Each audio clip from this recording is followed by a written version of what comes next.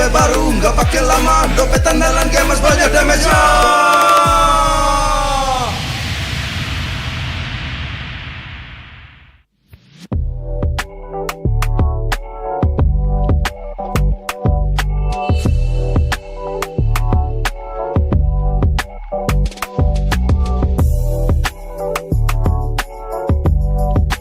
Rasa baru makin seru. Pertama di Indonesia,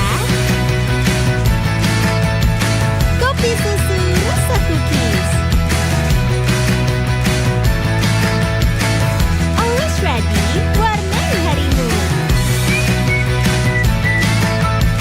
Good day groovy cookies. Nikmati sensasi asyik kopi cookiesnya. Tak ada hari tanpa mabar. Main ngelek, kerap buatku tak sabar. Gimana mau main sampai kelar? Ini waktunya ku bersinar. Okay, let's do it. Game smash andalanku bikin mainku semakin hebat. Tim stabil main makin mulus, rankku fix naik terus. Tukar DG rings, diamond dan voucher game kau dapat. Cuma game smash, makin no debat. Games Max Booster, kini dapat DG Rings. Beli paketnya dan aktifkan boosternya di aplikasi Dunia Games.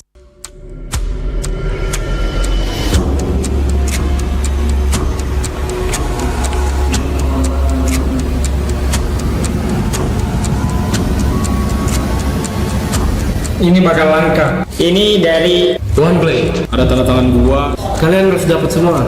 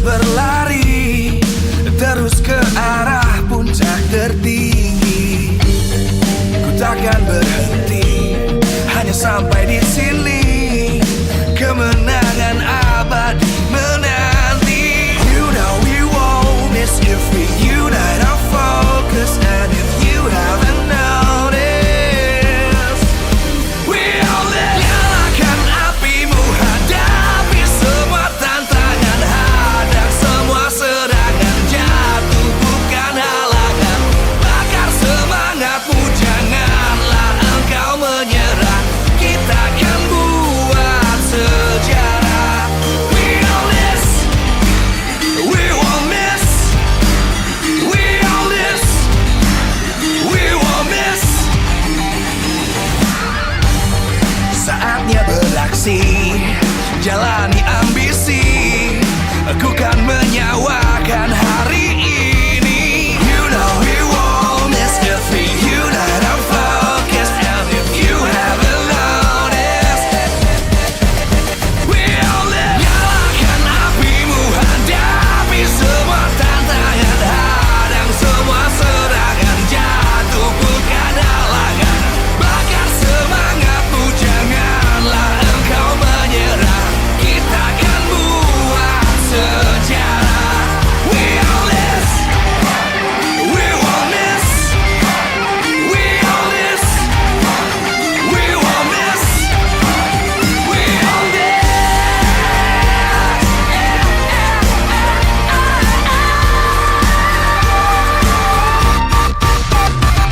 Nyalakan apimu, hadapi semua tantangan, hadang semua serangan, jatuh bukan halangan. Bakar semangatmu, janganlah engkau menyerah. Kita akan buat sejarah. We all this.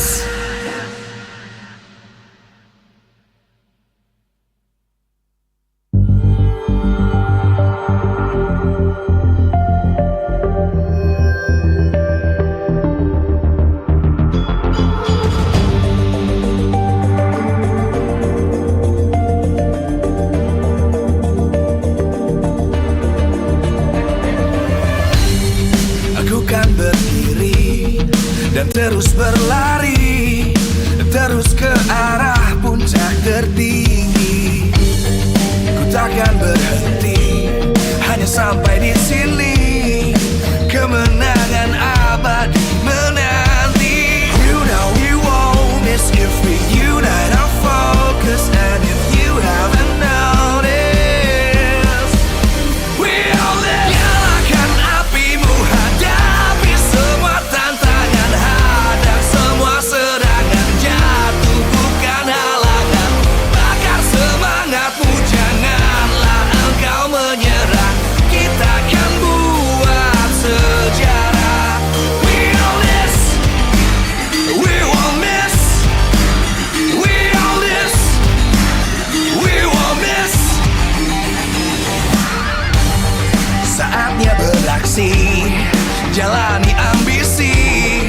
Aku kan menyawakan hari ini. You know you won't miss if you not are focused. And if you haven't noticed, we all live. Nyalakan apimu, hadapi semua tantangan, hadang semua serangan, jatuh bukan halangan. Bakar semangatmu, janganlah engkau menyerah. Kita akan buat sejarah. We all this, we won't miss. We all this, we won't miss. We all this.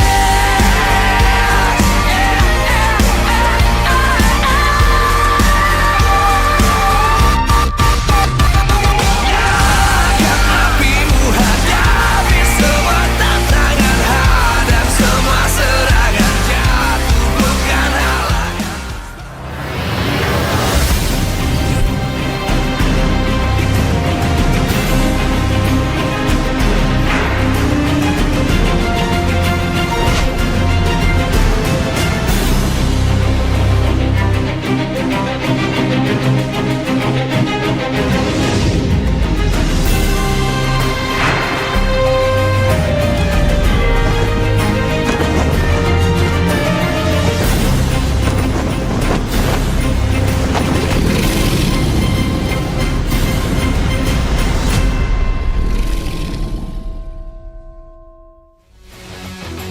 Live from MPL Arena, Jakarta, MPL Indonesia Season 15 is powered by Moonton.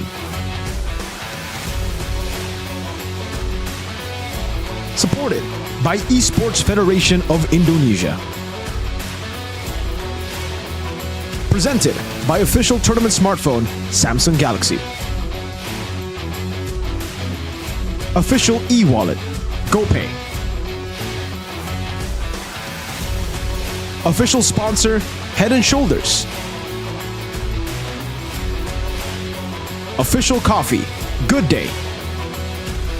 We own this.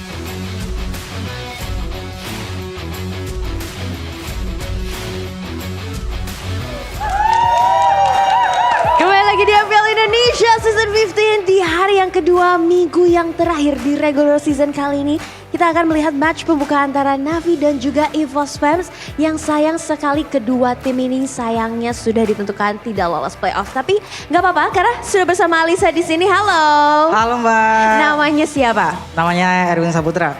Erwin, kamu nih EVOS Fams atau Navi Nation? EVOS Pembangs dong. EVOS Fams, gimana perasaan kamu? Sayangnya tim kesayangan kamu kali ini belum berhasil lolos playoff nih. Ya udah pastinya sedih ya Mbak ya. Yang pertama kan nggak lolos playoff. Udah berapa season juga nggak lolos kan. Udah bukan 1 kali 2 kali EVOS nggak lolos playoff. Ya sebagian dari EVOS Fans pastinya sedih banget kan. EVOS nggak lolos playoff di season sekarang. Tapi sebenarnya harapan kamu di awalnya pastinya EVOS bisa untuk lolos playoff ya. Karena melihat di awal-awal season nih tampil lumayan prima nih. Ya bahkan di awal season saya kira EVOS bakal juara. Makin lama makin terpuruk. Sayang sekali ya, namun gak apa-apa banget. Tapi kamu sebagai EVOS Fans masih datang ke MPL Arena, masih dukung, itu luar biasa banget loh. Iya dong, harus dukung dong sebagai EVOS Fans. Walaupun nggak lolos playoff kita tetap dukung. Betul sekali, dan kalau saran dari kamu nih mungkin ada gak sih pesan-pesan buat EVOS Fans atau enggak untuk khusus untuk EVOS. Gimana cara supaya bisa comeback stronger di season depan nih? Ya harusnya lebih semangat lagi sih buat season depan EVOS. Walaupun kita sekarang jelek, nggak lolos playoff. Semoga kita next season bisa juara lah harusnya. Juara ya pastinya dan keep stronger, selalu comeback stronger juga. Apalagi untuk macan putih kesayangan kita, dan ada pesan semangat gak sih buat hari ini nih? Khususnya mungkin buat pro player favorit kamu di EVOS, silakan. Ya buat sekarang ya mungkin kita main have fun aja lah sekarang. Walaupun kita mau menang juga tetap gak bakal lolos playoff juga kan. Ya semoga aja menang sih, tunjukin yang terbaik buat kalian EVOS walaupun gak lolos playoff. Tunjukin yang terbaik karena pastinya ini adalah saatnya EVOS bisa membuktikan bahwa walaupun tidak lolos playoff namun permainan mereka tetap bisa diandalkan. Thank you so much Ilham. Ya, sampai bertemu lagi dan pastinya kita akan melihat apakah di match pembuka kali ini akan dimenangkan oleh EVOS atau Navi. Kita akan lemparkan ke Bude Clara Mongstar. Silakan Bude, take it over.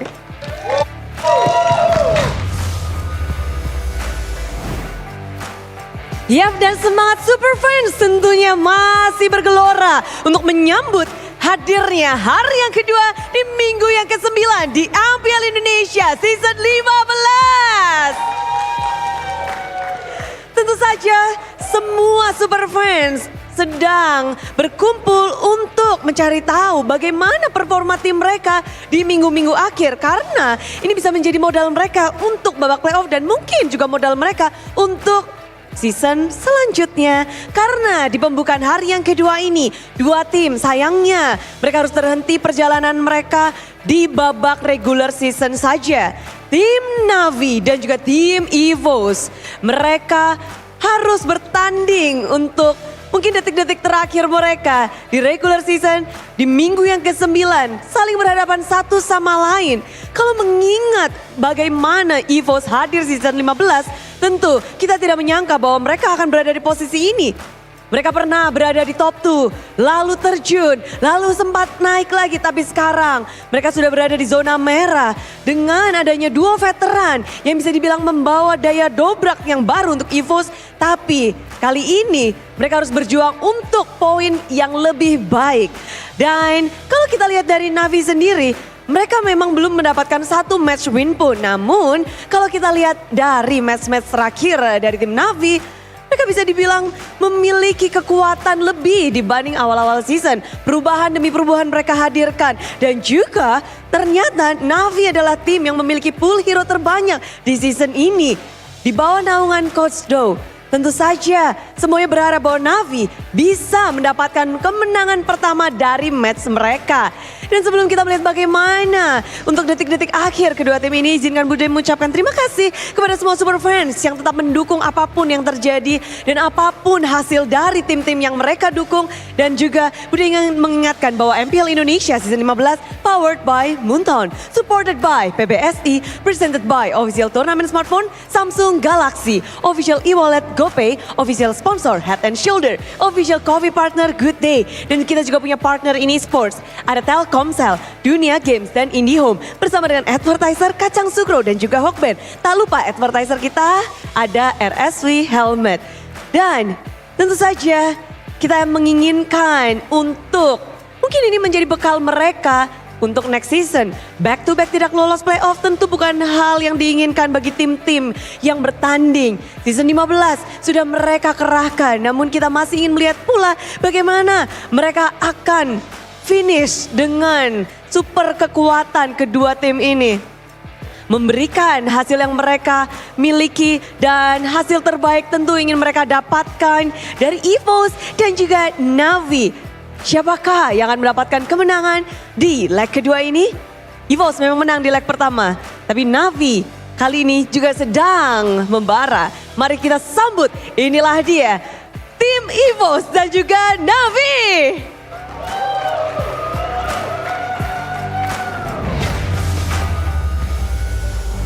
The clock is ticking, but the race to the playoffs is done. So basically, for EVOS and Navi, it's all about their pride. Welcome to MPL ID Week 9, day number 2. We are approaching the finish line for the regular season. Still with me, Realize, Mirko, and Arashi.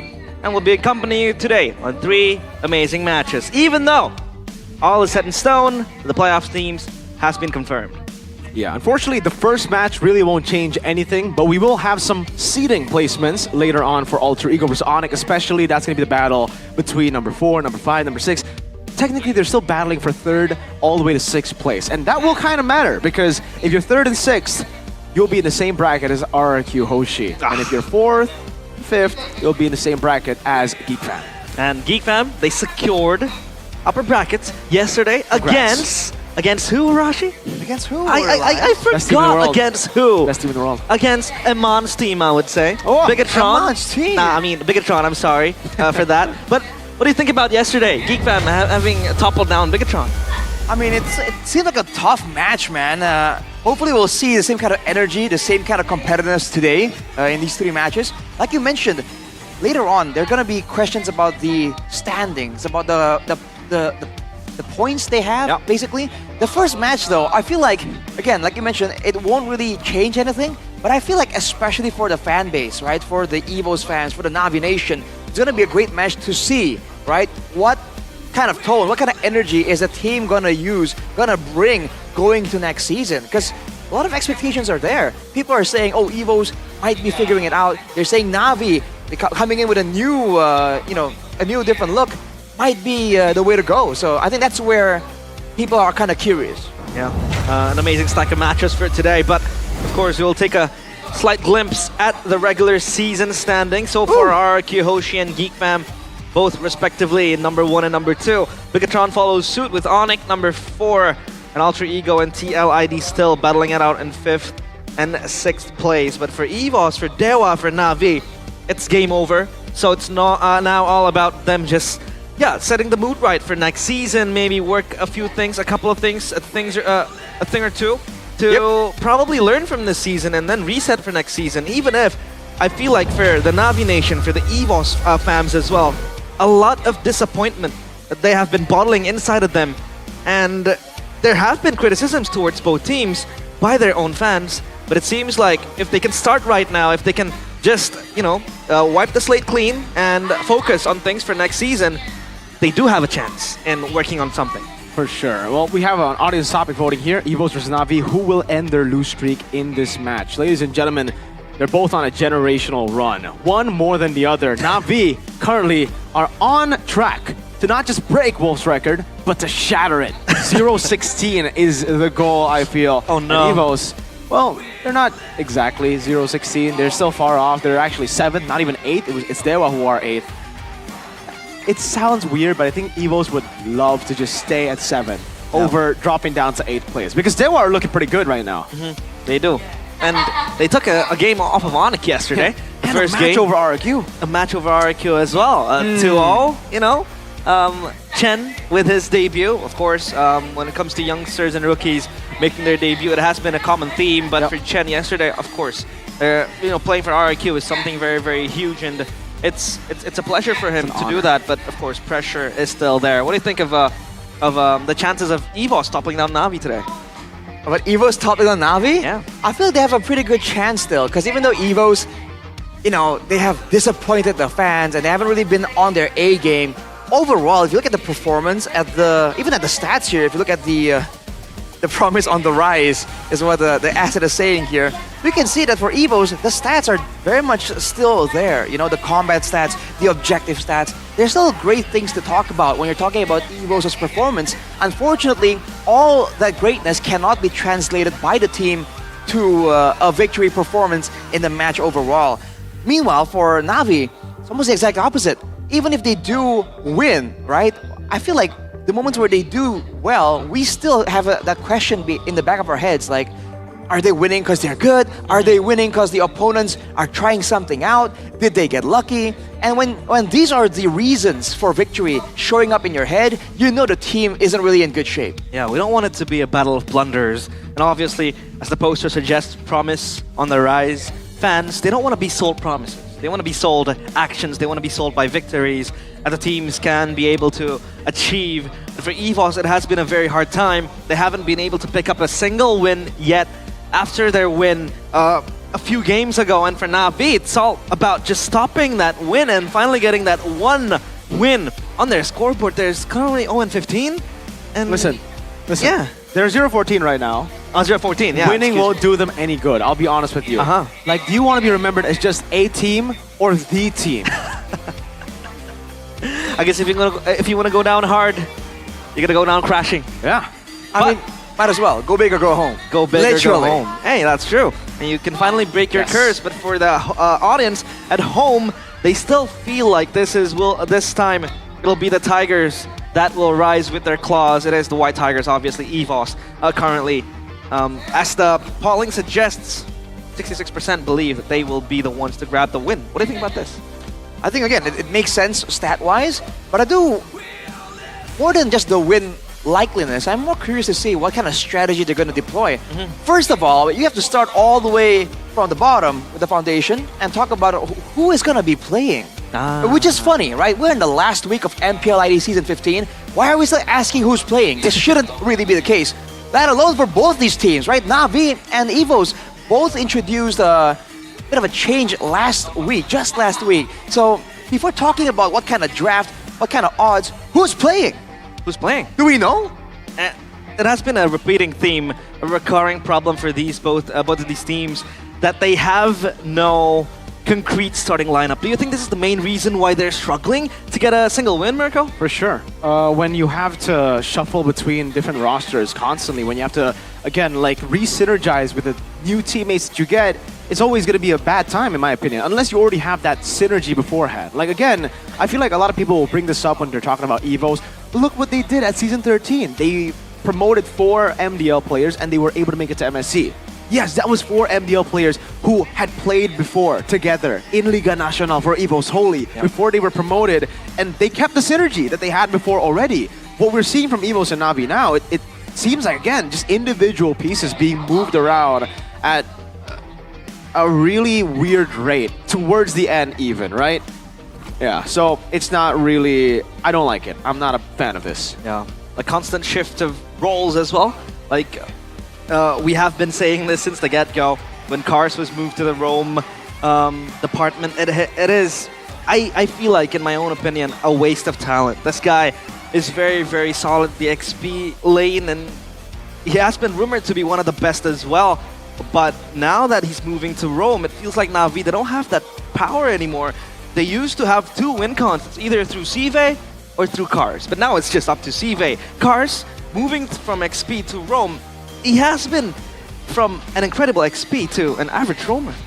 Well, I think that's the problem here. The fact of the matter is, no matter how good you are, the roam is a supportive kind of role. You cannot really, quote unquote, like win a lane, win a matchup from the roaming position, right? You only affect the rest of the map, which is good in a way.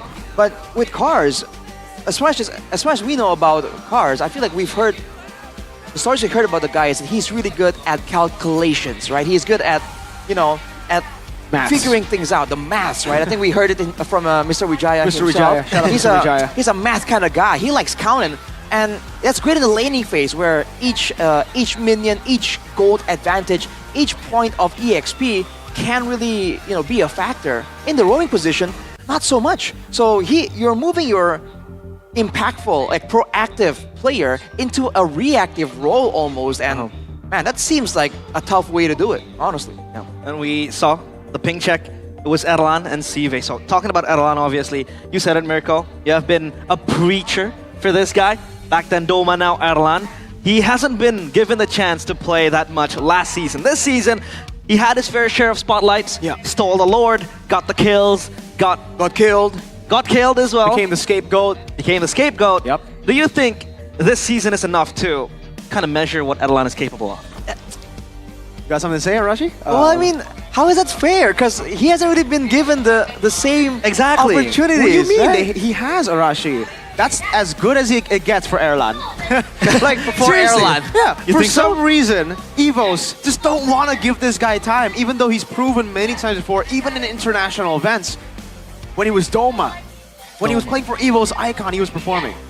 But at this point, yes, I am an Erlan believer, but it really comes down to how Evos want to use him. If they just want to give him one game, sure, let it be. Questions arise as the lineup is rolling out. Feb, Woshipal, X-Magic Cars, and Sive. Feb in the lineup, even though right now it's March, or May actually. It's May. Feb, let's see what he can do, man. We talked about the roamer and EXP difference. Let's see if they have cracked the code, found something that will work. They started with 1 XP laner, ladies and gentlemen. Today we see 3 on the roster. Will Navi do it? Will they break the record of the winless season? It's, of course, Navi. Again, I don't like to say this, not this Vincere means born to win. But they are still winless. Hey, you gotta say that. Can't. Yeah, nobody understands Latin here, so yeah, it's a bit of a stretch. But of course, Evos, who will play? Will it be Erlan or will it be Brandon? It will be Erlan. Mirko's go. Oh boy, man, this is the Kras lineup that they were waiting on, that they kind of show up on.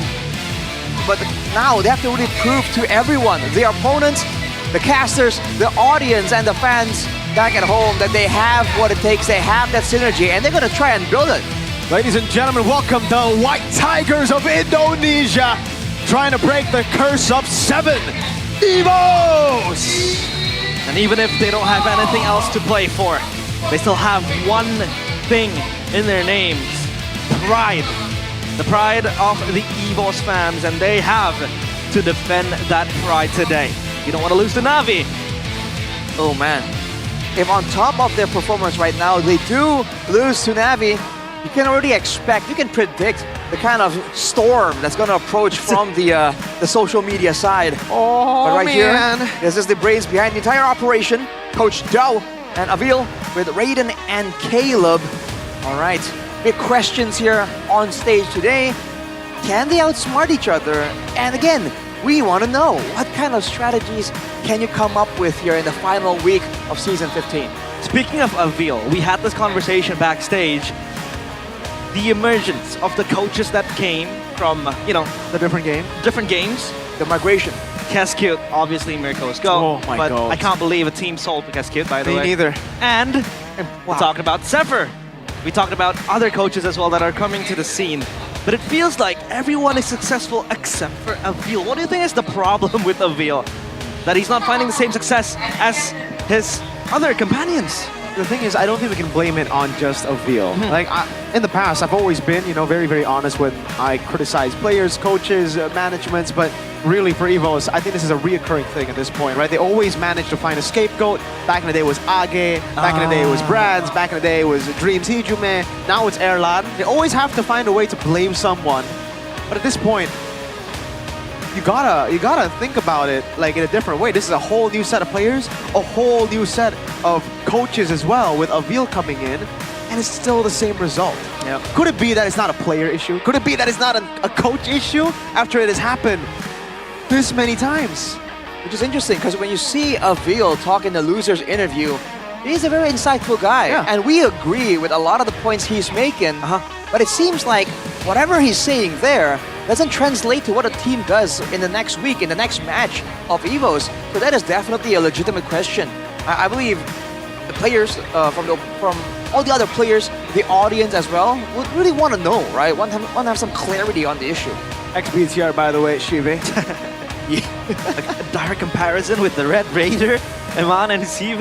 Well, obviously Iman, I'll say it now, yeah, he is currently the best goal laner in MPL ID. Thank you. He's number 6. Thank you. And by the way, if you take a look behind our backs, it feels like the White Tigers have been deserted by the EVOS fams. No supporters at the arena. That's But the a keys to lot. victory, Arashi. Well, this is a lot of keys of victory here. It's with a Z, Arashi. Keys, not even keys with an S. Interesting. Well, more fundamental drafts here for EVOs.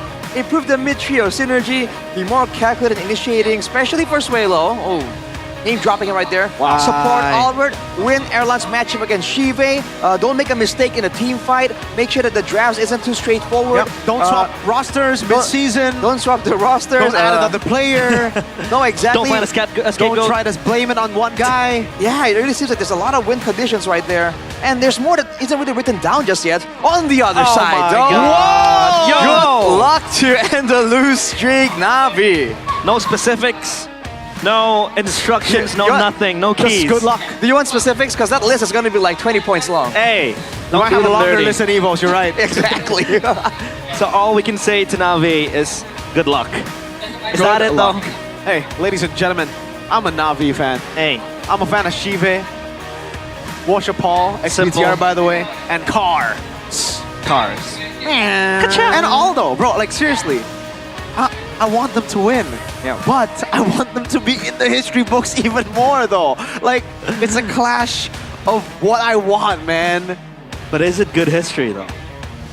Hey, good or bad, it's history. Hey, History in the making, as we speak, man. As OG said, alter ego akan mengukir sejarah. That's what he said in the Indo broadcast when Yeah. Alter Ego almost did it. Like, Navi, you don't want to be remembered as the team that almost went 0-16. It's like that meme, you know, when like, oh, why to go to hell for like, you know, only a couple of violations when you can just do all of them You and could come be- down there a legend.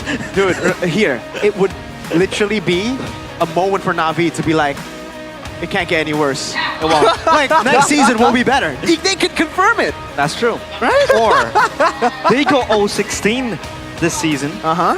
and they go perfect next season. Exact. See, you can't get worse. You can only go up from here. Yeah. So start the point, like start low. Keep their 0-15. expectations low for next season. Everybody's gonna be like, oh, Navi, they're not gonna make it to playoffs, and then they sign King Kong and Kelra, and they get Sans Keyboy. Everyone, Maybe, maybe they'll put Skylar out Eman. of his rest.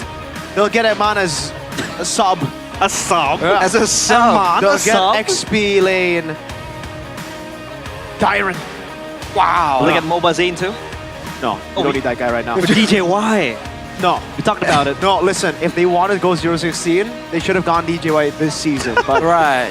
hey, man, DJY's, he didn't even get to play a single match. And his team went 0 wins. See, I mean, you know, it seems like the solution is pretty obvious in our eyes for, you know, the DJY matter. But man, is this the trading mindset, right? Hey, you know, we're already on the way down. Might as well go lower so we can win more on the way back up. It's like an anime story. The main character always starts low, bro. Yeah. It's like a Jackie Chan movie. It's, yeah. Yeah, but like, imagine, right? I mean, the character will be almost killed, or like Yeah. he'll get a beating, or he have like a tough childhood, and then he just rises up to be a goat. It's exactly like Hokage. Boruto. Yeah. Get the heck out of here, dude. Bro, come on. Hey, listen. We're talking about his indulging dad. myself. We're talking right there, about bro. the real legend, not that Boruto stuff, all right? You can even, like, it's in the name. It's bored. Boruto. It's boring. Exactly. We're talking about the real legends here, The my friend. GOAT. The goats. Naruto, Sasuke, Sakura. Kakashi. Ino. Hinata. Tamari. Ah, you like Hinata? Yeah. Big eyes. What's Big what's to not like about Hinata, man? She's Yeah. great personality. Oh, so you Does he think have multiple personalities? No, I don't think so. Hang on a second. Well, you can make an argument for multiple. For like but- 2, right? Yeah, exactly. personalities? But moving back in here again, yeah, this is the anime story here, especially with the Naruto collab in Yeah. full swing. So who's Sasuke, who's Navi's Naruto? Wait a minute. Evil Sasuke. Wait, yeah, you're right. The colors. Ah, that's true. Yeah. And also the situation, you know, because initially at least, Sasuke was higher, up. right? You're And right. then there was a downfall period. Yeah. Right? Yo. But Naruto has started from 0. Navi? Exactly. Oh Yeah. my lord! Naruto, he was hated Just- by the whole village. Listen. Naruto was garbage Yeah. up until, not the show, I mean like the character. Like he was bad, I mean like he was weak. He was weak up until he learned the power of QB. That's true. He was 0-14 in a way, metaphorically. Yeah. Until he learned how to control the QB. And he learned the Sage mode. Jiraiya Yeah. told him or taught him how to do the Rasengan. So maybe that might be Aldo's Jiraiya. Raiden is Minato or something, you know? Like, Cars is Naruto! Cars? Yeah. I think it's Sive. Worship Paul Sakura. Okay, never mind. Interesting. Are you trying to imply something there? No. You know better to go. You know better? You know better? That's a fair point. That's You know a what's fair better though? The drafting phase, because we will see what compositions will come to swing in this drafting phase presented by the official tournament smartphone, Samsung Galaxy S25 series. A focus band straight away to deny Fab of a strong pick and the Fanny, respected fully. Albert can be a menace in that Fanny pick as well. Definitely has a killer instinct, has the explosiveness that is required to really get big impact on those assassins. Navi though, again, what do they want to go with right here? So far in the season, we've said that Shive can be a good option, but then Washer Paul seems to show some improvement, right? But in that case, they need to get him something good, something with impact here in the jungle position if they want to try and pitch him up against Albert. And a Hayabusa ban coming full circle for EVOS. It's denying Washipal yet again, a strong jungler. But Joy and Suyo still up for grabs. Or do they ban out the Kimmy here? But if we talk about banning the Kimmy, yesterday Bigatron felt like they had an answer for that Kimmy, the Baxia pick. First pick, you know, the passive that a Baxia has just deletes the damage that the Kimmy has. That's why for me, I'm questioning now if the Baksha is really that broken, or if it's just specific teams that can make it work. Is it just Onyx and BTR, or is this just a new meta that we're going to be seeing? More utility over Assassins. Yeah, that meta that is coming back to us feels like a Navi with the season win! 12. Vandemore! Oh, that's true. Oh boy. Oh no. But EVOS. Wait, where are the EVOS fams at? I have no idea. They're not even here. Twice the amount from the Navi Nation here. They've always been winning though in the cheer battle. Yeah. So they're keeping that streak strong when it comes to the cheering department here. But now, Harriet's first pick for Evo, so Erlan on a familiar pick. Yeah, so Harith for Erlan. This was the same mechanism that they brought when they were facing against Onyx. They let the Fanny go to give and supplement Erlan with the Harith pick. Is he that good of a hyper carry to be given the Harith? But obviously Baxia again, an answer to the Harith with the Puissance that just denies the shield that the Harith has. Dude, the thing is, leaving the Fanny open is one thing. Leaving the Kalea open with a Baksha is another. Again, if you want to talk about Washer Paul and how he's been very inconsistent, how mechanically he hasn't been the great in his first season, that's all fair. But the Baksha is exactly what would work with Navi, especially the Kalea. This is a signature pick for Cars in Rogue.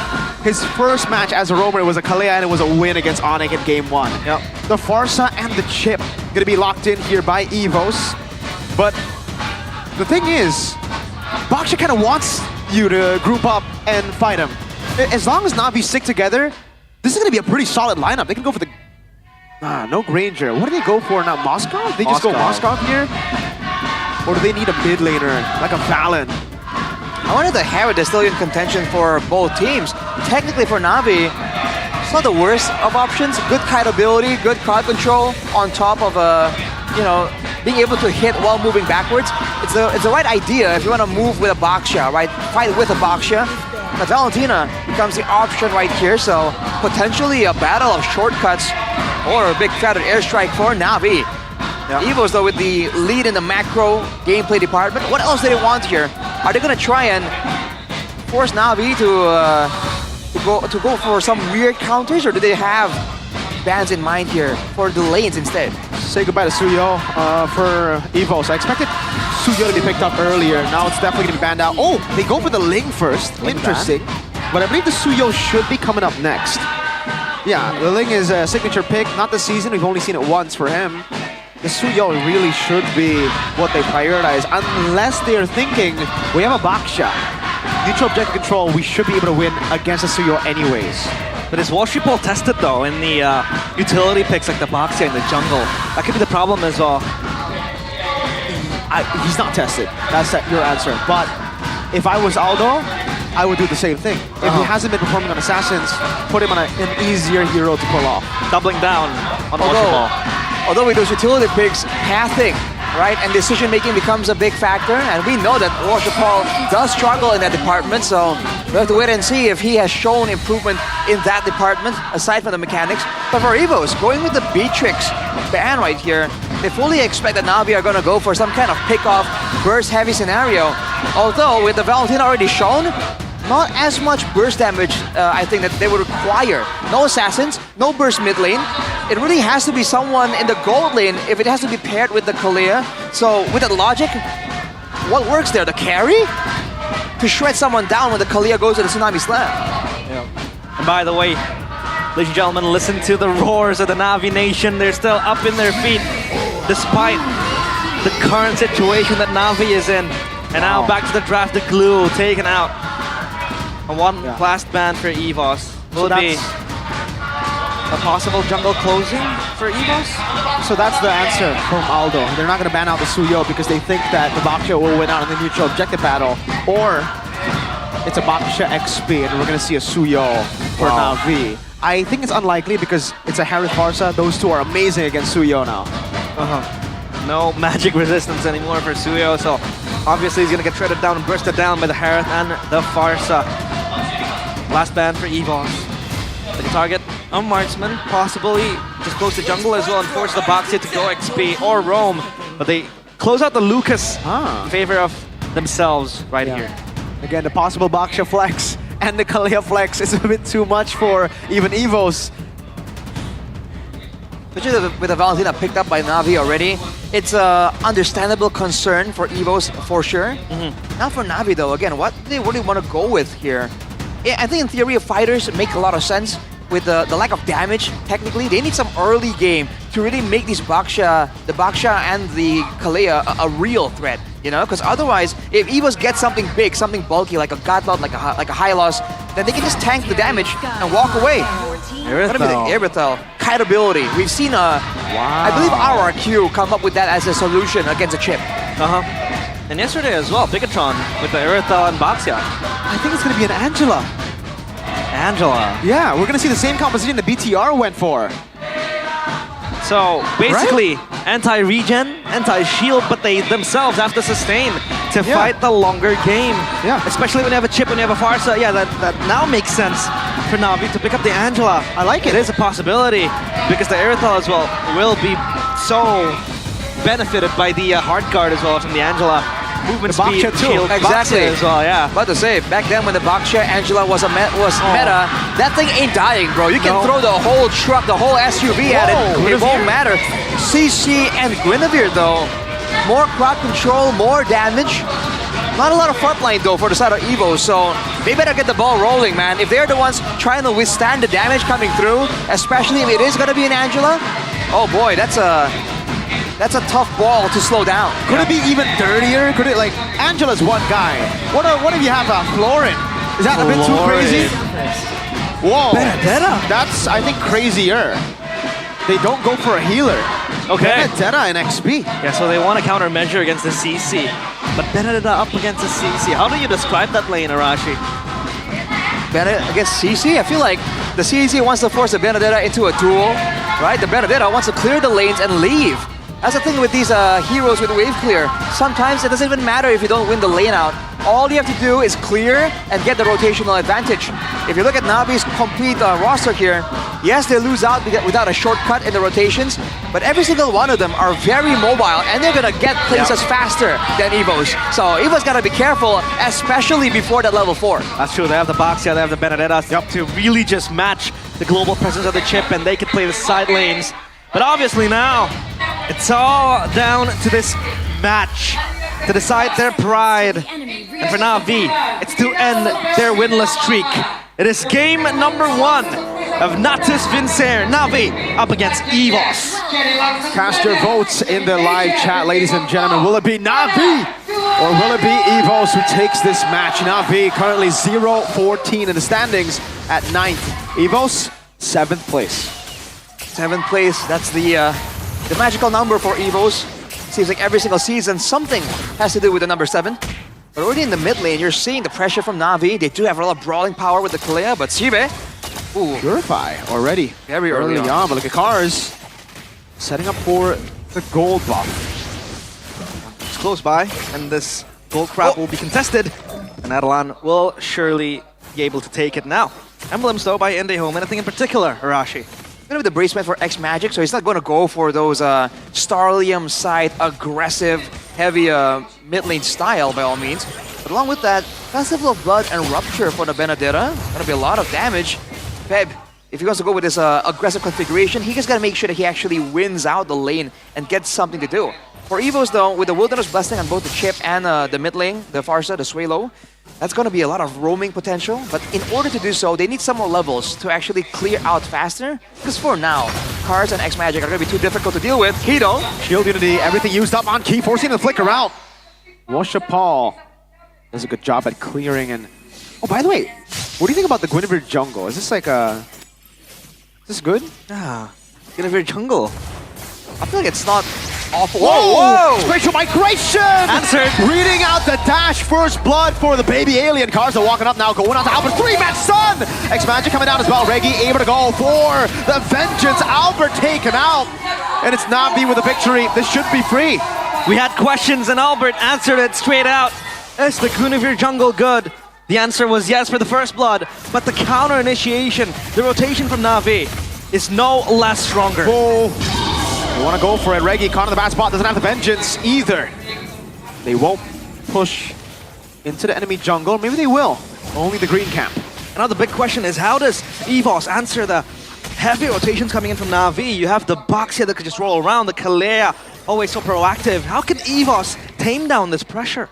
they have to really use the chip in efficient fashion here. There's a window. There are windows of opportunity where Navi couldn't possibly just stick S5 all the way from 2 minutes into the game. So when they are spread apart from each other, that is where EVOS needs to strike. We saw that earlier. That was a successful gank from EVOS, a pickup onto Feb. But because of the speed of the rotations of Navi, they're able to capitalize and actually get the more beneficial punish. 2 million, Papulong. Cars walking up, looking for Tsunami Slam. That's going to be Albert with the spatial migration. Cars, able to go for it. In the back, flicker out. Feather airstrike stolen by X Magic. EVOS, that's a curtain call on Feb. Right. Unfortunately, we couldn't look at that prediction for too long. That was 2 million voted by Papulong there. Everyone has voted Navi. Unanimous decision. Oh, flicker from X Magic to dodge. Spatial migration from Albert, but it's all good for now. And Navi, it seems like they have control of the early game. They do have, I'm not sure if I would say control, but they definitely have a lot more ways to threaten EVOS right now. Ooh. Kado. Caught on the bad spot, doesn't have the shortcut, gonna be slowed down as well. He surely will fall. One last shot, no! He survived, Shive! Didn't want to go for it. Man, that's Navi though, taking full control in the early game. And looking at the level difference though, Albert has been able to match the farming speed of the Baksha, so credit to him for sure.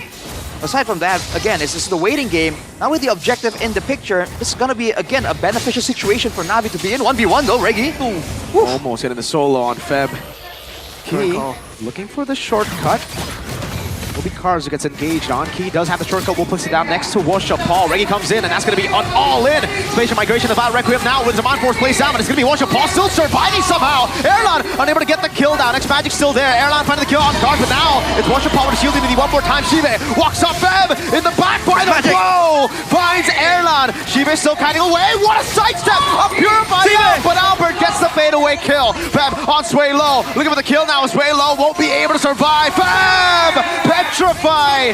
Reggie gets the kill back. A bloody fight for the turtle, but it feels like it's an even trade, would you say, Arashi? I think it's somewhat even, and on top of that, the fact that Navi are able to get some things, I mean, that's what they want to do, but EVOS, they're actually if they trade evenly with Na'Vi, it's going to be beneficial for them. They want to get to that late game where Sway Low is going to have that damage, where Airline is going to scale out of control, where Key is finally going to be able to use the chip shortcut in a more efficient manner. So Na'Vi, with this early game power, needs to go and pick fights that they can win. And they have to select the targets properly, because if they spread out all their damage to all 5 members of EVOs, they don't have enough damage to take everyone down. Whoa. Aggressive Airline zoning 2 in the back. Paul stopping a flank from happening there, just running around now. No Zaman Force has to purify. Paul with a point. Stuns! You can purify stuns, but you can do nothing about slows. Albert in the bottom lane able to find the kill. The Tsunami Slam purified out of by Sway Low. 1 for 1. Adelan gets snatched away, and Na'Vi, they're not toning down the pressure. It's constantly just thrown at EVOS. And this Baxia pick, it feels like it's been utilized perfectly by Na'Vi. Just using the rotations and the ganks really, really well. And the fact that they're able to actually get 2 kills. Shortcut. Oh, hang on. Cars actually jumps in, forced the flicker out. But that'll be it with the shortcut. Back to the point, they're able to get the kills onto Harith, onto Airline of all people, which is great for their win conditions. Now, with 5 seconds to go here for the Turtle, Na'Vi definitely trying to rotate over EVOs with that chip. Can't find anything just yet. Whoa! Spatial migration, but it's only onto the roamer. Car's gonna be taken down by the airstrike there, and that's gonna be Q, picks up the kill. Now Feb jumps into the back line. Petrify! Sway Low caught in the final blow. X-Magic gets the feather airstrike to find Reggie, but it will be him knocked up, and X-Magic will try to flicker out Airline. What? He didn't go for the kill! He went back onto Chapeau, still alive. 3v3 on the Turtle, but Evos can't go for it. Hesitation from Merlan to not deal the final blow to Washipal now. It gives a window of opportunity for Na'Vi to probably contest the Turtle. But as for now, it feels like EVOS, they have dibs on this objective. Oh, Arch the conceal already. Washapal looking for the angle. Pops in a shield unity now. Zaman Force coming down. 2-man stun. Washapal jumping over the point stuns as well. But he's going to be stunned up by the spatial migration as Feb jumps into the back line one more time. Again, Feb won't be able to dish out enough damage, and he gets taken out by Erlan. Curtain call locking him down, and they're both running the wrong direction. Cars guided by the yo-yo. Total bloodshed in this game. We have to take a breather because it has been constant action and fighting for the past 7 minutes. And with that style, with the brawls and the even trades from both teams, EVOS has found ways to really get ahead. Na'Vi seems to be doing somewhat okay. They're still only 4k gold behind, but 3 kills, the most kills on the game is onto Feb.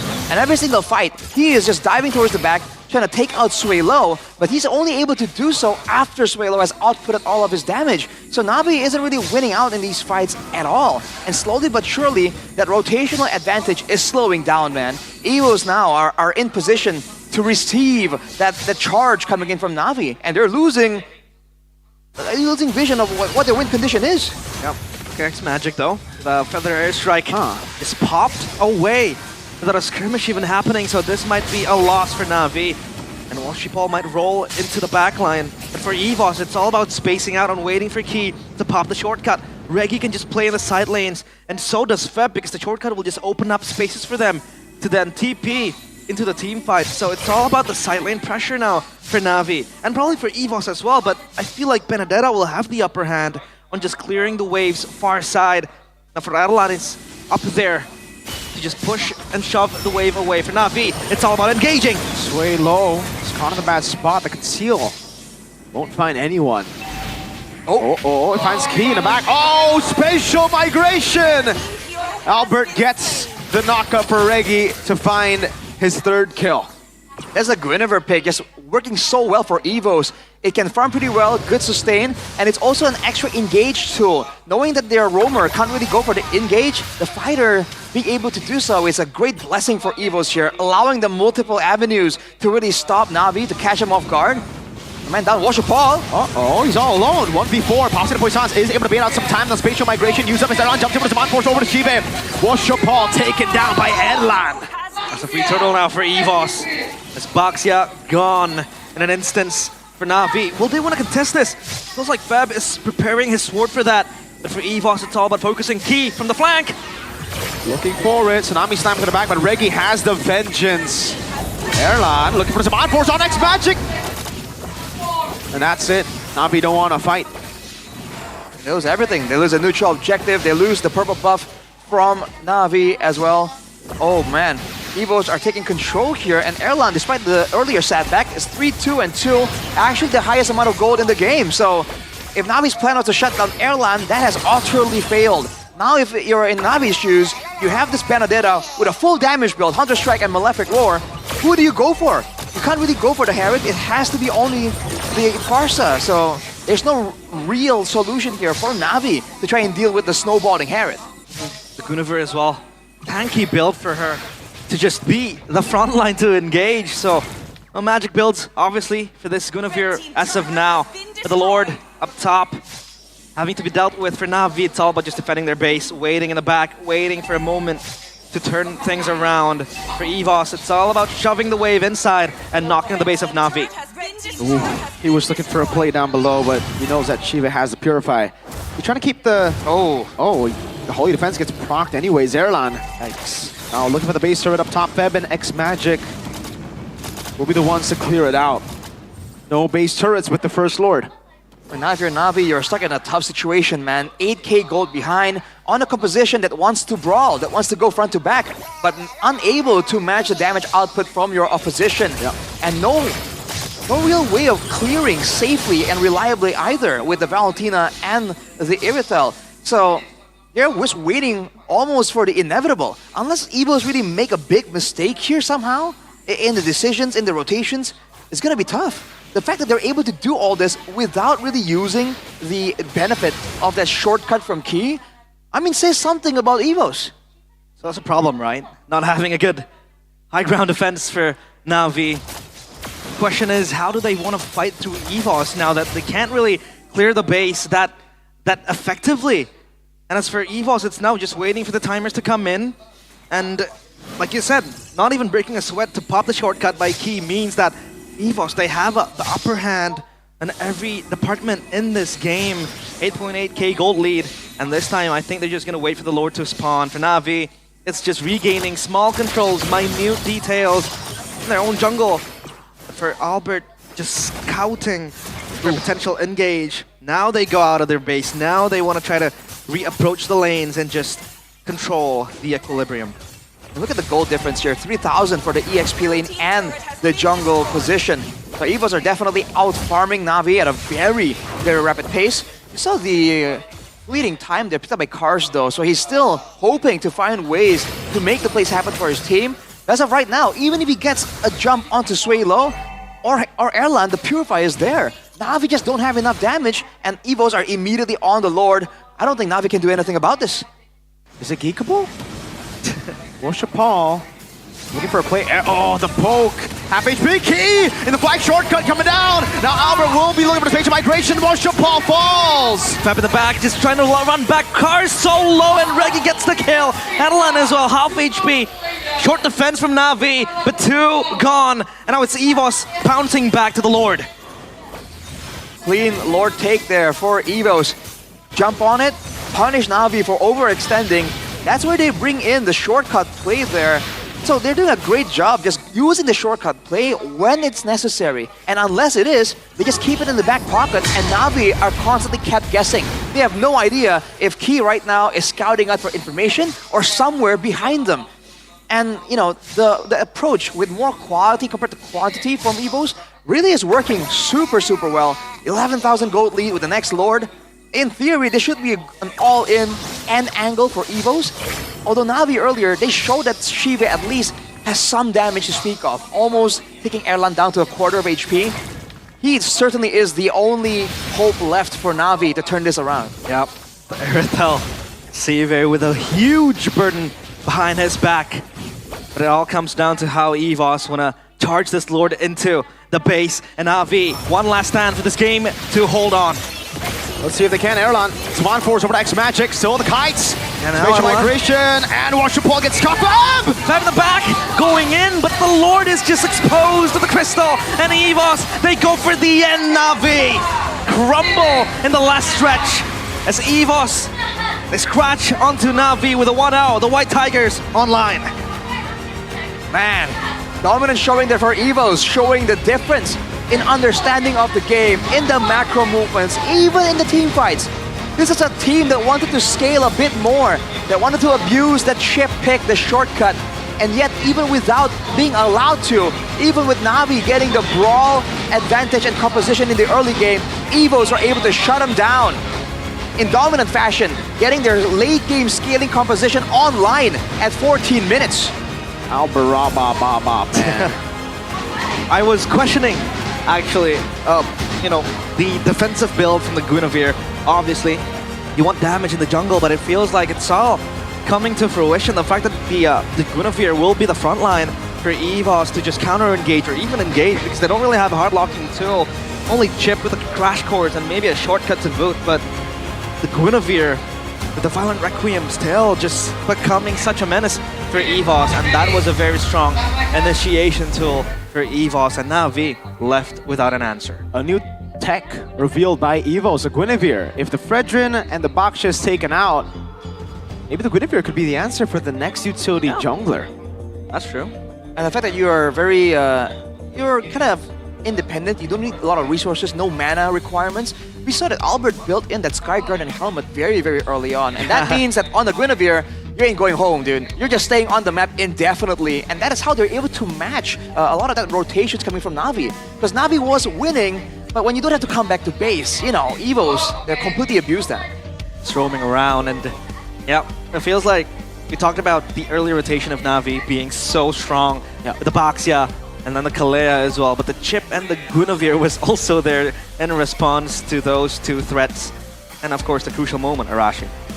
So one of the big fights there, we can see the damage from Na'Vi definitely still is very relevant, but look at how they're targeting, right? It's almost like they're responding to who's in front, who's closer to us. Oh, it's Albert, go on him. It's the other guy, go on him. And they can't do that when they are the ones trying to brawl, when they're the ones trying to punish.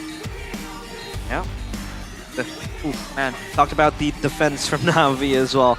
Sive was supposed to be the guy to carry the whole probably damage output from Na'Vi, but it didn't come to fruition. Now your MVP, the player of the game, presented by the official tournament smartphone Samsung Galaxy S25 series. It is Albert, with a new pick, the Guinevere pick for him, at least this season. Start with that, with that spatial migration there. Fortunately, Feb ran into it. That's unfortunate for him. But afterwards, take a look at this fight yet again. Look at the targeting here. Even though Evos were clumped up together, there wasn't that big moment there. There wasn't a big Electro Final Blow Petrify into a stolen Feather Airstrike. None of those big moments ever occurred. Na'Vi were just trying to scramble individually against the full teamfight effort of Evos, and I think that's why they fall short here. And in the early game afterwards, after Na'Vi were unable to get the ball rolling, to get a full shutdown or a snowball, even when they dive to the backline, it seems as an over-reliance on Feb to really do damage, to really carry the whole team fight, and realistically, it just isn't enough. Evos are able to withstand or kite away from most of the damage and then turn it around. And again, when you are the one in control, you do not want to trade evenly, 1-for-1. That is what Na'Vi were doing, and Evos were happy about it. Yeah, but aside from that, another question that arises is, how does Na'Vi, how can Na'Vi not deal with the Guinevere, right? They had the Baxia to just crash first time onto the Guinevere. They had the Kalea to lock down the Guinevere, but why is that the Guinevere always able to get the upper hand on the players of Na'Vi? It's also just because Na'Vi are so passive, dude. Like they don't take position. Again, up against a Guinevere, you kind of want to initiate before the Guinevere can initiate.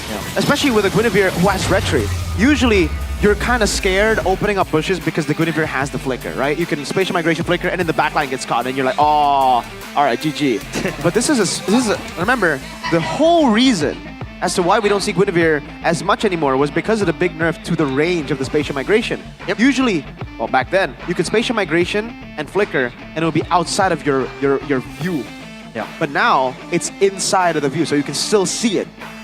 Especially with retreat, not flicker, there should be a very reactable spatial migration, reactable tool. So, Na'Vi just played it too safe against Guinevere, and Guinevere loves going up against people who are passive. And I think they weren't utilizing their damage that well either. You saw that in the early game, the only real threat, the only real guy that was doing a lot of damage was, for the most part, X-Magic. And again, he was sitting in the back, playing like a Peel Valentina. He was sitting near the backline, terrifying people when he should be going forwards, trying to assist with the pickoff, with the burst damage, right? Because there's a limited amount of damage coming in from Na'Vi. The moment they used the Tsunami Slam into the two bursts from Valentina, right? The Terrify, and then Benedetta with the active final blow. There's no real danger zone, danger tool anymore. In contrast to that, for Evos, even after the big ultimates are down, Reggie is still going to be doing a ton of damage on the CC. You know, Albert is still able to fight even without the Violet Requiem. So all of the members of Evos want these prolonged fights, and Na'Vi just don't have the tools to really seal the deal before Evos can catch a second wind in the middle of a big team fight. Yep. And indeed, for Evos, that's one way to counter, you know, engages coming in from a strong Kalea, from a Baxia as well. But now the question becomes, would an Angela pick be better than the Benedetta? To just peel for the Erythal, to give Sive that safeguard for him to keep on just, you know, dispelling the damage. For me, the big problem wasn't really like, sure, I don't really like the Benedetta, but the big problem for me was the CC. They should have banned out the CC instead of a Ling or a Glue. Like those two, I would much rather go up against a Ling or a Glue when I'm on Baxia, compared to the CC. The CC just shreds through, again, the main winning condition of Na'Vi. Yep. And of course, I gotta ask the Gemini AI for an answer to the Guinevere. Because when it comes to gaming as well, the latest Samsung Galaxy S25 series is the real champion. The smartphone is incredibly powerful for gaming thanks to the Snapdragon 3 Elite for Galaxy processor built on 3 nanometer technology, making it the fastest processor ever in a Samsung Galaxy device. This is a cutting-edge performance, and your gaming experience will be super smooth and totally lag-free. And back to my point, the Gemini AI, or Gemini? Gemini? Yeah, Gemini. What should I ask Gemini? How do you counter Guinevere? Hey, how do I counter Guinevere? Just hey, no title, no name. Hey, Gemini. Hey, Gemini. Hold up. Gemini still... Hey, Gemini. How do I counter Guinevere?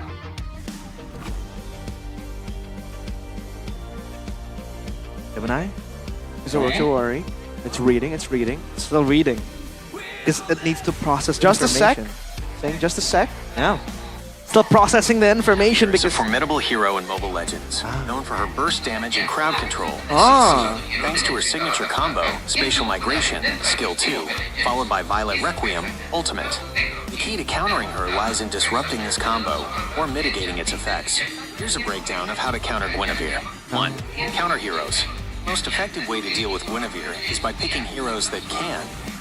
Negate her CC, heroes with built-in CC immunity or cleanse are excellent. Diggy, his ultimate time journey. There's gonna be, it's a whole list, but Diggy, Wan Cho, Ruby, Martis, Lunox, lock her down. If you can prevent her from jumping in, or chain CC her after she jumps, she becomes very vulnerable. Wow, Gemini AI is better than my Epic teammates.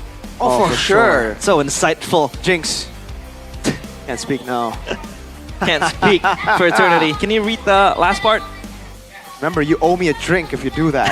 No, of course, buy now and get cashbacks up to 3 million rupiah and get 6 months of Gemini Advanced for free. So hurry and buy because the promo ends on June 16, 2025. I believe that's the final of the MPL ID playoffs. Yes, that is. So, in 11 conjunction. 11 to 16 or 11 11 to 16? Yeah, I think we have to recheck our 15, schedules. 15. But yeah, because the promo ends soon, so you gotta grab now. Exclusive for MPL viewers, you can also get a free 25-watt travel adapter and a Shop App e-voucher worth 500,000 rupiah using the voucher code S25MPL. Go check it out right now, guys, because you really don't want to miss it. I have an S25 at home right now. Wow. And I've been loving it, dude. I've been playing MLBB. I thought I couldn't be better. I couldn't get better on Suyo. Turns out I can. With the S25, I would randomly just be like, oh man, I'm losing. Yo, Gemini, how do I come back in this game? And you know it actually knows what you're playing, right? I saw your video, that video. It's real. Like, I could get real-time counters, real-time win conditions. Now, obviously, if you have the Galaxy 25 series or even a Galaxy phone, you can be there in the Team Galaxy Zone Cam by Samsung Galaxy. Do you want to be there, Hirashi? CITB. Why not? It's feels like a good time. Buy a Miracle Drinks. Yeah. Give me a good day, Arashi. There we go. Beautiful. There you go. Deal. There you go. Jinx off. is over. It's off cam. The jinx is over. He just gave me this. Thank you, Arashi. But do you think Navi is jinxed by something? Ooh. That's an interesting angle to go about it. I don't know. I don't think so. I feel like there's just so many small things that they're not really like doing right. It seems like, and it sucks because like we keep saying that very often about teams. Oh yeah, there's a lot of small mistakes, but that really is the case. You know, you can't really pinpoint. Oh, see that moment at 5 minutes, that's where they lost. Not quite. So it's always a tough call to answer a team that's doing not doing so well, but like not having a big glaring problem to deal with. So are they going to keep the record 0-15? 0-15 will be ridiculous. They will, if they go 0-15, they will break the record. If they go 0-16, they will shatter the record. Talking about shattering your enemies, you want good internet. You want lag-free internet. Telkomsel. And you can do just that with Telkomsel. Paket G2 Satu. G2 Satu. One. Accurate one. Precise one. Precise one. So you can get it for only 375,000 rupiah with 100 megabytes per second. You can subscribe now via My Telkomsel at tcell.id/nacional. Check it out now. If you guys want to get left in the past, then don't check it out, you know? Just stay with your garbage internet. I'm talking about you guys who lag out and AFK out of my games. That's true. If you have the G21 Telkomsel, you will not have that problem. So are you saying that I won't even be on the loading screen? You will, but it'll be instant, you know? Like Wow. usually people load like 1%, for years. 11%, Yeah. 21%. Dude, every time I see that, I'm like, damn, I'm so glad I have Telkomsel, bro. Telkomsel. Like, if it wasn't for Telkomsel, I'd probably be like that too. And I'll probably be super laggy in game. Yep. Just shuffling around. Here, Like Arashi's Eve. What's the use of an S25 if you don't have good internet? Like, if you don't true. have good provider? Like, you have the device, you have the hardware, but you need that connection, yo. Feels like a handicap. Dude, imagine you ask Gemini for an answer, it comes back to you next week.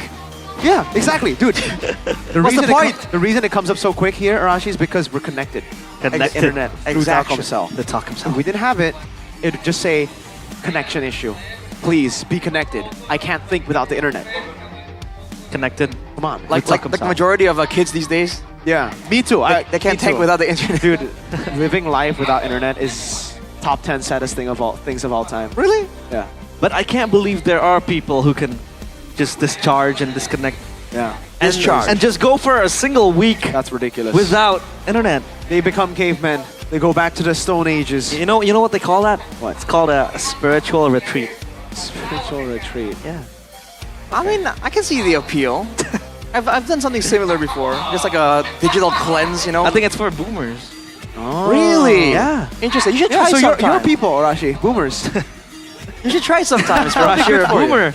Even back in my day, right? Like, Back in your days? kids weren't allowed to just stay on their devices all day, bro. That's just not allowed. That's illegal. They call That the much police. is true. Oh, yeah. 1950 was a long time ago. They call the cops on you, bro.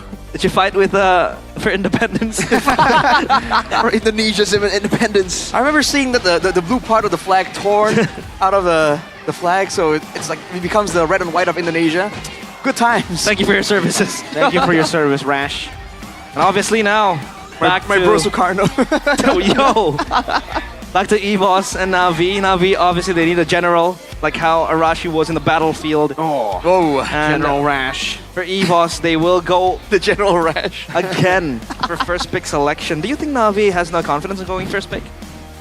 Oh, I feel like looking at how they're playing, they really seems to be stuck in this whole like reactive mindset. And I don't know, man. I feel like at this point, against a team with so much more experience, right? You might as well just go aggressive, go with your win condition, get your winning picks, you know? And even though EVOS can counter it, at least you know how to operate on that composition rather than force yourself to try to play a composition you're not as comfortable with against a team with a lot of experience, with a lot of heroes in their hero pool as well, right? Might as well try it out. Why not? What's there to lose for Navi anyways? Yep.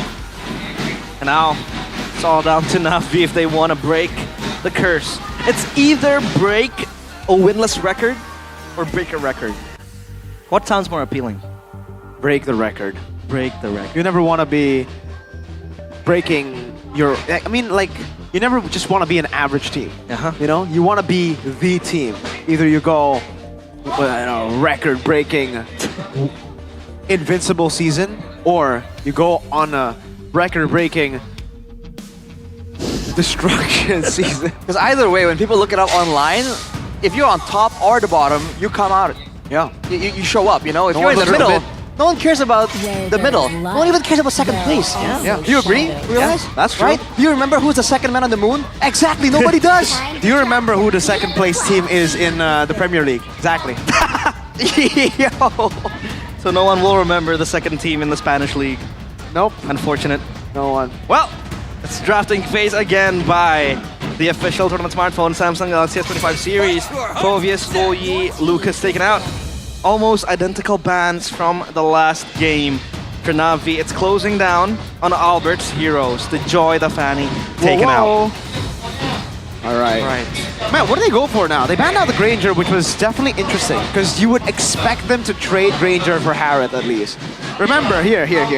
They try to use BTR's format without BTR's real format. The reason the Baksha works so well in the jungle is when you have carries to carry. When you don't have Granger, when you don't have someone like, okay, ban the CC, that's also very important later on. But you need some solid carries too. You can't just be like, all right, Baksha, and then a no damage comp. Exactly. You want to have some winning lanes to really play off that Baksha pressure. Because the Baksha does damage, but, you know, he's mainly tanking in the front line. First pick for Evos now. Are they going to go back to the Harith pick? It's available. It worked well for them before. Yeah. He's sustainable damage. Dealer as well. And now Go for Hayabusa. Hayabusa is open. They'll go for Chip. So a prio pick again for Evos. Appearing in their own eyes, the Chip. Obviously, global presence is there. Team fight. You can get and latch onto the shortcut. For Navi, Hayabusa available. Kimi as well. Still up for grabs for them to take. They go for the Kalea and the Granger. Kalea, yep. I completely forgot about the Kalea being open, but this time they go for the Granger, so obviously if they want to go for the Baksha, it is possible because they have a carry in the Granger. Yep, they can still go for Baksha. Evos though, we'll just go for the Harith. And do they still go for Farsa here? I feel like they can, but it doesn't seem like there's a need to, by all means. The only reason why they would get it is to take it away from Navi, in case Navi wants to go with a long-range type composition. But even if they don't, even if Navi double down and go for the super long-range artillery style, they have the chip that can really throw a wrench in those kinds of plans. So Evos will still go for it. Okay, this should be the Baksha then. Yeah, it should be because it's still the same 3 first picks from the previous game, at least for Evos. Oh, they go for the Hayabusa. So no Baksha, bro. It's the Hayabusa. What do you think of this Hayabusa coming up against the first 3 picks of Evos? I mean, like, I just don't get it. Now you have the right components to make the Baksha work, and they're like, yeah, nah. I don't get it. Now, you know what? They want to break the record. They do. 0-15 lingering around their minds. And now, again, another Ling ban. They are indeed afraid of Albert's Ling. But could it be a possible uncomfortability for Washipal with the box? Yeah, that's why he wants to pick up the Hayabusa. Could that be a probability as well? Might be. I got distracted by the fan base, dude. They came alive out of nowhere. The Navi Nation. They are alive. Taking the fight towards the Evos fams. And they really are winning, dude. The Evos fams seem kind of timid in comparison. I think they have nothing else to fight for at this point for the Evos fams, so that's why. But for now, it's Navi making all the noise. Yeah. Both in draft and in the arena. Questions arise as to why the Hayabusa was picked. The Suyo taken out.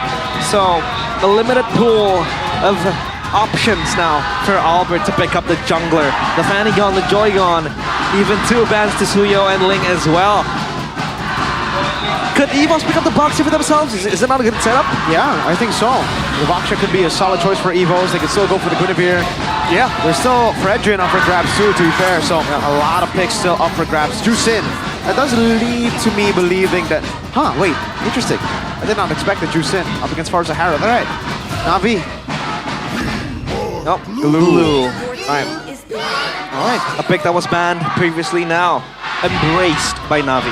It's a bigger team fight type of hero compared to the Benedetta, technically. And so far, no matchup exposed by Evos yet, though. So Na'Vi are picking this blind going against Evos.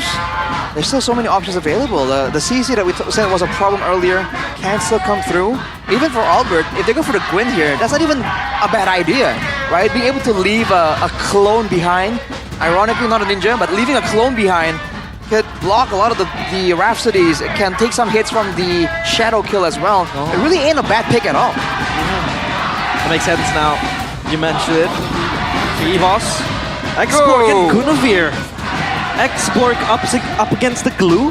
Is it supposed to be an X-Borg XP? Yeah, it'll be X-Borg XP. This was... Reggie was called the X-Borg Merchant in Season 13. Yeah, he was. So it's an interesting thing to see again, Reggie on X-Borg. It was fluffy back then. So now, with a strong pick of his. He went from fluffy to like the Karas lineup, you know. Yeah. Kind of funny. Wow. Last pick though, will it be... It'll be a mid lane, but what... Eve? I don't know if you want to go Eve against this comp. Sicilian. But again, so susceptible, right, to the lockdown with the Guinevere. They go for the Kimmy. Yeah, the Kimmy was indeed not banned.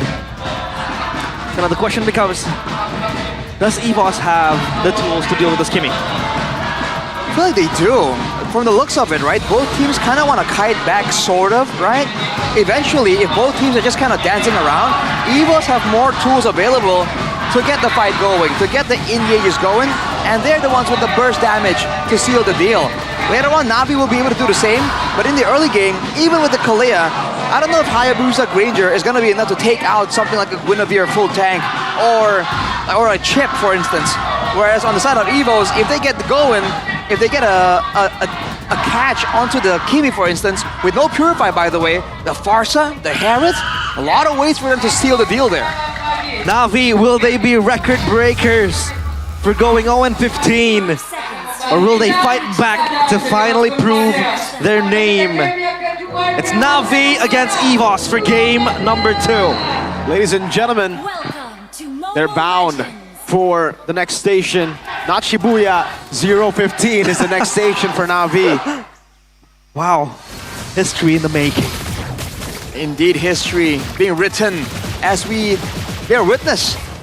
And right now, from the looks of it, the main thing that Na'Vi have going for them is that Kimmy pick, man. They need to use it to its full potential. But for Evos, you can bet that they're trying to remove that from the equation. Stun onto Shive. Oh, ton of damage with the lethal ignition tick too. Stranger's gonna get bullied a lot.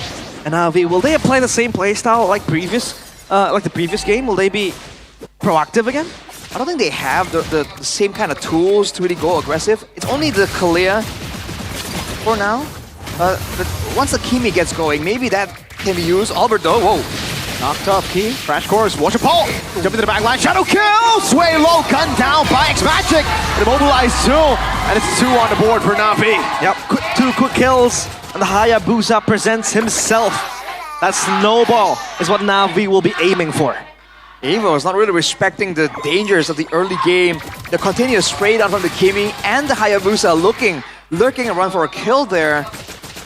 Wasn't the right call for them. Losing 2 already means that their mid now is going to be a bit late to the level 4 party, and they're also going to be a bit more behind when they're walking towards the jungle here. Na'Vi with the advantage can just stick around and deny the entrances for Evos to find that information to make those plays happen. They're congregating together now, closely, in towards the mid lane. Maybe contesting the turtle is next on the menu for both teams.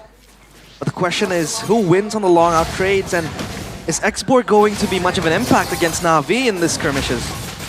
I feel like in the quick fight, my favorite Evos right now with the burst damage, they can't even get close right now, so Na'Vi with a very good start to the game so far.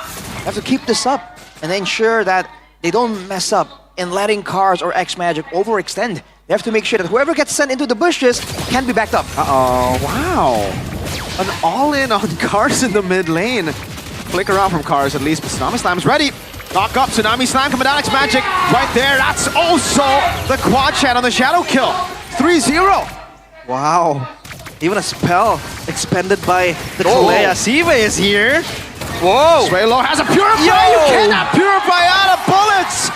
4-0 Na'Vi. The bullets come flying in, and Na'Vi set the tempo for the early game. EVOS, they are scrambling. Look at Albert. No! Invaded. Oh man, wins all across the board. Whoa, Key! Wait a second. Yo. Shortcut into the midst of all. Feb is right there to claim a few of those stacks, and Washer Paul's back into the orange buff. Now we just back in. Oh my lord! 5-0! Na'Vi going for Swaylo to be knocked up again. Last Insanity. Feb gets away. Na'Vi on track to winning game 2. Oh my. The XP-laters aren't even fighting. It's all about shortcuts, rotating, and fighting as 5. But it's Na'Vi coming up on top. Why though? It really seems like EVOs are trying to go aggressive. They're not willing to concede ground. But again, they have the bigger ultimates, the big burst damage tools. But they just keep moving in 2s or in 1s alone. And Na'Vi just wins out in those situations. They have picks that allow them to make plays solo, like X-Magic on the Kimi, like Shiva on the Granger. And EVOs, on the other hand, requires a bit more synergy, a bit more coordination to really get big moments here. So they gotta wait for the big ultimates, for the big objectives, and finally get a proper fight. If they keep funneling down one by one like that, Na'Vi, they can really get this done, dude. They're already snowballing quite decently at 4 minutes. Free turtle for Na'Vi. Sight to see for Na'Vi Nation. For EVOS, it's the White Tigers still not yet with their fangs, and they have to wait. Now the question is, what's the winning condition for EVOS? If it's like this! Slam, Tsunami Slam, and all in on Key! Oh no, they're going in again! EVOS, Albert with the save! The Violent Requiem, not enough, but it is enough to take down X-Magic. Feb coming in, back, Washi Paul is here! Shadow kill into the back, Albert going to be tanking it all now, has the quad shadow to run back again. Reggie, Last Insanity, chasing Washi Paul down! And it will be a blast! Feb jumps back in! Feb is going to bite the bullet. Key coming in again, but it's EVOS coming out on top in that trade. It looks so good, but it all crumbled down. Now it's EVOs who've taken back the lead, it seems. That's Na'Vi disrespecting EVOs again, overstaying there. We talked about how EVOs require the big moments, and right there they did. Reggie going with the Last Insanity, deleting the HP bars in the backline there. That was like that was a signal for Na'Vi to leave, man. But I guess they felt that they were snowballing. They wanted to try and push their advantage, but they pushed a bit too hard, man. Oh no. What's gonna happen? Dude, no way. How did they fumble this? 4,000 goal lead. It's gone. It's now a minuscule lead that Na'Vi possesses. It's 2K, sorry, but like 2,500. Yeah, man. still so marginal for Na'Vi. It feels like they always fumble the bag time and time again. Uh-oh, Traction Pulse. Immobilized. The bird cannot fly away earlier, but he will be able to get away this time. But that seems to be the idea here. Na'Vi have to play like that. Short individual plays, quick plays, and then back away. They don't want to stick around for all the flames of the Last Insanity, for the Fatter Airstrike. They don't want to stick around in the Zaman Force, right? Get in there and get out. The longer they stay, the longer EVOs have to kind of turn it around. It's a similar situation to game number 1, but Na'Vi have more to say this time, and yet they're still allowing EVOs this chance. Shortcut to the back again, let's get the shortcut key, lock down, Traction Pulse there, a flicker out, now Last Insanity coming down, Watch Your Pulse steals the turtle! Shadow kill is good enough, Last Insanity for the X-Borg to save himself, but Adeline in the back still damaging just towards the EVOS. X-Magic with the shots! X-Magic with the kill, Na'Vi with a perfect turtle! We might have spoken too soon. This is yet another Na'Vi winning team fight. Feb doing a good job at zoning Sway low. They're gonna go for tier 1 in the mid lane, and I think they'll be able to get it. X-Magic and Shive, 2 guns to the turtle. All right, man. EVOs, I think they should be careful a bit more about Feb. Oh, hang on a second. Not enough damage. Oh boy. X Magic playing risky. They're playing with fire, quite literally, with Reggie right next to him. But Navi, again, they're doing a great job using the glue this time. Earlier, Erlan was trying to do some damage, but Feb was sticking to him, literally like glue. And Spread. Evos can't do anything about that, right? They have to protect their backline members a bit more, and they can't allow Navi to really get the pick off, the initial move, right? Because I think they're able to do so. Washapol got a kill initially, and they got the neutral objective as well. And just like that, Evos lose that momentum. It was built upon, it was mounting for EVOS, but now Navi, they assert dominance back onto the line of Dawn. As Erlan now might just want to clear that bot wave, get that turret as well to prepare themselves for the Lord. But now in a 5v5 Lord Dance, who wins? In a 5v5 Lord Dance, in theory, X Magic's gold lead. Earlier we saw it was at like about at 2,000, 1,000 earlier. It's 1,400 now. So the lead, the extra damage that the Kimi can bring to the table, can allow Navi to get the advantage when it comes to the dance, right? But if Evos pull the trigger and get a pick off, if they use Albert and land a massive spatial migration, there's no purifiers on the side of Navi. Look at Purify. this. Oh, yeah, Navi using the Kimi to its full potential right here. They have to keep doing that, and they have to be careful, man. I think Evos understand the win conditions now. They're waiting for a chance to jump on that backline onto Shive and X Magic. That's info. No Purify for Sway Low. But the Lord is within Navi's, or rather EVOS' fingertips. Navi here with the intentions of crashing the party. But look at Key, down bottom still, just waiting for the wave to crash onto the turrets. He has to shortcut those turrets, so it is a possibility for Navi. Their focus is on the Lord. Shortcut coming down, but Cars will be able to find Tsunami Slam in the back line. It's going to be spread into the pass. Pep knocked up by the Lord. Key taking very low. The mount onto Reggie, and Key is caught in the back spot. The Lord still going so low. Erlan dancing in the back. Washapol gets Albert and the Lord as well. 2 for 1, and now it's Navi pouncing back. EVOS running for the hills. Reggie on a signature pick, gun down by Shive. A double for Shive. A shutdown for Shive. Navi refused to go down. Natus Vincer, born to win. And they are winning in all the fights. Slowly but surely. They are fighting their way back to game number 3. Traction Pulse. Tsunami Slam 2. The airstrike to try to get a kill. Cars flickers out to safety. Tier 2, mid lane, threatened down. Sway low, no further airstrike. Holy defense proc before the Lord even comes in. Oh no, the White Tigers on the brink of defeat in game number 2, but it is too early to call that. So Navi, the Lord slain, down by the turret, and they move back, peel away from the base. No need to rush everything just yet. Navi though with a 6k gold hit right now. Again, they're doing a great job going and baiting out a lot of these utilities before the fight happens. Reggie. Traction pulse onto Albert. Poe coming down. Cars, no flicker. Decides to go back in and will be burned down to the ground by Reggie. Ooh, X Magic goes brr with the guns just blazing towards EVOS. But so far, Navi, they have everything under control. All the turrets taken already.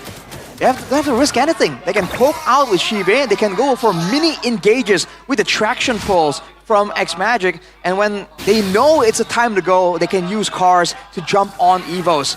The fact that EVOS are trying so hard to kind of kite back, they were trying to, in the Lord fight, they were trying to get Feb first and then move forward with that. But EVOS are kind of forced into these situations because Navi themselves are the ones moving into the safe zones of EVOS, making sure that they cannot play a proper front to back. Now with the chip potential here, not really utilized to its full potential from EVOS, there hasn't been any threat for Navi to lose their turrets here with the push coming in from the chip. So Navi just sticking together as 5 and forcing EVOS into the 5v5. So if they can use the chip a bit more, right, allow Key to kind of get some more moments, that could be something that EVOS can use to at least stall the game, if not win the game out completely. Only 2 Purifies to outmaneuver the Traction Pulse, so they have to use it and ration it wisely. So it's just Reggie, Albert, and Key susceptible to the pull coming in from the Traction Pulse. And that has been, so far, the engage tool for Navi. They haven't been expending a single member to just run into the front line, you know, try to drag someone into the back behind attraction pulse. That is where they are able to find an angle for a tsunami slam potentially. Feb with a ult as well going into the back of EVOS. So the question is, how does EVOS maneuver themselves behind the sequence that Na'Vi is bringing? The Lord though, so low key. The back flickers in forward, able to find the shortcut. Shibe still able to run away though. Now it's gonna be key locked in. Oh my goodness, the damage now locks it in. Albert secures the Lord. Well, she pulls out of the fight, and it's just Feb in the back line, sucking into Albert. The traction pulse connects. Reggie is stuck. Last insanity defensively. Carv's gonna play. Feb, can he do it? Goes for it. Shibe. That's Sonata. That's it. 2, 4, 1. One being the Lord. 3 members left to defend. Deep breaths for EVOS still. All to win Na'Vi. They're crashing onto the base. This might be the end, but no. The airstrike is there for Sway Low to sway away Na'Vi out of the base. Now with the Lord in their hands, though, EVOS, their members are going to be up to take a full advantage of this. Na'Vi went to try and go for some kind of end angle instead of dealing with the Lord immediately. So EVOS now, with the chip, with the Lord, they have the macro pressure. They can use this to potentially catch Na'Vi off guard. Or at least, What? What? Key! Key! That was not it. Speechless is the word we can use to explain what just happened. El Momento, but that's not the Momento you would want. That's more like Memento Mori right there. Oh man. He got taken out quick. I think he thought that Na'Vi are gonna be further up front dealing with the Lord. He was trying to get behind them, get a shortcut play perhaps. Even if they weren't all on him, I guess even if they were in the area, he thought he would have a chance to go for the shortcut, catch them by surprise. But it was so unfortunate, the timing, dude. He showed up on the portal right as Na'Vi as a whole team were right on top of him. And that's the Lord and Key taken out immediately. Back to the drawing board. EVOS stalled out for a little bit, but that has to be a bit of a morale loss there as Na'Vi try and get Reggie. Traction pulse over to Albert 2. Faraga armor taken. A bit down, but it's still safe for Reggie as he pops into regen. Key's back up already too. Let's hope there's not much of that checkpoint thing. Why walk when you can just present yourself to the enemy and die in an instance? But a late Heptasis pickup by the Hayabusa. What does this imply? I want a bit more burst damage technically, because the longer we go into the late game, the more defensive options are available. Right now for Albert and Suelo, Winter Crowns are already available. So if you go for the Heptasis, you have another option to elevate your damage without really relying too hard onto that ultimate. And that might be what is required. Maybe Washer Paul doesn't really want to go all in. He wants to get in, get a couple of hits, proc the Heptasis, and get back out with a Quad Shadow. Mobility is the name of the game here for the Hayabusa. But oftentimes than not, Washipal has been bursted down out of the fight, so no Hayabusa contribution in the last stages of a certain fight or a skirmish. And so far for Na'Vi, it's how they want to hold onto this lead that they have. But the question is, can EVOS creep up from behind and potentially win a late game battle? They do have the Harith, and Erlan isn't really too far behind when it comes to gold. Na'Vi though, trying to dictate the pace, trying to force EVOS to make a move. Lord at half HP, it's gonna reset though. That's beneficial for EVOS, man. They want as much time as possible. Na'Vi, it looks like they're gonna burst it down. Albert holding it down, Key! In the back, Key able to flicker out now, but it's gonna be the all-in by Erlan! Oh, Cars! Able to go for it, but the Purify is there for Erlan! Sive is gone, and now it's just up to Erlan to just deal the damage. Cars also gone, even up to the Immortality. The Feather Airstrike is out, and Albert still hiding in the bush. They go for Na'Vi, and Na'Vi lose too! Last Insanity to the back, the spread won't save you, Flicker! From Reggie! What's your ball? Quad Shadow, Reggie buys the Immortality. Is it gonna be enough now? The Frog Armor taking down with Sway Low's wings by wings in. What, Reggie? What? What is happening? Big Watt moments right here, even when the guy himself isn't. He's a coach now. EVOS though, they have done it. They got the gold lane in the late game. Win condition, but look at this, Washer Paul. A stun in, but look at the Shadow Kill coming out as well. Overall, Washer Paul gets Erlan! Erlan is gone, and it's X Magic in the back. Albert's so low, he has to run away, and Sway Low backs him up. The Lord in their eyes, and Albert will reset. Oh, ladies and gentlemen, we have a game in our hands. Oh. What was that 1v4 assassination from Washer Paul? Getting Erlan, a late game Harith.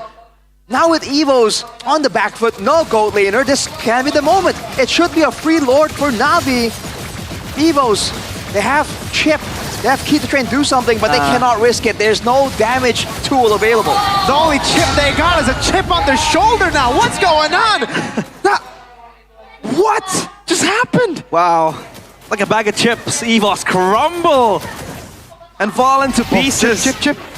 Oh, sees the high boost. Look at Key, look at Key, look at Key. No way. Look at Key. Watch your ball. Keep. Look at the play again. Jumps onto him. Shadow kill. They're baited out of the base. Erlan has a purify. Can he get out? X-Magic running away now as Erlan goes over to his Mod Force one more time. But look at the kiting again. Erlan looking for the big plays, but they're kiting away from him. Erlan zoned away completely. 2 members down. Ladies and gentlemen, the Na'Vi Nation are running wild on the Tigers. The Sky Piercer proc gets him down, and it's the base waiting to be cracked. Na'Vi knocking onto game 2, Tsunami Slam! Walking him down, frog armor down, cars burned down to the ground. With a crowd ready, spectral migration. But look at immortality by promotion. The base is wide open. Na'Vi will take it to a game 3. They refuse to surrender. They refuse to break their record. All they want to break is their winless streak. And it starts from now. 1-1, Evos and Na'Vi share points. Game 3 in the cards. Man, what a statement there from Na'Vi. It was a game with a lot of crazy moments. But Na'Vi in the end, with the investments they made in the early game, with the control, with their outmaneuvering of the chip, they were able to get it done. Oh man. G. Oh my G. Na'Vi. The impossible becomes possible. Can Na'Vi get their first win? Can they stop themselves from going 0-15? Those questions are being asked right now. Oh boy. I can't believe what's happening. Albert got a last save though, with the Requiem knocking up 2, but no one is touching Sive. So obviously the crystal exposed. Oh and my goodness. that's a kill. And the end to the game. Game number 2. I don't believe it. I don't believe it. You cannot believe it. That's why his name changed from Aldo to just Do. He just wants to do it. He wants to do the unpredictable. Oh my lord, ladies and gentlemen. Na'Vi can stop themselves from breaking Wolf's record right here. You talk about like just be unpredictable. Who's more unpredictable though? Na'Vi or Evos, bro? What was that move from What Key? was that game? Key going in. Oh my god. Reggie just dying out of nowhere. That is proper MPL ID game. That is proper MPL. Brawl server represent. No, That's not. true. No. not anymore. Like maybe in season 7 that would be, but. This is a 7th place team against a 9th place team, ladies and gentlemen. Don't make this, the standard when you're thinking about MPL ID, please. Yep. Definitely But not. holy moly, how did that happen? Why did that happen? That's a crazy game, by the way. I mean, how did Na'Vi even lose the 4-0 lead that they got at the start? My friends, these are perfect questions. turtle, by the way. These are questions that science can't answer, bro. No. This is beyond science. Albert Einstein would kneel down, given this equation. Hey, What was happening? You know in that scene where when Albert Einstein walked away from Oppenheimer? Yeah. Oppenheimer was telling him about this game right here. He was like, walks away. He drops his papers, and his theory's all gone.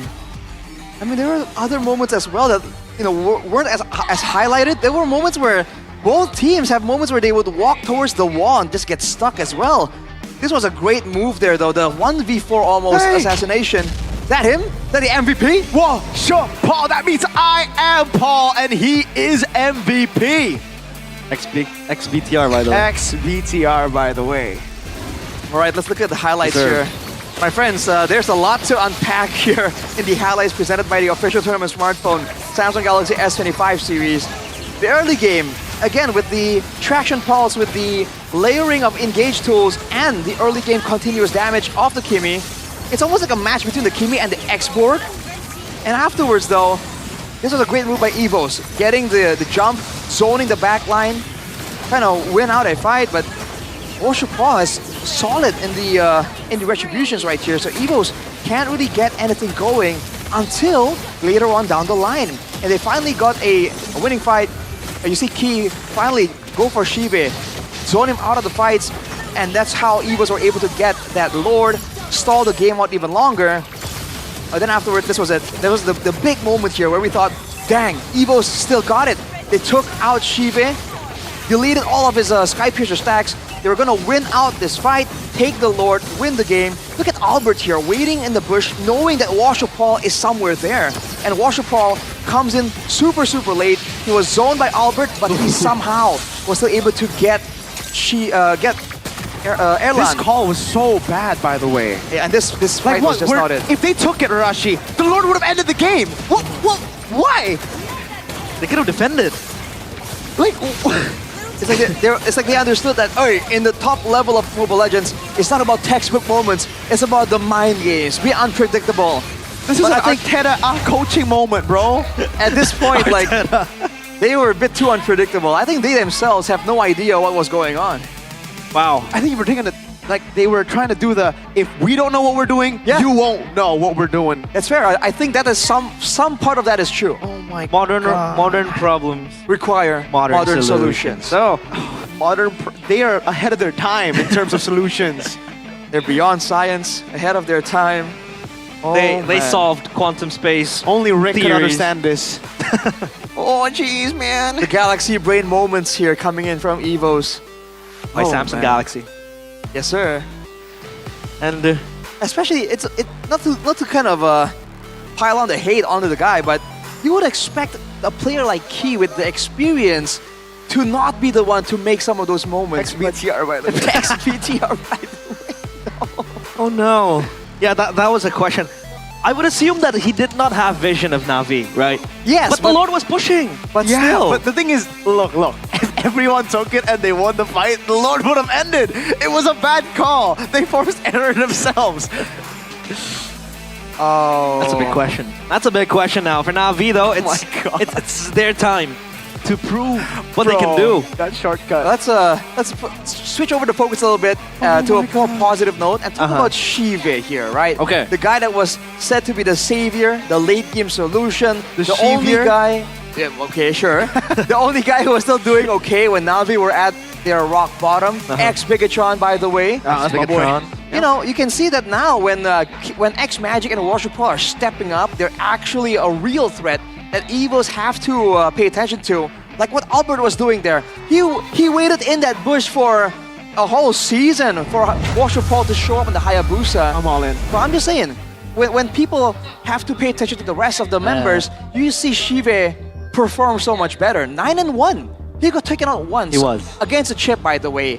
You know, credit where credit is due. I'm all in now. Wow. Na'Vi, it's your won my time now. hearts.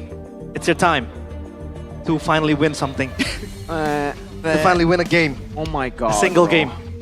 Could it be possible? A single match. They won the possible? game. Dude, Na'Vi, please Is it don't possible? let this Realize. go to waste. It is. Is it possible? It is. It will be possible. Nothing is impossible. We thought this was impossible. And imagine if Na'Vi win, and then cars will just taunt and sway low. Oh, no way. We'll talk about it later, but Alyssa, take it away. That would be fire. Thank you, Caster. Kembali bersama Alisa. Ini mana suaranya EVOS Fans dan Na'Vi Nation? Wow. Ramai sekali di MPL Arena di match pembuka hari ini antara Na'Vi melawan EVOS ini luar biasa sekali karena ternyata satu sama nih. Mungkin aku mau ke Na'Vi Nation dulu ya. Halo, namanya siapa? Halo, aku Fudin. Fudin. Iya. Kenapa nih hari ini semangat banget nih kayaknya dengan Na'Vi Nation? Gak tahu, kita ngerasa hari ini hari yang spesial aja sih. Hari yang spesial Mudah-mudahan ya. hasilnya juga spesial. Mudah-mudahan hasilnya juga spesial. Dan kalau dari EVOS Fam sendiri gimana nih melihat di game pertama tadi sudah berhasil terkalahkan tapi tiba-tiba Na'Vi melahap dengan 1 poin. Seru Seru ya? Kalau kalah mulu seru. Oh, kalau kalah mulu nanti game jadi anyep ya, jadi 2-0 ya. Jadi kali ini kita akan melihat 2-1 nih, tapi kalau dari Na'Vi Nation sendiri nih kenapa bisa terus datang nih, mau support terus timnya nih? Karena kita ini bukan tentang hasil ya. Navination itu kita bukan tentang hasil, kita tentang setia. Wow, kesetiaan mahal sekali ya ini Navi-Nation-nya. Kalau dari EVOS Fam sendiri kenapa tetap setia dukung tim kesayangannya walaupun belum berhasil lolos playoff nih? Kedinginan, lagi di goa. Lagi di Goa, jadi harus tetap dipanaskan gitu ya? Pokoknya meskipun EVOS gagal playoff, kita tetap dukung. Harus dukung terus, pokoknya datang terus buat EVOS Fam, buat Moskov Airline. Buat Moskov Airline. Dan mungkin ya, kita bakal coba di sini seberapa super fans lo dengan tim lo. Oke? Siap? Siap. Mungkin dari Navi-Nation dulu atau dari EVOS Fam dulu yang baru menang dulu deh dari Navi-Nation nih. Kalau ditanya tentang seberapa setia lo ke tim, itu sebenarnya nggak usah perlu ditanyain sih. Buktinya kita sampai week sekarang tuh tetap masih ada, ya nggak? Wow! Skor berapa skor aman? 0-16 kalau nggak salah. 0-16 ya nggak apa-apa. Itu bukti kesetiaan, yang bener. mahal Bener harganya. banget. EVOS Fam jangan mau kalah, seberapa super fans lo? Buktinya gue udah datang hujan-hujanan nih. Dan sampai sekarang EVOS Fam tetap rame. Walaupun hasilnya kita lihat aja nanti. kita lihat aja nanti EVOS Fam mana suaranya. Sepi, kata Navi-Nation, buktikan. Dia ada kesetiaan lain sih versi dia. Silakan. Kita tetap datang dan gak peduli walaupun dibilang penonton bayaran. Wow, bukan penonton bayaran ya berarti ya. Ini semua Navi-Nation yang sedang. Oh, mau tambahan? Silakan, boleh dilahap semua, silakan. Kalahnya anak Navi bukan nangis tapi kalahnya tertawa. Iya. Ini balas lagi dong. Balas dong. Kalian yang udah punya poin loh, Navi masih. Meskipun kita sering dikatain fans sejarah, yang penting kita tetap setia dukung EVOS meskipun belum buat sejarah baru. Oke, boleh masuk. Terakhir mau dibalas lagi? Ada lagi Navi-Nation nggak mau Gak usah kalah. dilihat kesetiaan, buktinya kita nungguin EVOS pulang juga kok. Dibalas lagi. Balas. Iya dong, gas. Walau kita nggak lolos playoff, tapi kita di sini mau lihat EVOS menang. Kalau nggak, Navi interview. Oh, kalian nggak takut nih? Kalian nggak takut EVOS yang akan memecahkan telur dari Navi nih? Berarti kalau Navi menang, EVOS jadi tim terkeren di season ini. Oh, karena berhasil memecahkan telurnya Navi ya. Oke, kita akan melihat ya apakah ini akan terbukti di match pembuka kali ini. Kedua tim yang sama-sama belum lolos playoff, namun kita akan tetap melihat permainan yang seru antara kedua tim ini. Thank you so much EVOS Fans dan juga Navi-Nation. Tetap dukung terus tim kesayangan kalian dan kita akan kembalikan lagi ke para caster. Silakan caster, take it over. That's the Navi Nation and the EVOS fans for you guys. So, the Navi Nation and the Navi fans, there has been rumors surfacing that they are paid fans, but they have proven that they're not. Because so far, they make the loudest noise in the MPL arena. That is something that we cannot disprove. These guys of. right here. Yeah, the guys. Navi Nation. Behind us. Navi Nation. For the EVOS fans, they said that they are currently on the cave, hiding. Who, EVOS? Yeah, EVOS. Okay. Yep. But don't hide when you have GoPay, the new application, because with GoPay you can join the MPL GG party by voting for your favorite team in every MPL ID Season 15 match at gopay.co.id/games and win guaranteed rewards. What are the rewards? Obviously, for your first vote, you'll definitely get up to 59 diamonds and a token. The token can be used to spin for prizes in the gift arena. And then, as for now, what are the gifts? What are the rewards, Arashi? Well, as of right now, there are already 2 electric motorcycle winners, 5 smartphone winners, 5 power bank winners, 25 wireless earphone winners, and you still have a chance to win 13 remaining electric motorcycles and other amazing prizes. Your turn. All right. Mine now. I can talk. Yeah. And of course, how to do just that? It is very easy. How do we do that, Mirko? Well, go to gopay.co.id/games or download the app, open it up, click on the top of game icon, click the trophy icon at the top right, vote now to get a token, pick your winning team, and enter the final match score. get up to 59 free diamonds and 1 token for free for your first vote. Use the token to spin in the gift arena and win your dream prizes. You can get that 1 of the 13 electric motorcycles. Maybe you can get all 13, who knows? You can also get more tokens by topping up game credits starting from just 10,000 IDR, and your token will be available right away for spinning. Ah, talking about spinning. You know what else spins? Rasengan. Oh, it spins. So right now, it's just like the anime. Sasuke starts stronger. Naruto comes back. Yeah. Will Naruto end it in the final valley? Are we in a with the multiverse? power of Masashi Kishimoto's plot armor. I mean, the end was Naruto being the Hokage, so... That's true. You know, you could also be the Hokage. How? By being the best within your friends, and you can do just that. Are you better than your friends? With GoPay Games, because everything is #FastEGG. You can get a free weekly diamond pass at GoPay Games. Simply purchase a WDP or weekly diamond pass at gopay.co.id/games during the flash sale, which is 3 p.m. to 6 p.m.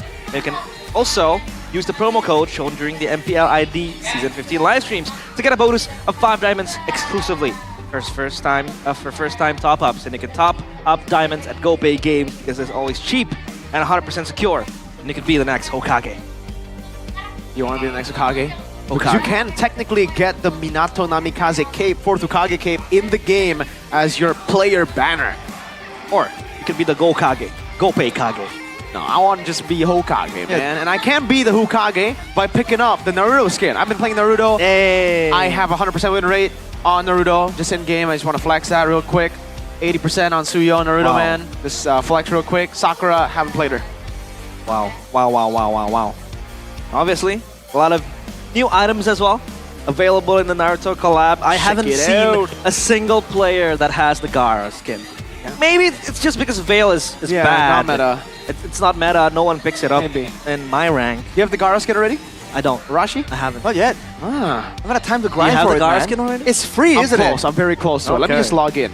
I need to claim the daily ones. Yeah, you man. should. Exactly, dude. Like I wanna field it, but I just haven't had the time to grind out all the missions, man. It's free, you know. Just in case you didn't know, it is free. Yeah, and you can also log in now, open the shop, and buy your favorite team's battle emote. We saw earlier, Arashi, that one of the Na'Vi guys, or the Na'Vi fans, They have a T-shirt. they had a T-shirt with this character. battle emote. With the battle emote. You also have Kalaz On the other for side. EVOS, and you also have other emotes, like this one from Team Liquid ID. TL. Whoa. Sleeping. Or this one from Dewa. Or my favorite one. What's your favorite? Santai, bro. Santai. Chill. Which means chill. Yo, chill. Yo, chill. Santai, bro. Hey, yo, Santai. chill. Chill, brother man. Santai, bro. Santai. Channel your inner DJ Khaled, bro. Sandai. Hey, Satai. That's speed. Yeah. Is he fond of satay? No. Satay? Yeah. Yeah. Probably. I If love he comes satay. back, he'll probably taste a lot more Indonesian cuisine. Yum yum. Maybe he can watch MPL ID. That'll be cool. crazy. Imagine him playing Fan. Fanny? Fanny? No, imagine playing Bruno, bro. Every Oh, yeah. kill, Sui! No, he doesn't even do Su. He just Sui. Sui. Every single kill. But Bruno's kind of Neymar. It's not Ronaldo, you know? Yeah, he's a Ronaldo guy. Closest thing we got, no? What else? That's true. Yeah, it's a football player. Bruno. Hopefully we get a Ronaldo collab one day. Same characters would be Bruno. I don't think so. They're gonna make another football character? Yeah, they will. That'd be His name cool. will be... Florian Wirtz. I hate words, by the way. I hate words. But words do work for Na'Vi because they are pumping up for Game 3. And, like I said earlier, imagine if, I mean, let's pull it back. On the first leg, Suelo got the win. He taunted the whole Na'Vi players. That's and now, true. if Na'Vi get the man. last laugh, imagine how That'll be impactful crazy. it will be to Suelo. I mean, we are expecting fireworks on the stage immediately after. So now that we're in this situation, before we were talking about how EVOS and Na'Vi, this match won't be all too exciting. Whoa. But now with the 1-1, with a bit of the taunt coming in, the stakes are kind of rising up as we speak. And obviously, Coach Do, the back, just being the helm of Na'Vi. But he said, Mirko said it, that, his name is Do because he does things. He does things. He does things. Yeah, That's a English, doozy. by the way. That's a doozy. But if his name was Aldo, that means all do. So everyone does the things that he wants. Exactly. So maybe that's the reason why Na'Vi hasn't been functioning as a team. Because not everyone is doing what Aldo wants to do. It's just do something. You get what I mean? Exactly. English is not English. It's I'll do, not I'll don't. Yeah, that's true. Yes. Makes So sense. he's gonna do what he has to do. Hey, but EVOS, their second pick now, so Na'Vi, balls in their court. What do you think they'll bring this time around in the draft? Na'Vi? Yeah. Man, are they going to bring the Boxia again? Or are they gonna flip things up? Because brother, with that performance on the Hayabusa, I feel like Na'Vi can kind of demand some respect now when they get the Hayabusa or some of those assassins. Washer Paul definitely impressing all of us. But I do have to say that I think that composition, without X Magic on the Kimi, I feel like that composition loses a lot of steam. Right? In the early game, the wave clear, the fighting presence of the Kimi, the traction pulse to set up for the potential pick-off and engage. I feel like that Kimi was really a core component in that composition. So, are you saying that the Hayabusa can't stand alone, right? Yeah. Having the Kimi back up the Hayabusa. But the question is, will EVOS expend a ban towards the Hayabusa? Because I think they do fear the Hayabusa being picked up again by Washi Paul. But now, coming to question 2, the chip. Is it that valuable again if Key was playing it like that in game number 2? The way EVOS was utilizing EVOS, it. yeah. Man, I don't know. It really seemed like even in game number 1, I was praising Key and EVOS for not being too overzealous with the chip pick, right? When they do make the play, it's beneficial. They don't spam it out. But after game number 2, I have to wonder, were they being conservative with the engage attempts? Or are they just not that good at fighting them? Because now, in game number 2, it seemed like they really needed it, they really wanted it, and they flopped, man, multiple times. It feels like they were on the same page as well, right? Key was just doing his own thing. Albert was behind, waiting in the bush. Adelan was doing something else as well. So, yeah, EVOS, they gotta shake it off their feet and just focus. So, and being in the same page, in the same frequency. Is EVOS going to be on blue side? EVOS is second pick, so red side. Do we like that? I don't think we do. Here, even on blue, they've never picked up the Kalea. Do they ban it out is my question now. How do they not respect the Kalea? Because they know that it's a very strong pick for Cars. And Cars has been utilizing this Kalea for quite some time now. Oh man. So yeah, balls in the Navi's court now. It might be because in game number 1, they did let go of the Kalea, and they won just fine. But game number 2 is a whole different situation. The difference in the bans, though, for game number 1 and 2 is that EVOS did ban that Hayabusa in game number 1. But EVOS, oh boy. They ban out the chip. Now that's saying something, ladies and gentlemen. Cast your votes. Cheer for your team. Will it be Na'Vi or EVOS? I'm already spamming one team in the chat. Make your votes now. Cast your votes. Fanny taken out, obviously out of respect for Albert's favorite pick. And the chip now. They don't want it, but does Na'Vi play the chip as well? That's a big question. So is this chip ban necessary? That's a good question, dude. Kalea, though. I think they gotta ban Kalea over the chip, but they have been banning Phobius over it, Lo Yi over it. Man, I really feel like the chip can be used by Na'Vi, but it probably isn't going to be at that level where it's going to be a really big concern, a game-changing degree. Unless EVOs just have that bad of a coordination, but the Kimi ban, I like that. Oh no. I think that's good, but they're letting go of the Phobius, Lo Yi, and Lucas, and Hayabusa potentially. Lucas Bando. I'm letting it down. All right. They're gonna pick up the Kalea here. Has to be Kalea. It has to be, yep. Strong pick for Cars. Enables them to achieve a lot of things in the early game. And they do go for the Kalea Sakura again. Is this dangerous now? Because Kalea has been left open for 3 games straight. Yeah. I think at this point they're just okay with it. Like EVOS. Do they Granger? Do they go for Granger now? Do they just go Granger, Baxia, and then go for Farsa? They go Harith, no. Harith again. All right. I wonder. Okay. I like it. See, I wonder if the difference actually is the carry potential of Reggie. In game number 1, by all means, Reggie played a big part in the victory for Evos. And on a CC, he can carry a lot harder than he was doing on the X-Borg. And in game number 2, Reggie himself was also, 5 kills, 6 kills on that X-Borg. I wonder if the angle is just to allow this man to just start carrying for real. You know, for now, look at the fandom war. It's Na'Vi leading again with 918 votes and counting. Wow. 937 even, and the EVOS fams, they're outnumbered by Na'Vi Nation. Because we know the EVOS fams being one of the most militant fan bases we have here behind the kingdom as well. So, 1K now. That's a lot cheering for Na'Vi. Look at the pick though, Na'Vi. The low Yi that was respected for game number 1 and game number 2 is now available for Na'Vi with the Kalia as well. A lot of pick-up threats.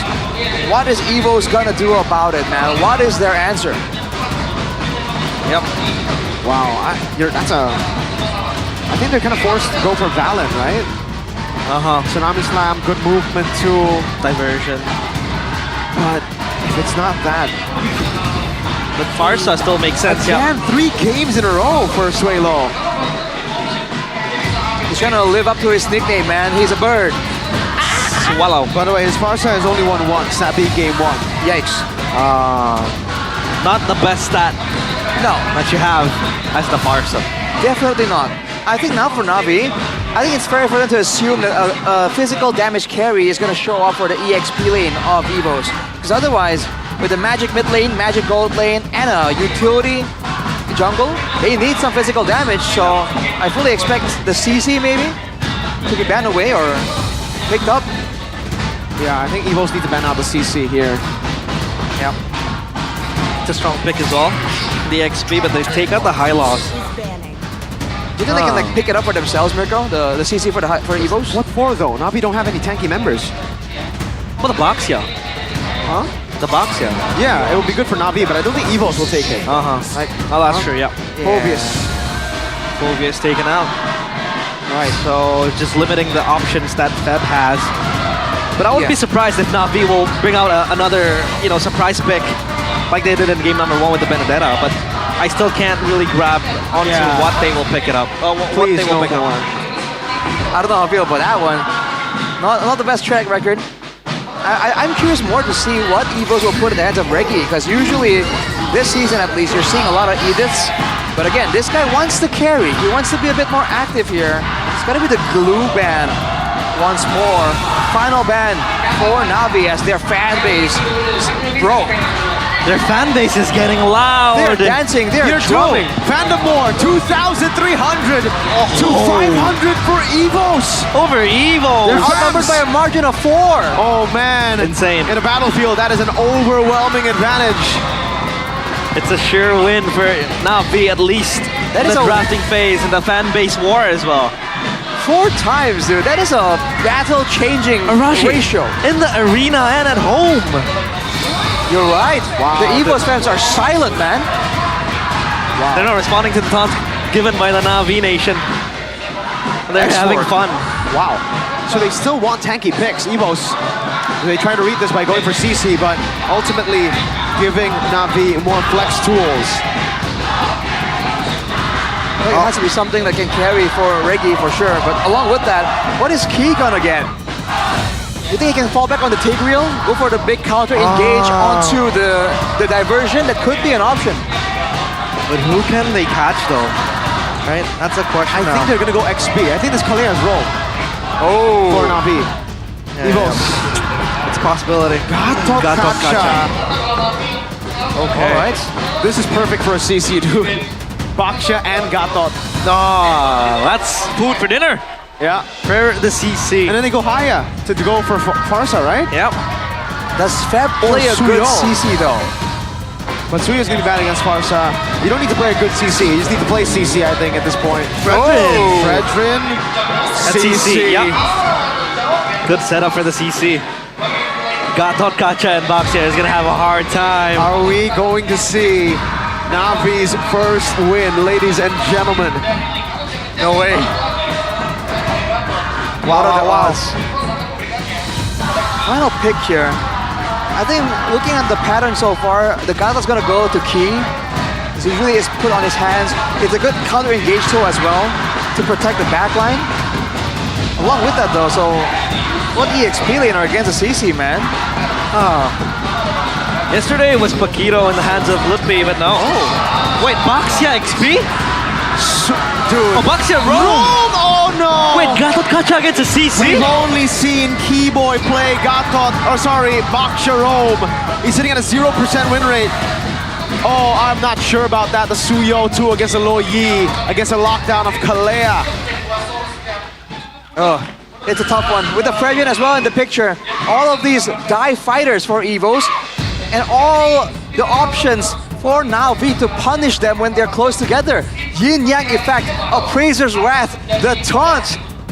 I mean, dude, there's the curtain call even. It's looking rough, dude, for Evos. Let's see. Lineup rating for Evos, though, it still favors them, so it all comes down to this.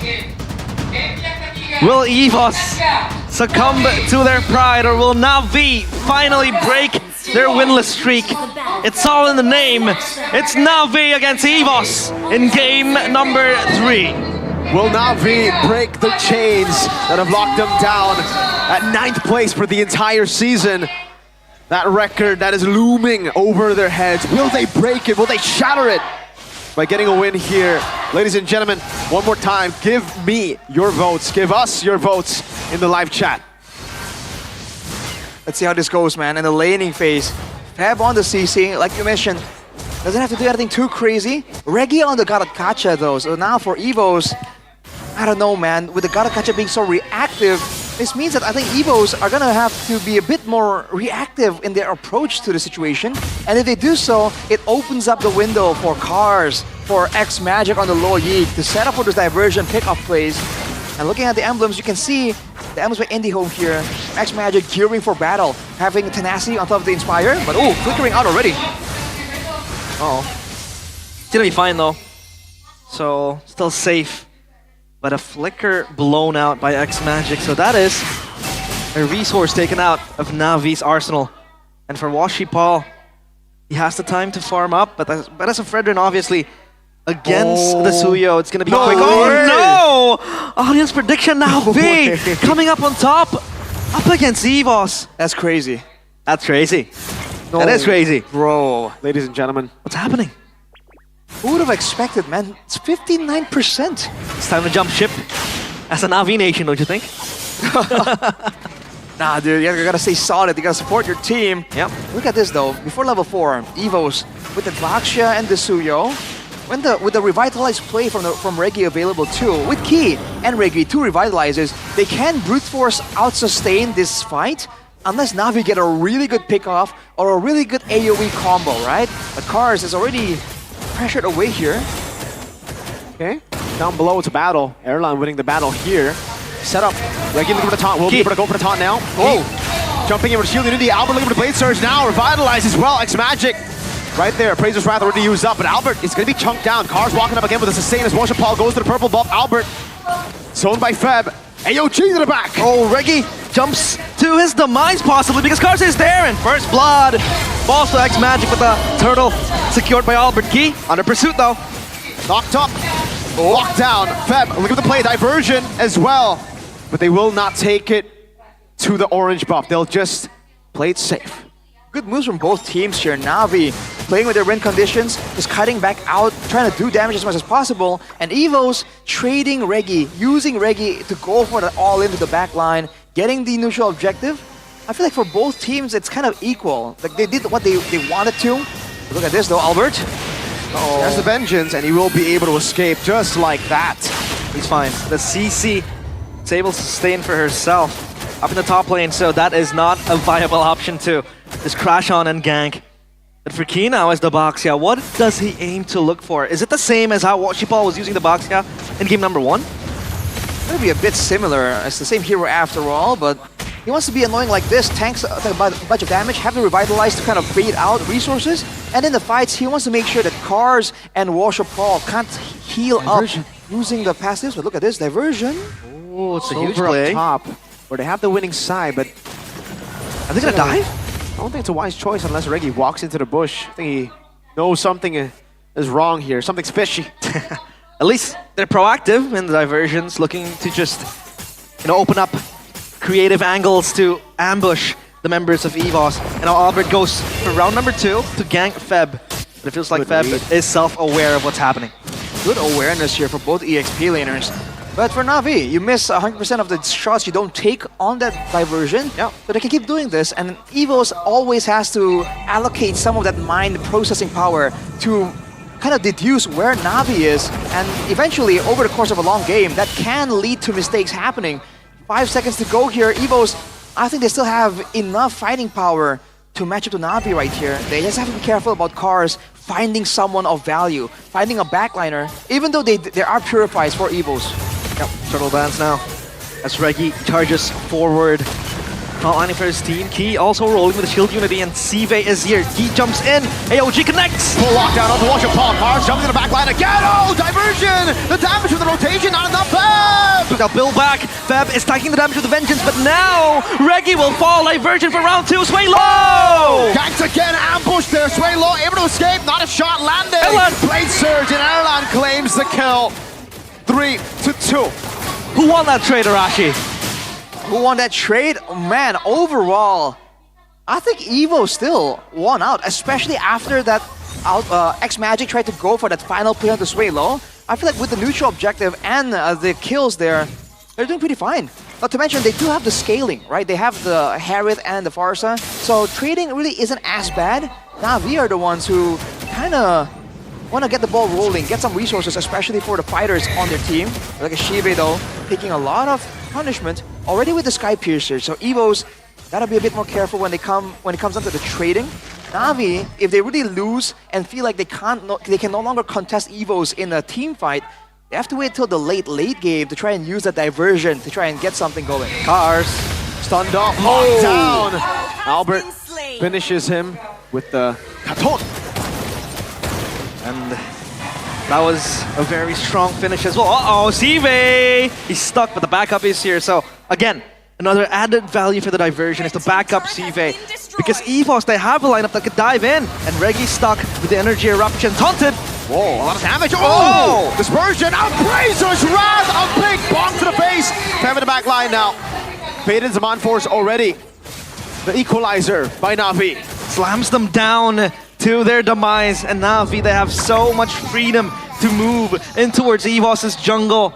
That was Reggie and Key losing their lives. Not a big takedown, but still, they have access to the turtle pit now. Evos, man, if they want to get on a Washer Paul, they have to make sure that they seal the deal. The Appraiser's Wrath is a devastating tool, and Evos are always going to be clumped up for the big value play. But that is Na'Vi finally winning out in the neutral objective department. Great start here, and again, the diversion always looming behind. Oh, they're looking in play. Up towards the bottom side, but no one is present. As all 5 EVOS players are surrounding the Lord Pit. There's so many missed opportunities, in my opinion, for EVOS to take this lead even further. I wonder why they're just so committed onto neutral objectives. Albert cleared out the jungle, green camp down below. Saw the wave on the turret, but decided not to go for the turret, not to go for a trade. Instead, he walked to turtle. That's a big question arising from EVOS. And for Albert as well, because we know that he used to be instinctually looking for kills as well, not only relying on the objectives on the camps. But this game, it feels like it's a different game that is playing. And for EVOS, what do they do now to really maintain their lead? I feel like EVOS, again, I mean, they're a bit trigger shy, but so is Na'Vi. They went for the diversion, and they kind of spent a lot of time sending 5 members to try and secure the turret there, and they allowed EVOS to actually get the turret on the top side. So they went for a diversion play, but they didn't punish the fact that they can move faster than EVOS. But Sway Low, whoa! Ganked again by the diversion of X-Magic. Watch Paul now, look at them playing again. Zaman Force to escape, but the curtain call locks him down. X-Magic even flicker out Shibe. Joining the fight, Tsunami Slam! Tsunami Slam, Key to the back, AOG to re-engage. Reggie caught in no man's land, but look at Watch Paul in the back, just taunting 2 players, and Reggie is gone! Appraiser's Wrath, the execute, Albert! Gundam Shibe! Oh no! looking for the final kill. Won't be able to get it. Albert blinks away. Erlan all alone. Uh-oh, it's a man force. Cars walks up. Erlan, I'm not too sure what that was, but it will cost you your life. And EVOS, their claws are slowly being cut off by Na'Vi. They look to just barrage this first tier turret, and the Lord is in their sights. Without Erlan in the picture here, Evos, no way to go for this, but Key rolls in, goes for Cars. They got the kill on Cars. Now it's Worship Paul with a taunt again, but look at the dispersion and the damage. Key taken very low, pops into Poissons already. Albert looking for the play. Key very low, bam again! Look at the damage! The OG to the back, the Lord so low!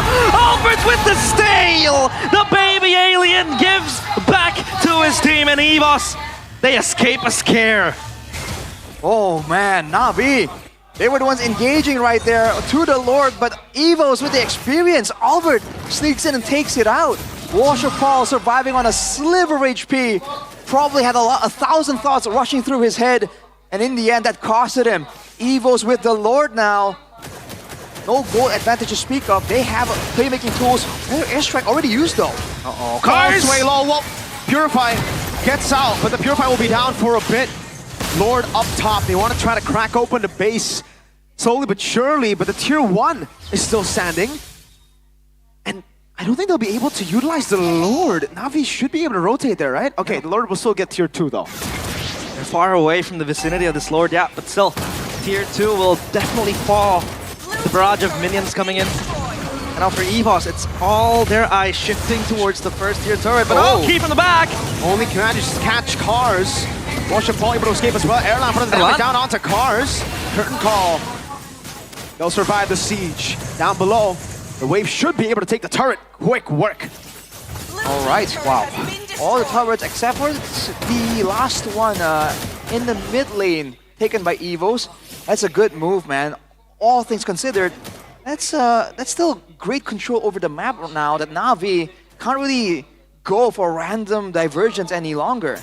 Looking at the items here, man, he already have the anti-cuirass, kind of deal with all the ability-based damage, including the Death Sonata and Rhapsody from the side of Na'Vi. He is definitely very, very tanky, and with the Revitalize still available on 2 members of Evos, they're going for this purple again. Yep, might contest this. As Red Tree, but he, wow, still misses it. So that blue buff, the purple buff, Albert did not have Red Tree. Goes to Erlan got it. Oh, okay. Good for Erlan, man. Yeah, he's really on the Feather of Heaven as well. 3 core items, so he really wants to continue with this brawl pace. Shivi, on the other hand, he has the Sea Halberd on top of the Sky Piercer, Hunter Strike, and Malefic Roar. So he has a bunch of burst damage, but he is the one person that I think can withstand way too much damage for him to be a real threat for now. So Na'Vi, they have to try and find ways to get around the massive frontliners from Evos, because this is sustained gaming. This is like last season meta, with the Revitalizers being so meta. Yeah, and obviously sustain is the #1 priority for these teams, but now it's Na'Vi creeping from the back. And EVOS, they have an opening now to actually contest the Lord. They have first sight of that, and Na'Vi close by, Worship Paul as well in the vicinity. Meanwhile, they have cleared that wave down bottom. They're blitzing it, yes. And Washipal is here to try to contain the Lord. This is going so low now, but it resets for a brief moment. Oh, that's gonna be... Tsunami Slam coming down onto Reggie. Look at the lockdown right now. It's not gonna be the execute just yet, but Reggie will be taken very low in the back line. Bam! Taken out, but Key will fall too. And look at the damage from Chiba! Oh, Albert gets the Lord, and Washipal coming in. The taunt connects. Diversion to the back, and they will shut down Albert. It's way low! And Savage! With a Savage! Wiping out Evos! And Is this the end? Back. That's a wipeout from Na'Vi.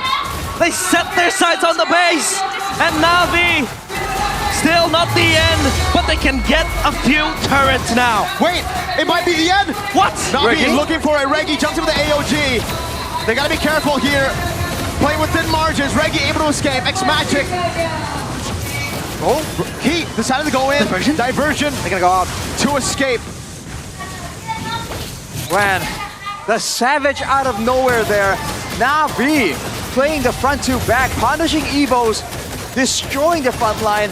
Unfortunately, I do believe Erlan got caught in the yin-yang effect and got deleted immediately. I don't think he had anything to do in the previous fight. That's the importance of the gold lane in the late game, dude, and Navi completely took advantage of it. Only a base turret in the mid lane though, so overall, Evos has a chance still to stay in this game, to go for the fight, to scale back and try and turn this game around, but knowing that Navi has just demolished them in the team fight. What? Caught in the Savage. Oh, dude. Paul got the orange. That's all good. Sive has 70 stacks off the Sky Piercer. Oh, that's massive. 750 on his own passive. So, born to win. The win stands for Sive because Sive has been carrying the win cons for Navi at his very back. And that Savage gives a glimpse of hope for Navi to finally retain the meaning behind their names. For Evos, it's them on the precipice of defeat, giving their first, or rather their defeat, on towards Navi, a team that is so far winless. And they are close to achieving that feat. But for now, the game is still open for both sides to take. Look at the gold benefit there for Evos, dude. 3,000 gold, negative 3,000 gold for Evos. They got the Lord, but at what cost? At this point, if you're the team with the two revitalizers, with the brawl, the more brawly kind of composition, I feel like they really are forced to focus more on the fights rather than the neutral objectives. Now that gets difficult because Navi has the diversion, so Evos are the ones that are always forced to make a split-second call. And Navi are really taking advantage of all of that, using that panic of Evos to really get good fights and good approaches to a lot of team fights here. Okay. 15 minutes, and so far, Evos crumbling and on bended knee in the eyes of Navi. Navi, they're taking it slow as well. No overzealous TP plays from the diversion.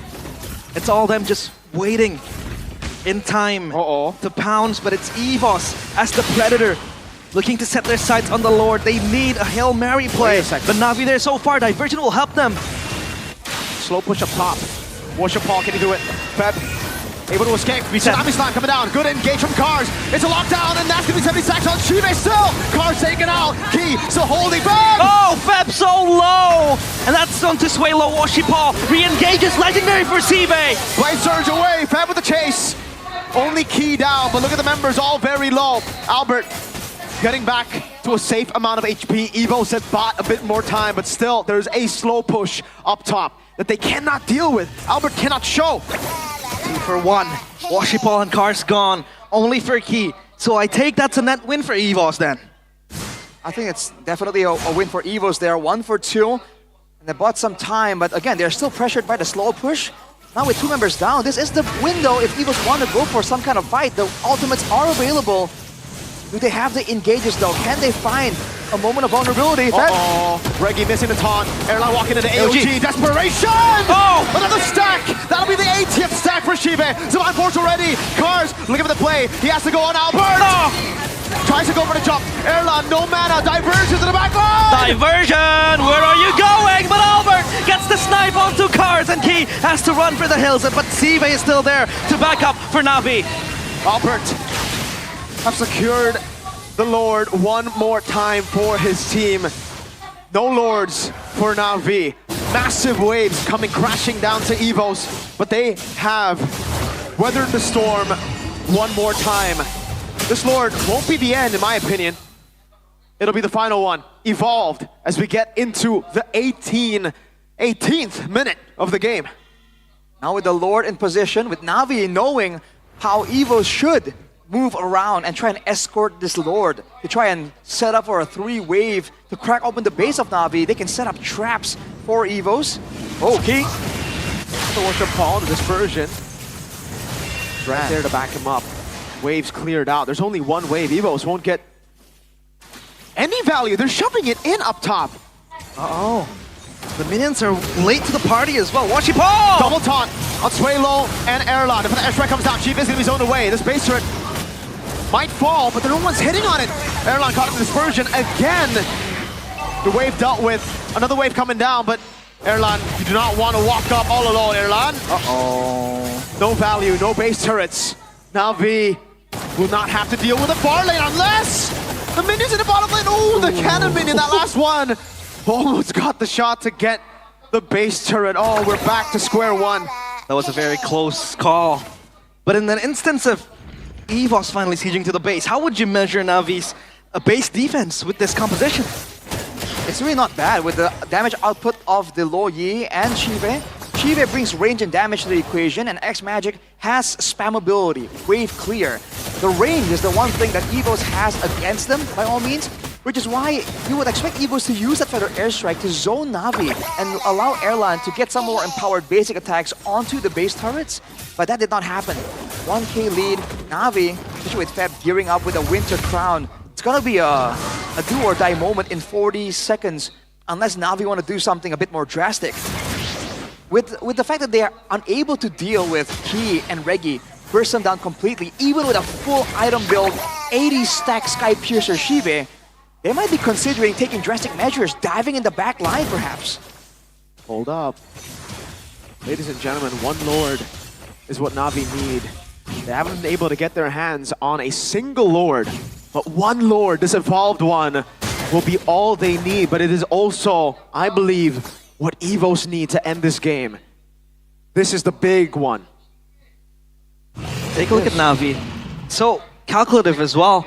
Like you said, they need drastic plays to make it happen, but I think they're counting on the possibilities of a failed diversion engage from the back, so they're still waiting for that possibility. Look at the hold. For EVOS. Woshapal trying to hold still it. Holding. And yeah, Woshapal just close to the Lord. But EVOS, they have dibs on this. Albert down bottom clearing the wave. And up top, it's a wave pushing as well for EVOS. Slow push. It's slow pushing towards EVOS. Woshapal trying to go for the taunt. Won't be able to find it. Wave crashing to each other up top. Could form to another push from EVOS. We'll see how that works out. But as of right now, it is still a Navi push into the turret. That tier 2 will be falling very shortly. EVOS on the Lord. Down for awaits for who pulls the first trigger. And it's way low. And the bush still waiting. Woshapal comes close as well. Reset again. Time and time for this Lord to wait. But this time it's Navi playing the long game as well, and EVOS still. It's like chess and checkers for both teams. It's still a slow push. I think it might bounce back and push for EVOS instead right there. Only time will tell with when we're looking at only the minimap. The mid-wave. Dispersion, Feather Airstrike into the back. AOG, X Magic forces the flicker back. Cars looking for the play. Front to back, Tsunami Slam. Lock and Reggie down. But look at Slam low in the back. Oh, Praiser's Wrath! Oh, it gets a few targets, but Feb is with the vengeance. Now he just gives his life on towards Navi. They re-engage. Immortality down for Reggie. Cars very low. Reggie taken down. It's a double for Shive. Erlan has him on force, but he does not have a Purify. Albert looking for someone, looking for anyone to kill in trade for one of his frontliners. 4v3. Wave up top. Navi. Albert shows green light for Navi. Oh no. Navi, they're gonna contest this Lord again. They're gonna blitz it quickly. Albert has to be in time. Atlanta is here, and Tuelo as well with the Feather Airstrike still available. He's still mid. Feb is gonna try to zone him. Albert, can he make the play? Curtain call, locking him down. No way. Albert in the back. Woshapal has secured the Lord. X Magic engage upon. Airline gets a shutdown. The Lord spawns instantly. EVOS still actually have a chance here. But with cars respawning, Navi just have to take it slow. 50 seconds on X Magic. Navi, what do they do now? Gotta use this Lord, use the wave, set it up properly. With a man down, they have to use the Lord. Why are they splitting? But they're not like scoring it. What is going on? Cars isn't even in the area. Well, Lord just respawn, but... Oh my god. That's an evolved Lord. He was clearing it. Oh it's a no. HP. Navi have squandered this Lord. That's a big blunder from Navi, and now EVOS on the engage, but Key pulls back. The Lord is your 5th man when it's an evolved Lord. It gives you damage reduction. They're not willing to take that chance. They try to go for something slower, but even the turret on the top side stands strong here. Na'Vi got barely anything off of that opportunity. Oh my god. I think they're underestimating their damage because X-Magic is not with them, and X-Magic has been the member to burst down EVOS on towards the backline, but Key again scouting for info. Na'Vi, they need to play another 50-50 in the Lord Pit later to end the game. That was their one and only chance. Oh boy. Take the turret, tier 2 by the minions. Minions MVP. Oh my god. Oh wow. Dude, Na'Vi, I don't know, man. X-Magic, the damage, of course, he is, I believe, one of the highest damage dealers in the game right now. 75k. 75k. He's Yeah. the third, actually, below the gold laners. It's the utility that he provides. The fact that he causes Key and Reggie to stick to each other. He causes Erlan to get stuck in the yin-yang effect, you know, unknowingly. That is what they really feel is so valuable. And I guess without that, they didn't believe they could have won, even with the Lord backing them up. 17 seconds to go right here. Na'Vi, with all the time in the world, with the diversion still available, but haven't really been used to its full potential. It's back to a risky situation right here. Wow. You don't even have the far lane control, right? Well, it's going to be a slow push, I think, there. Is it a slow push for Na'Vi? Maybe for EVOS. No, I think, yeah, it's an EVOS. It's a freeze into a slow for EVOS. Na'Vi got to manage that. They have to. 25 minutes on the clock. One of the longest games we've had this season. And with no stakes, but only pride to show. EVOS, hey, they go to the I don't Lord. think they can show. I don't think they can show. Na'Vi, they have to respond to this. They have the diversion though, so it's Sive now and they can. X-Magic sticking together, clearing that top wave, and the Lord resets once more. Washapal didn't allow the Lord to reset completely there. Not sure why that was the case. Washapal! Not a good all-in, I believe. Washapal still able to frontline the battle. Erlan dives into the back. Tsunami Slam locking him down. Immortality already dropped. Washapal buys him with a crown. Feb able to escape. Two-man stun on the cards as well. X-Magic there. But look at Shive. He's nowhere to be seen. Only now does he make his entrance. A hero's entrance for Shive. This guy Piercer connects, and Sive is legendary yet again. He goes back in EVOS. They scamper away. It's a 1-for-1 trade. A jungler. Oh! Oh! Car so low! Two immortalities taken out. Albert forced to recall. Washapal down for 50 seconds. Erlan recalling, but it's an ultimate reset now for both teams. Back to a waiting game yet again, ladies and gentlemen. Even without Shive in the picture, EVOS were unable to get a decisive, a convincing end to the team fight. Na'Vi trying to control the far side. Yet again, Washapal isn't in the picture to scout and find information. EVOS, are they gonna force Na'Vi's hand? Are Na'Vi gonna make a mistake once again? 18 seconds before Washapal is active without Key. Does EVOS have the front lines required to tank the damage coming in from Shive? Diversion. 10 seconds on Washapal. Evo's gotta blitz it. Feb close by. Reggie so low, and Tsunami Slam to the back. The Lord though! There's no junglers! Take it! Albert! They need a save. They need a save. Gets it. Oh. EVOS. They cheat death once more. It's Feb gone. No Washipal, no Retri, no Lord for Na'Vi. I can't believe it was so hard. There's no jungler on the other side. They're overthinking it. EVOS are overthinking it. There was no Retri pressure whatsoever from Washipal. He was down in the base. And Na'Vi, they were trying to fight it back. But again, there's so much you can do to stop it. But now a new record. The longest game time on MPL ID Season 15. It was held by Bigatron against Onic. Now, EVOS and Na'Vi are on course to break that record. With the Lord here, EVOS, they might end it. I don't think they can end it in 28 seconds. This might actually be the longest game. Without Feb in the picture, Na'Vi, they didn't go for the full fight. They didn't go for the full contest, and they lost a member. 19 seconds without Feb. Can they defend this? Oh, that's an evolved Lord, and EVOS are actually using it. Not too sure if they can. Key walking up. Poisson's already. He cannot get poked before the Lord makes his way. In the back line, the dispersion is doing a lot of damage already. The Tsunami Slam locks Albert. AOG to the back, and Cars! The later with Washipal as well. The crystal exposed. Is it over? It is all over. EVOS struck down the dreams of Navi, winning their first match of MPL ID. Born to win.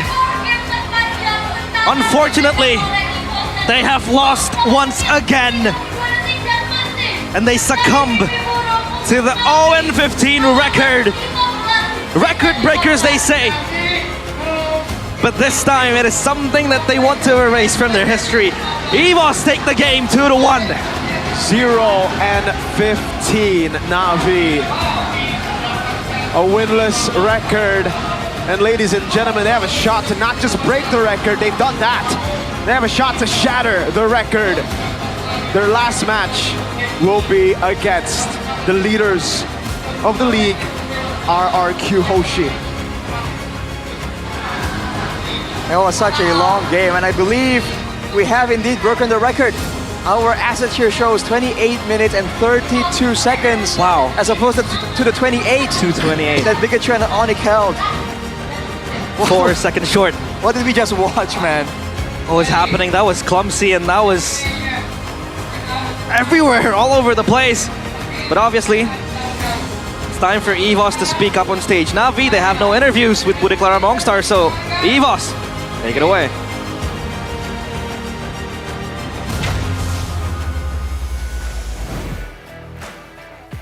Dan EVOS berhasil untuk menundukkan tim Navi.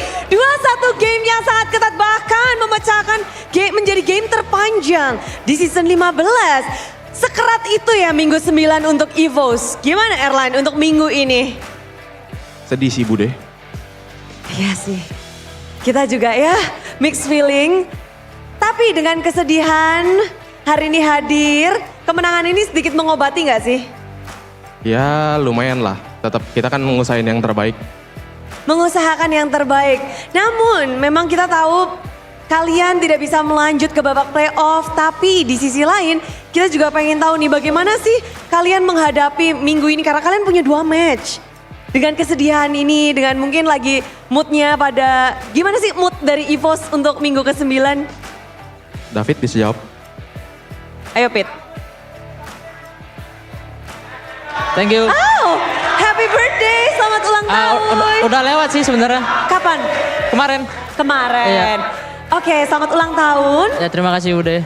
Hadiahnya menang lagi lawan Navi. Ya. Ini kemenangan ini beda nggak sama kemenangan saat di leg 1? Gak ada bedanya kayaknya. Sama menang? Sama-sama nggak lolos playoff kalau menang. Bener ya, sih. Ya nggak mengubah apapun, jadi ya do the best aja. Tapi gimana sih ngelihat kalau kalian masih harus bertanding, bertarung 2 match di minggu ke-9. Di saat kalian juga tahu kalian tidak bisa masuk ke babak playoff. Ya kita tetap lakuin yang terbaik aja sih. Soalnya kan di last week ini kita lawannya juga kebetulan Navi sama Dewa kan. Yang ya 3-3-nya nggak lolos, jadi ya udah kasih yang terbaik aja, udah gitu aja. Yang seru-seru aja. Tapi ada nggak sih kayak, aduh jangan sampai jadi tim yang mecahin dari lustriknya Navi? Nggak ada pikiran itu sih, yang penting kita lakuin yang terbaik aja itu aja sih. Lakuin yang terbaik. Ya. Dan memecahkan lustrik kalian juga di leg kedua. Congratulations. Puji Tuhan. Banyak congrats-nya ini loh. Tipis. Tipis. Leg 2 terlihat sangat berat untuk kalian. Masuk di leg kedua, kalian gagal untuk mendapatkan kemenangan banyak banget. Ada apa? Regi. Ini leg kedua, EVOS 0 kemenangan. Baru sekarang. Yeay. Regi, ada apa di leg kedua untuk EVOS? Belum rezeki kali Bude. Belum rezeki. Tapi melihat dari leg yang pertama, rezekinya banyak ya? Ya. Banyak menangnya, tapi di leg kedua kenapa rezeki tidak berpihak kepada EVOS? Gak tau dah Bude. Gak tau. Skip ya, skip pertanyaan itu. Tapi Regi, Bude penasaran di saat kamu di EVOS sudah cukup lama dan kita tahu EVOS punya histori di season ganjil sangat baik. Tahun lalu kita ketemu di Riyadh, MSC menjadi salah satu perwakilan Indonesia. Dan season ganjil ini kok kayaknya beda ya buat EVOS? Season ganjil ini kok kayaknya beda buat EVOS? Kenapa Regi? Kan biasanya season ganjil tuh adalah season yang baik untuk EVOS. Ya kurang tahu sih Bude. Kurang tahu. Emang gak rezeki kali ya, mau gimana lagi. Rezeki, oke. Jadi ini dari para player juga agak bingung ya kenapa bisa berada di posisi ini. Tapi yang mungkin lebih kaget adalah ada dua sosok yang belum pernah merasakan liburan pada saat babak playoff. Tapi kali ini di season ini untuk kali pertama mungkin ini juga menjadi sesuatu momen yang langka banget. Gimana untuk Ki dan juga Albert untuk menghadapi season yang kayaknya berat banget untuk kalian. Early season, bagus nggak Ki? Di first half untuk EVOS? Menurutku dari leg 1 ke leg 2 banyak perubahan yang kita sendiri menurutku nggak bisa solve ya. Jadi ya udahlah, inilah hasilnya. Jadi kayak sorry untuk season ini. Sorry untuk season ini, tapi tentu saja dari fans juga masih supportive. Di sini mereka terus mendukung. Namun kita memang benar-benar ngelihat hal yang nggak bisa di-solve ini sampai momen di leg yang kedua itu berlanjut terus berarti Ki. Karena ada hal yang nggak bisa di-solve itu berarti. Ya. Oke, nggak bisa di-solve. Ini menjadi sebuah pelajaran untuk Ki nggak sih? Karena ini kan juga kali pertama, pengalaman pertama sampai nggak lulus playoff. Terpukul banget nggak untuk seorang Ki? Kalau untuk aku sendiri ya terpukul. Yang pastinya yang terpukul bukan cuma aku sendiri, melainkan tim juga dan manajemen ya. Jadi kita lewatin bareng-bareng lah. Melewati ini semua bersama-sama, tentunya semuanya juga berharap untuk bisa saling menguatkan dari EVOS fans, dari EVOS-nya juga. Tapi dari Albert, kita ngeliat juga, Albert, di season ini, ya ini juga pengalaman pertamamu untuk tidak bermain di babak playoff. Nggak ikutan di babak playoff seru-seruan. Gimana Bert? Udah pernah nggak main playoff kan di Onyx nggak main juga. Tapi datang. Ya datang, tapi lolos. Season pertama juga sih kan pindah ke EVOS, jadi ya menurutku ya masih baru-baru banget juga sih. Mungkin ya season ini lumayan berat juga buat kita semua as a team EVOS. Cuman ya kita coba lagi di season depan sih paling. Coba lagi di season depan, tapi kita juga melihat banyak sekali di internet, banyak sekali dari komunitas. Mereka membicarakan bahwa dari segi draftnya, dari segi A, B, C, D, dari menurut kalian sendiri sebenarnya apa sih, kenapa sih, apa penyebab dari EVOS yang gagal bangkit, dari EVOS yang seperti ini? Banyak sih faktornya, nggak bisa dikasih tau di sini. Nggak bisa, nanti di belakang. Banyak dari kita berlima yang main juga ada melakukan mistake juga, ya mungkin dari coaching staff juga ada ya. Kita semua ya as a team buat salah lah, bisa dibilang kayak gitu sih. Oke, jadi memang pelajaran telah didapatkan, tapi apa sih yang paling mungkin disesali di season 15 ini yang menjadi sebuah pelajaran untuk kalian, menjadi bekal untuk next season? Yang bisa menjadi bekal dan pelajaran dari season 15 ini apa nih? Mungkin lebih konsisten aja sih pas tandingnya sama pas latihannya juga. Konsistensi. Usahakan konsisten emang. Ya itu harus dihebatin.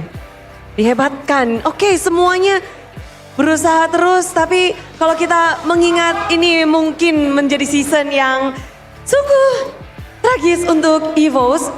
Ada nggak mungkin untuk menutup season 15 yang ingin dilakukan kalian?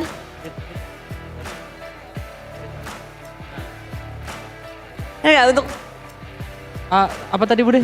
Untuk menutup season 15 ini masih ada satu match terakhir, ada nggak yang ingin kalian lakukan? Ya kita pasti bakal kasih yang terbaik itu pasti, dan yang jelas kita udah itu aja lah. Itu aja. Di pressure bang gua itu. Namun menghadapi banyak sekali kita ngelihat mungkin dari hal-hal yang telah terjadi. Erlan pengen Savage gak tadi di Savage sama Shive? Masih ada satu match lagi nih. Memang dia savage tadi? Iya. Iya kan? Savage betul ya? Betul. Game berapa? Game yang ke-3. Game 3. Gak sadar aku. Waduh. Apa nih? Ada yang ingin dilakukan gak? Mungkin untuk last match-nya? Ya lebih semangat lagi aja sih, kan gak ketemu si V lagi aku Bude. Oh betul. Berarti dari kamu yang pengen semangat juga. Soalnya udah ada 3 gold laner yang ngedapetin Savage. Ya udah aku jadi yang keempat deh. Asik, kita tungguin ya. Jadi yang keempat dan hari ini kita harus berpisah, besok ketemu lagi. Dan mungkin ada yang mau disampaikan untuk kemenangan hari ini? Semoga besok menang juga. Semoga besok menang juga. Tentu saja EVOS fans semuanya masih mengharapkan yang terbaik untuk tim EVOS. Dan sambutlah dan semangatlah untuk tim EVOS.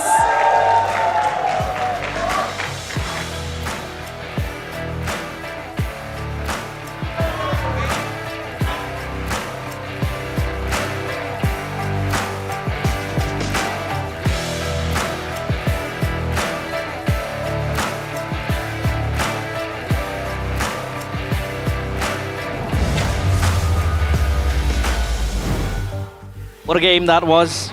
Record breaking in two ways. Number one broke the record for the longest game in MPL ID Season 15. And number two, Navi with their own record of going 0-15. They're gonna shatter that record. Again, guys. Yeah, I've made history. Their last match tomorrow of MPL ID will be up against RRQ. There's no way, right? There's no way they win against RRQ. I think that logically speaking, that is not the assumption people have, by all means. These are some of the crucial moments right there. It all ended up devolving around the neutral objective when, in theory, right, with a diversion, there really could have been more interesting, crazier plays from the side of Navi. But it really seemed like that final game, both teams were like, no way, please. And they played it super safe. I mean, Mereka was going, yo, dude, you got a retribution, the enemy does not. Can you just take the Lord? So hesitation seems to be the big name of the game here. Yep, but MVP, the player of the game and the match is Albert Baby Alien. That was a lowered steal, I believe. A couple of times, yeah. A couple of times, and now Albert is indeed the player of the match. And it's so weird to talk about the highlights here presented by the official tournament smartphone, Samsung Galaxy S25 series, when it starts at like 4 minutes, right? And the game went on to 28 minutes. Like, it's a ridiculous situation to be in. Early on, Navi, I don't know, again, it's just back to the trading game, but EVOS, with the better, cleaner team fighting, were able to get a bit of an advantage. And with the revitalized strat, right, with the double revitalize, it was meta, not anymore. Initially, they were able to actually get so much going. And then after the fights, they slowly but surely started falling, and this was the big one here, man. The Savage by Shive. The guy who's always performed well when his team was on a downward spiral. Here again, he was doing great, but it just wasn't enough. And also, he was the Lord. Minute, yeah. Again, it really feels like a lot of these fights. Here too, by the way. Okay, Arashi, walk us through this. Well, plain and simple, Shibe is not with the team. So something happened there. Either it's a miscommunication, where either he didn't really get to the diversion in time. Regardless, they lost their jungler for a long period of time in this late stage of the game at 70. Man, the death timers were at 70, 60 seconds. They went for a contest, quote unquote. Not really, because there was no fight, no retribution. They lost Feb. So they were taking this fight 4v6 technically. And at that point, it's not rocket science, right? EVOS just got the win. 6v4. Wow. And they actually used the Lord. All that build-up that Navi did. All the fans just overvoting the EVOS fans. And still they lost. That was a painful one to take, I guess, from Navi.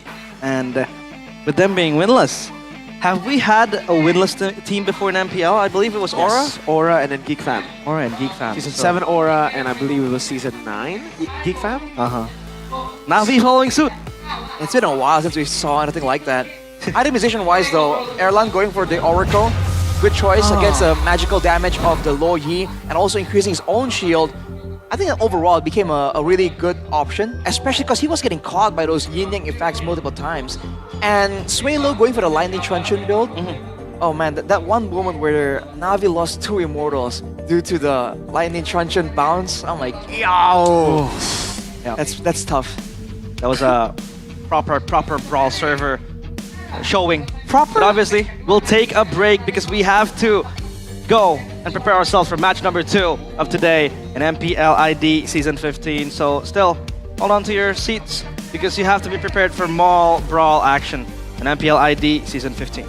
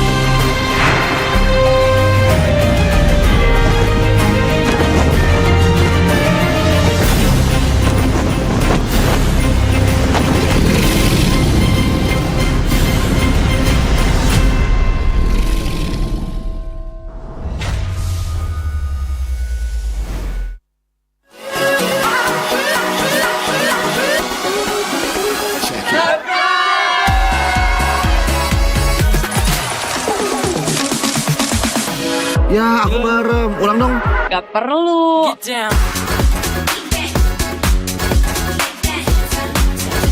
Guys, review.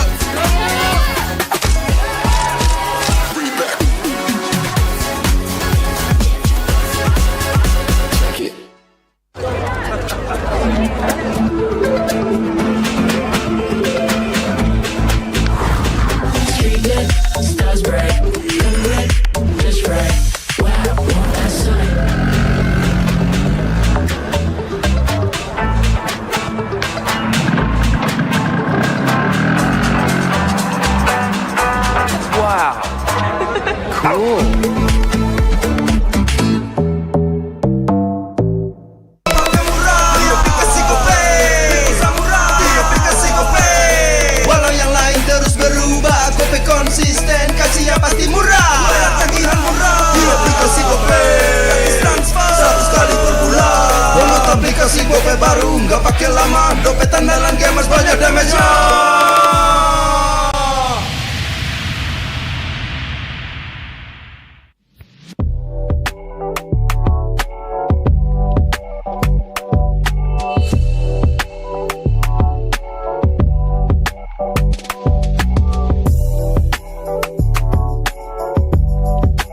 Rasa baru makin seru. Pertama di Indonesia. Kopi susu rasa cookies.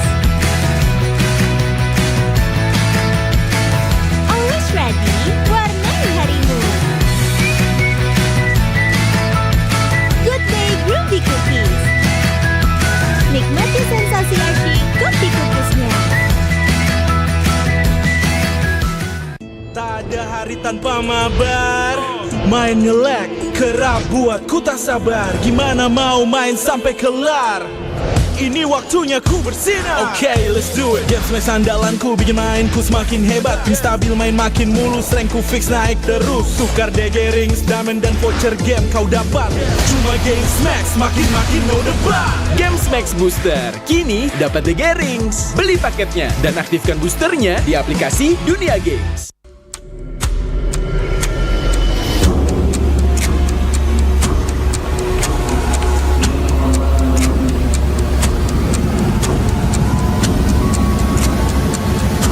Ini bakal langka. Ini dari One Play. Ada tanda tangan gua. Kalian harus dapat semua.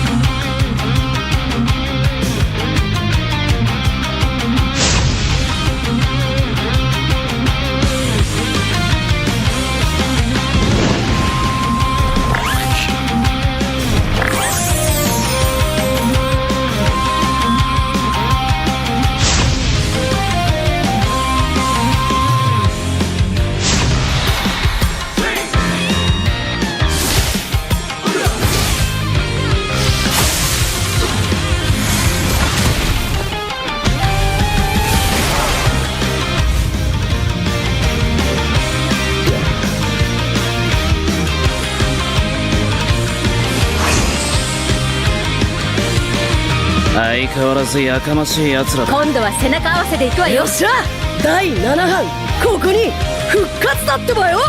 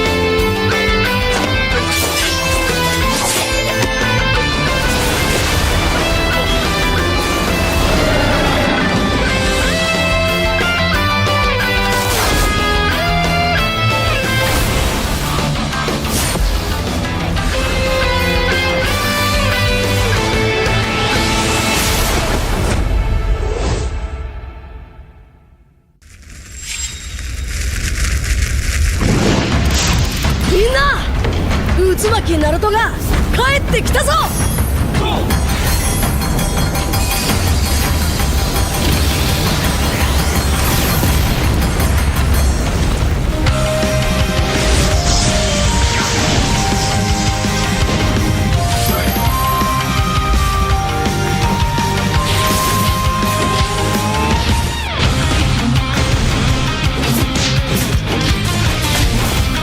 クロノ、力を貸してくれ。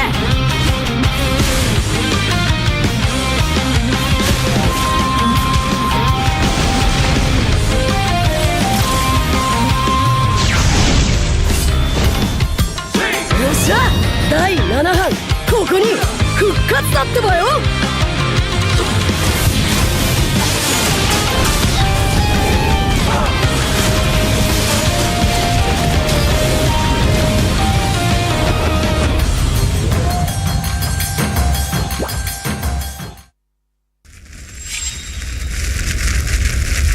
見せてやるよ、シャリンガンの本当の力をな。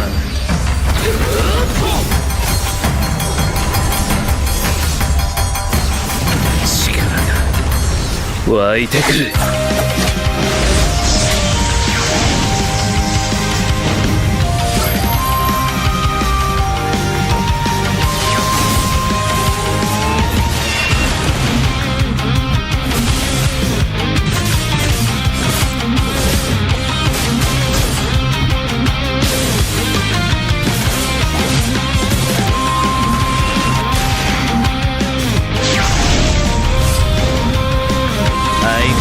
やかましい奴らだ。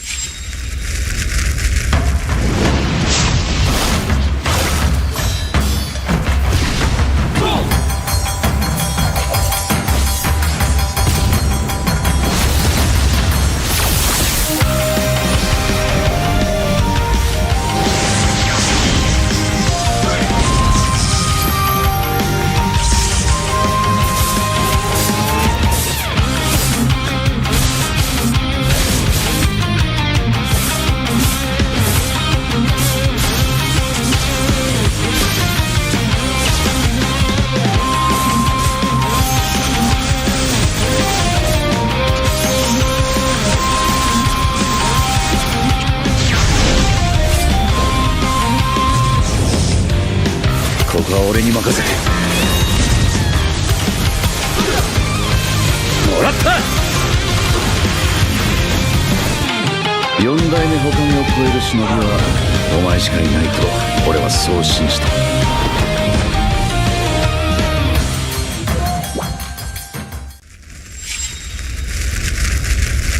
みんなを守るために私はもっと強くなる。さよなら。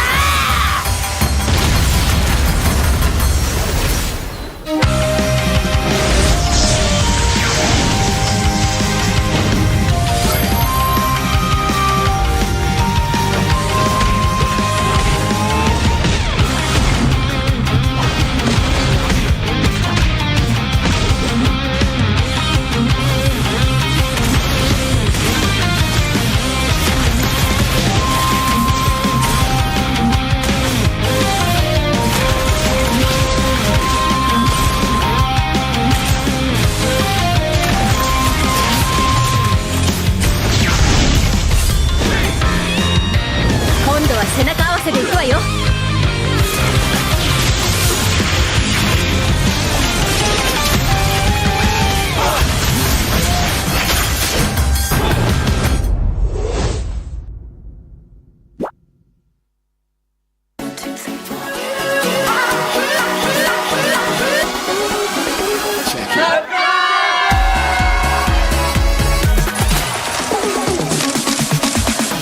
Ya, aku bareng. Ulang dong.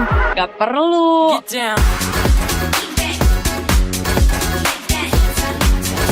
Guys, review.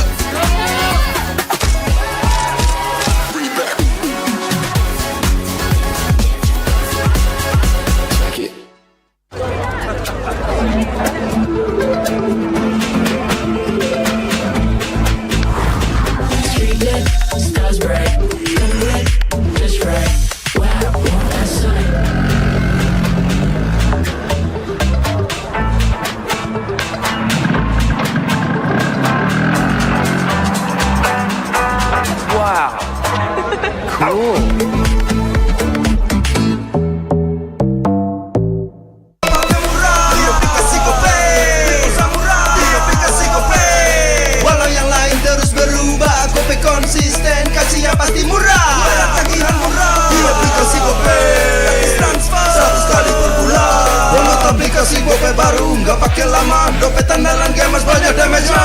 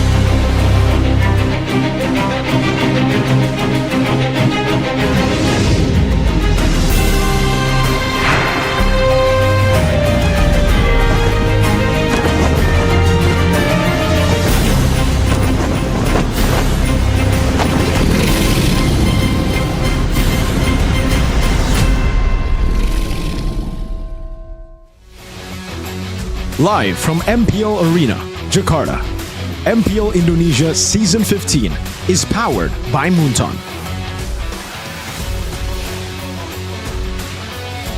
Supported by Esports Federation of Indonesia.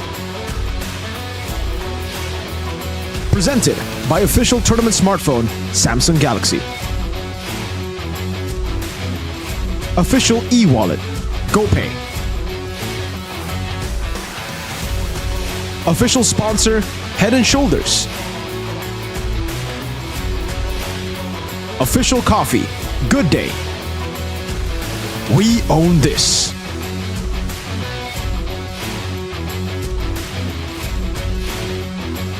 Menurut aku sih si Toynya bisa top goal dinner di MPL Indonesia sekarang.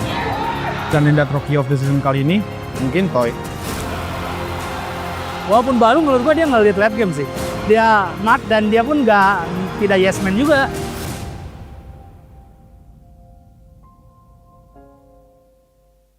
Mampukah Toy berhasil mendapatkan posisinya di hati para penonton?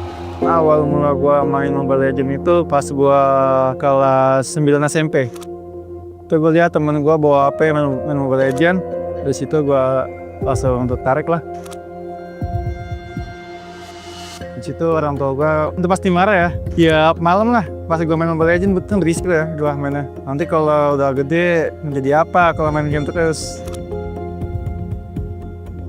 Jadi pertama kali gue ikut turnamen itu pas MNC 2019 sama Dunia Games. Situ pun juga HP gue kentang banget bang, kali main langsung pulang.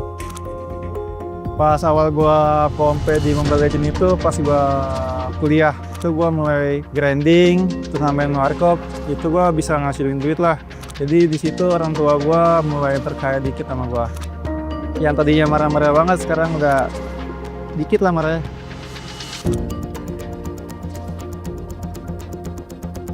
Yang setelah itu ya gue nge-push dan akhirnya gue top global ranked lah. Gue kan nge-rank sama Lemon bang. Pas akhir season gue ditawarin tuh sama Lemon trial di OC di MPL 19. Di situ gue gagal lah. Dan habis itu gue ditawarin buat trial di MDL season 8 yang akhirnya gue lolos. Ya perasaan orang tua gue pas mau masuk MPL itu ya dia nggak ngizinin. Ya karena kan gue disitu posisinya kan udah kuliah, bimbang lah mau ngizinin apa enggak. Dan akhirnya ada adik gue masih tahu kalau di RPC itu timnya tim gede kayak sepak bola lah. Digaji juga, fasilitasnya bagus. Situ orang tua gue mulai bisa perkaya. MPL ID season yang ke-18 hadir. Pas diterima di MDL season 8 itu gue dibantu lah sama Okta sama Don. Mereka yang bantu gue buat tetap improve dan akhirnya tim gue bisa sampai ke grand final. Mari kita sambut kedua grand finalis MDL Indonesia Season 8. Dan gue ketemu Ido, Rins, musuh yang jadi kawan lah gue. Kita udah pede untuk menang. Tapi ya hasil ya kalah. Emang gak boleh ekspektasi tinggi lah bang. Menjatuhkan tata yang hampir didapatkan sang raja. Terus di sepanjang perjalanan MDL season 9, akhirnya tim gue bisa lolos lah sampai grand final season 9. Grand final lagi nih ya. Posisi tim gue darinya 3-0 jadi 4-3. Sakit banget bang kalahnya bang. Game is over sekarang. Hands up buat teman-teman dari Akhir saya. Habis itu gue lanjut buat MDL season 10. Grand final lagi. Di situ akhirnya tim gue bisa juara. Gue pas menang tuh sampai loncat-loncat lah bang. Dan di perasaan gue itu yang sebelum season 8, season 9 gue gagal di grand final dan bisa membuktiin di season 10 bisa juara, saking senangnya itu ya. Di situ perasaan gue happy banget. Congratulations! Selamat Anarki Sena, selamat para Kingnya. Please, welcome, Akhir. Percaya proses, Soy. Good luck di MPL Indonesia. Gue liat performa Toy yang konsisten. Buat rookie monster kayak mungkin dia udah tinggal nunggu doang sih, nunggu tatanya itu. Terus dia juga jadi kayak missing puzzle-nya gitu di RRQ gue ngerasa. Kayak game itu jadi lebih jalan pas ada Toy gitu. Aja dua orang yang siap untuk bisa mengeroyok saat kita ternyata Toy-nya masih berhasil digocek tapi tidak berhasil. Mungkin ya kalau dari Toy jadi lumayan beda dari beberapa rookie. Yang ada mungkin dia lebih karena dia udah perhitungan juga, bukan asal ambil keputusan tabrak gaming gitu. Jadi itu yang bikin beda dia sih sebenarnya. Perhitungan dia dan ngeblend sama timnya gitu. Tiba-tiba di satu buah aspek. Pandangan gue sebagai Rookie of the Season kemarin sih, gue yakin kandidat Rookie of the Season kali ini mungkin Toy. Apalagi dengan dia udah Rookie of the Week terus kan. Terus juga dia lebih nunggu teman-temannya aja sih buat kayak nyari momen mungkin. Nah terus dia harus gendong biar jadi Rookie of the Season, itu udah pasti. Hidup tapi flicker, hanya saja implosion.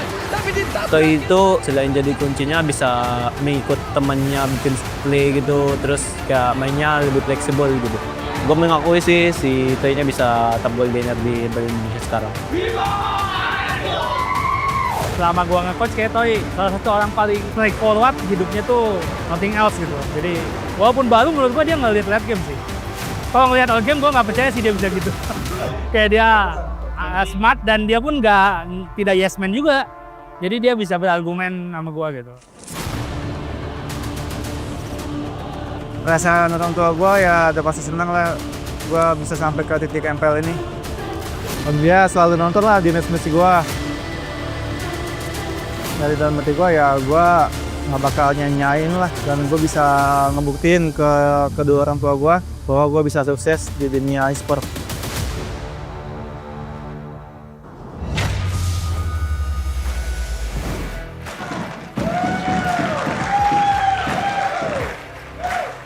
Dan sampailah kita di match kedua di hari Sabtu, hari yang kita tunggu-tunggu di MPL Indonesia Season 15. Di mana kita akan menentukan siapa yang akan menghadapi siapa untuk babak playoff. Mereka harus tetap berjuang dan di match kedua ini, di minggu yang ke-9, di hari Sabtu, pertemuan antara dua grand finalis dari musim lalu, tim RRQ dan juga Liquid ID. Mereka akan berhadapan satu sama lain untuk kali kedua di season 15. Dan kita mengingat bahwa dua tim ini membawa regenerasi yang begitu sukses dari musim lalu hingga musim ini.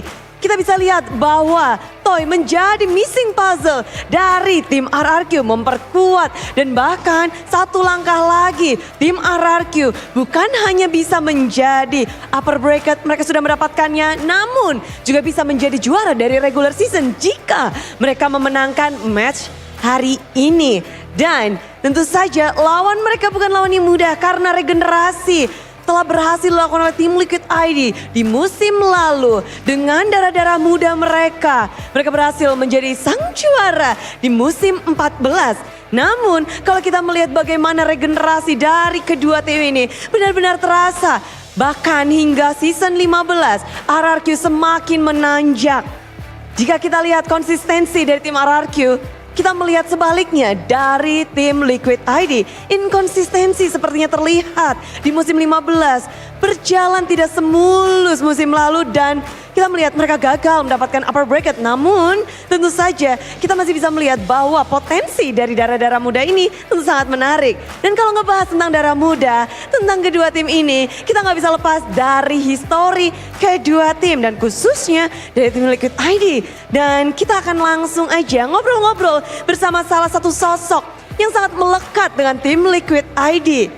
Langsung saja kita sambut bersama-sama, inilah dia, Godiva. Halo. Halo Godiva. Wow. Halo. Botak. Oke, Godiva, say hi botak. dulu buat fans-fansmu yang di sini atau super fans dong. Halo Liquid. Halo Kingdom. Halo. Udah gitu ya, Udah gitu aja. Tapi dihaloin balik kok didada-dadahin di sini. Gimana ngelihat keseruan season 15 ini, Godiva? Asik banget, season 15 ini asik banget. Jago-jago semua timnya. Jago-jago semua, tapi Kecuali Navi. oh, oke, yang belum hampir menang tapi Godiva, kamu udah nyangka belum sih 6 tim inilah yang masuk ke dalam babak playoff dan 3 ini yang tidak masuk ke babak playoff. Sesuai prediksi bukan? Enggak sih Bude, saya prediksinya EVOS pasti masuk. Wah, EVOS. Nggak sesuai prediksi saya, seharusnya EVOS yang masuk feeling saya. Oke, kenapa tuh kamu yakin banget seharusnya tuh EVOS bisa masuk? Soalnya sebelum MPL mulai kan mereka kuat kan di ESL kan, ada DPJ kan. Oke, Jadi mengingat dari turnamen-turnamen sebelumnya dari ESL ternyata tidak bercermin di MPL dan banyak prediksi yang miss gara-gara itu berarti ya. Tapi Godiva kalau kamu ngeliat TL ID gimana season ini? TL ID season ini ya bagus lah, cuman tim lain lagi pada bagus juga, jadi mereka aman-aman aja sih. Walaupun nggak semulus season kemarin kan, tetap kuat. Tapi penasaran kan kita bisa ingat bahwa kamu adalah salah satu sosok yang sangat melekat gitu. Terakhir kita ketemu season 11 kayaknya. Dan ya, kalau kamu ngelihat bedanya yang dulu dan sekarang, gimana sih ngelihatnya untuk TL ID yang dulu dan sekarang? Oh kalau yang sekarang nih Bude? Yes. Muda, berbahaya, solid. Lebih muda aja Bude, kalau yang sekarang lebih muda aja, lebih jago-jago. Lebih jago-jago. Tapi di season lalu mereka kan jadi juara tuh. Darah muda, juara. Lalu tapi musim ini kayaknya agak sedikit naik turun. Kita bakal ngeliat bareng-bareng sih. Sepak terjang dari tim Liquid ID dan juga sebenarnya tim Akhir langsung aja. Kita lihat bareng-bareng, inilah dia. Nah, kalau kita ngelihat dari kedua tim ini cukup berbeda ya. Dan mungkin kita fokuskan kepada season 14-15 di mana ini adalah momen darah muda muncul. Jebret. Di regular season RRQ menjadi pemuncak. Season ini pun juga. Namun ini beda nih sama tim Liquid. Godiva ngeliatnya gimana? Kalau buat season ini ya kayaknya emang tim lain juga kembang Bude. Jadi season lalu sama season sekarang mereka tuh tim-tim lain juga ngejar gitu. Jadi wajar Liquidnya ada struggle tapi harusnya masih aman-aman aja. Yang penting kan lolos playoff dulu. Yang penting lolos playoff dulu. Oke, tapi ngomong tentang lolos playoff, kalau misalnya nggak di upper bracket ini bakal jadi tantangan besar nggak sih untuk tim Liquid ID? 50-50 Bude, tergantung nanti lawannya siapa, kan belum ketahuan nih lawannya siapa. 50-50 lah. 50-50, jadi memang hari semoga pertama. aja nggak ini kan, nggak jatuh lah. Kalau jatuh udah. Tapi kalau misalnya Liquid di play-innya menang, minimal insya Allah MSC kali ya. Soalnya mereka kuat sih masih sih. Masih terlihat kuat walaupun kalau di regular season masih posisinya 6 ya. Jadi kalau Godiva ngelihat emang ada tim yang harus di kacamata Godiva, di mata Godiva, siapa nih? Adakah tim yang harus dihindari oleh tim Liquid? Jangan sampai nih lawan yang ini. Onyx sih jangan sampai lawan Onyx dah. Kayaknya jangan sampai lawan Onyx Bude, itu doang. Gitu, kenapa? Kenapa Onyx? Onyx too strong. Oh, walaupun mereka nggak upper bracket juga? Kalau di play-in ya kayaknya. Oh. Iya, Onyx ini bisa bounce back juga dia, pasti kuat banget nanti. Well, ini bakal jadi play-ins yang sangat mendebarkan karena ternyata tim-tim kuat juga masuknya di play-in dan season ini kayaknya pada kuat-kuat semua sesuai dengan Godiva bilang. Tapi kalau ngelihat kekuatan dari mungkin kedua tim ini ya, tim RRQ, tim Liquid, mereka tuh sama-sama membawa rookie-rookie yang bisa perform dari season lalu, season ini, bahkan Toy di season ini baru, ada Kyo juga. Godiva gimana sih ngelihat rookie-rookie untuk di akhir-akhir ini kok kayaknya mereka baru bermain bisa langsung perform? Kalau yang dilihat emang bagus sih. Berarti kita kan di Indo kan gak kekurangan orang-orang jago kan yang masih muda kan. Jadi buat kedepannya nanti Indo lebih kuat lagi buat di turnamen internasional gitu. Bagus sih rookie-rookie sekarang. Didikan di MDL berarti bagus-bagus Bude itu kalau kayak gitu.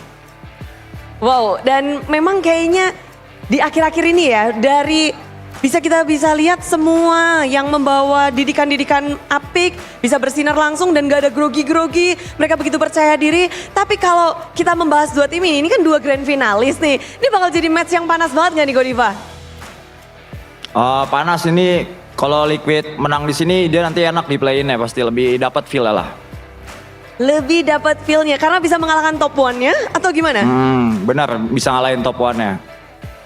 Tapi kalau kamu ngelihat berapa sih chance kemenangan tim Liquid melawan tim RRQ? 1 versus 6 nih posisinya. 20% lah Bude. Weh.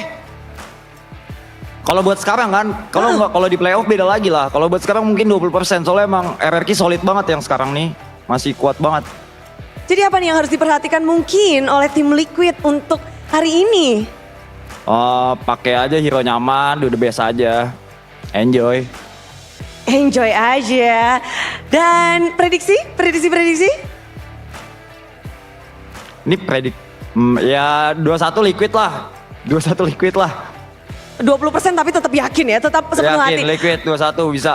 Tetap bisa. Oke, tapi ada yang mau disampaikan mungkin Godiva, kita harus berpisah karena harus lihat nih bagaimana kedua Grand Finals musim lalu. Good luck, have fun buat yang main, buat Liquid. Halo guys, long time no see, dah itu aja. Dah itu aja? Dah. Oke, kembali bakal rame banget nih pastinya untuk Godiva di streamnya. Thank you banget Godiva. Semoga kita Sama-sama, bertemu di MPL. Mungkin playoff datang? Oke. Dan itulah dia, Godiva udah kasih kisi-kisi tipis betapa kuatnya kedua tim ini. RQ dengan konsistensinya dan juga tim Liquid yang mereka memang dirasa masih kuat oleh Godiva. Jadi sama-sama kuat. Namun sebelum kita melihat kekuatan dari kedua tim ini, izinkan Bude mengucapkan terima kasih kepada kalian semua. Ini yang udah ngumpul dari tadi, udah pada lagi latihan koreografi, yang udah tulis-tulisan dari Kingdom. Udah ngumpul, tetap semangat. Semangat membara, namun gak mau kalah juga pastinya di sini dari The Cavalries. Semuanya udah panas, namun anget-anget dulu aja karena Bude juga mau mengingatkan bahwa MPL Indonesia Season 15 powered by Moonton, supported by PBSI, presented by official turnamen smartphone Samsung Galaxy, official e-wallet GoPay, official sponsor Head and Shoulder, official dari coffee partner Good Day, dan kita juga punya partner ini sports. Ada Telkomsel, Dunia Games, dan IndiHome bersama dengan advertiser Kacang Sukro dan juga Hokben. Tak lupa supplier kita RSV Helmet. Dan mengingat penuhnya MPL Arena, semangat yang membara dari para super fans, mereka ingin menyaksikan bagaimana leg kedua ini akan berlangsung. Dua tim yang menyongsong dari leg kedua menginginkan hasil yang baik. RRQ jika menang, mereka otomatis akan menjadi juara regular season. Dan tim Liquid, jika menang mereka tentu akan membawa mentalitas yang lebih baik untuk babak playoff. Perjuangan keduanya akan sangat menarik untuk disaksikan. Mari bersama-sama sambutlah, inilah dia, MPL ID dan juga RRQ.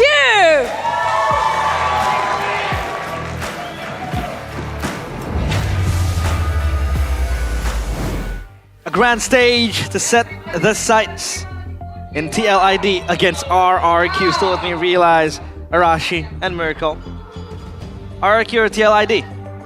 I know your answer, I don't need to ask you. RRQ or TLID? RRQ, bro. Wow. RRQ. By the way, historically, in the first leg of their meeting, this was the fastest game in MPL ID ever with the 2-0 closing by RRQ. So now it's up to TLID. The ball's in their court. This is how they have to play it. But again, this is a rematch of last season's grand final. So what has changed by then? You know, the things that has been happening. Surely there has been turmoil in the TLID roster. They haven't been performing to their best. But for RRQ, it feels like consistency just hit them. Yeah, they lost Skylar this season. I thought with the loss of Skylar, they would actually be worse. But no, they've actually been better. They lost their star, and everybody now is able to carry the game. Everybody is able to be on, I would say, a similar level. Although, when it comes to spectacular performances, I think we all know that Dyron and Edok stands above the rest. They do. But of course, now for the audience topic voting, how does TLID strike back after being defeated by RRQ in the first leg? A, add more pocket picks. B, focus on power heroes. Or C, use meta heroes. As a kingdom, what do you think is the most practical approach? TLID. I think they need to recognize the winning, I don't know, man, the winning tools that RRQ are able to use, right? Usually, for the most part, it's that dynamic EXP lane and roam combination.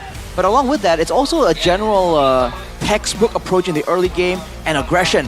And in my opinion, the moment I've seen RRQ kind of really struggle is when teams understand that. They know that RRQ, they're a playmaking team. And what they do is they make a composition that is hard or punishing to try and make plays against. And so far, I feel like that, along with good execution, of course, and their you know, and your own X factors, is what allows teams to really find a dominant win over RRQ.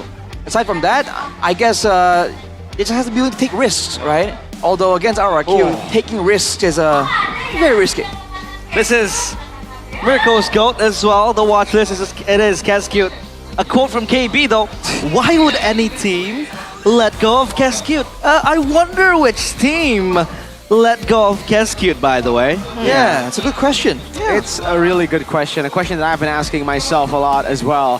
Who was the team who let go of him? Like, I mean, like, if I was a team that had him, I'd lock him down, contract him for life, you know?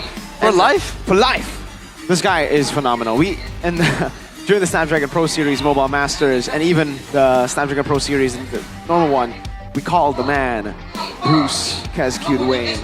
Wow. Just because he seems to have a plan for everything. He has a contingency plan for anything that is going on in the game that the opponents can pull off.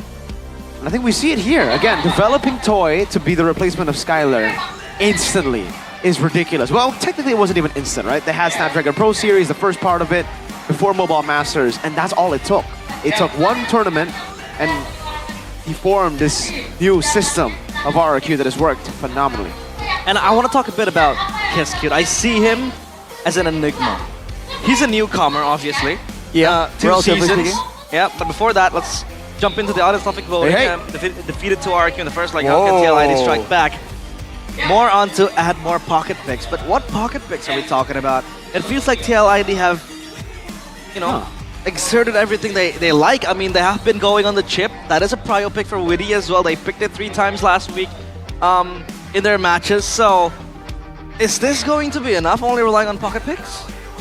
Yeah, I don't know, man. I feel like, again, the pocket picks are great and all, but you need to get it in a certain context that allows you to catch RRQ off guard, catch Cascute off guard. And like we've just mentioned, that's a tall order, man. This guy just knows, and even when he is off guard, it's like, all right, well, we have something that kind of works. It won't hardcore counter it, but with how the team is performing, it will do. And so far, it really has. Yeah, back to my point again. I think this is a question to Mirko as well, because this guy is a devout believer of Cascute. Devout. This guy is new to the scene, right? 2 seasons, coming to 3, but it feels like he's an enigma. What makes him so good that he is ahead of the competition, even if he is faced against coaches that are experienced, like Adi, for example? He takes his time to learn exactly what he needs to learn as a coach. Again, a lot of coaches, especially moving from a different discipline, takes a while. Like, they take a while to get themselves in. They go with the flow. Cascute doesn't care about the flow. He will learn through other ways. He will watch as many MLBB games as he can. He will watch as many of the opponent's match as he can as well to develop a plan to beat them.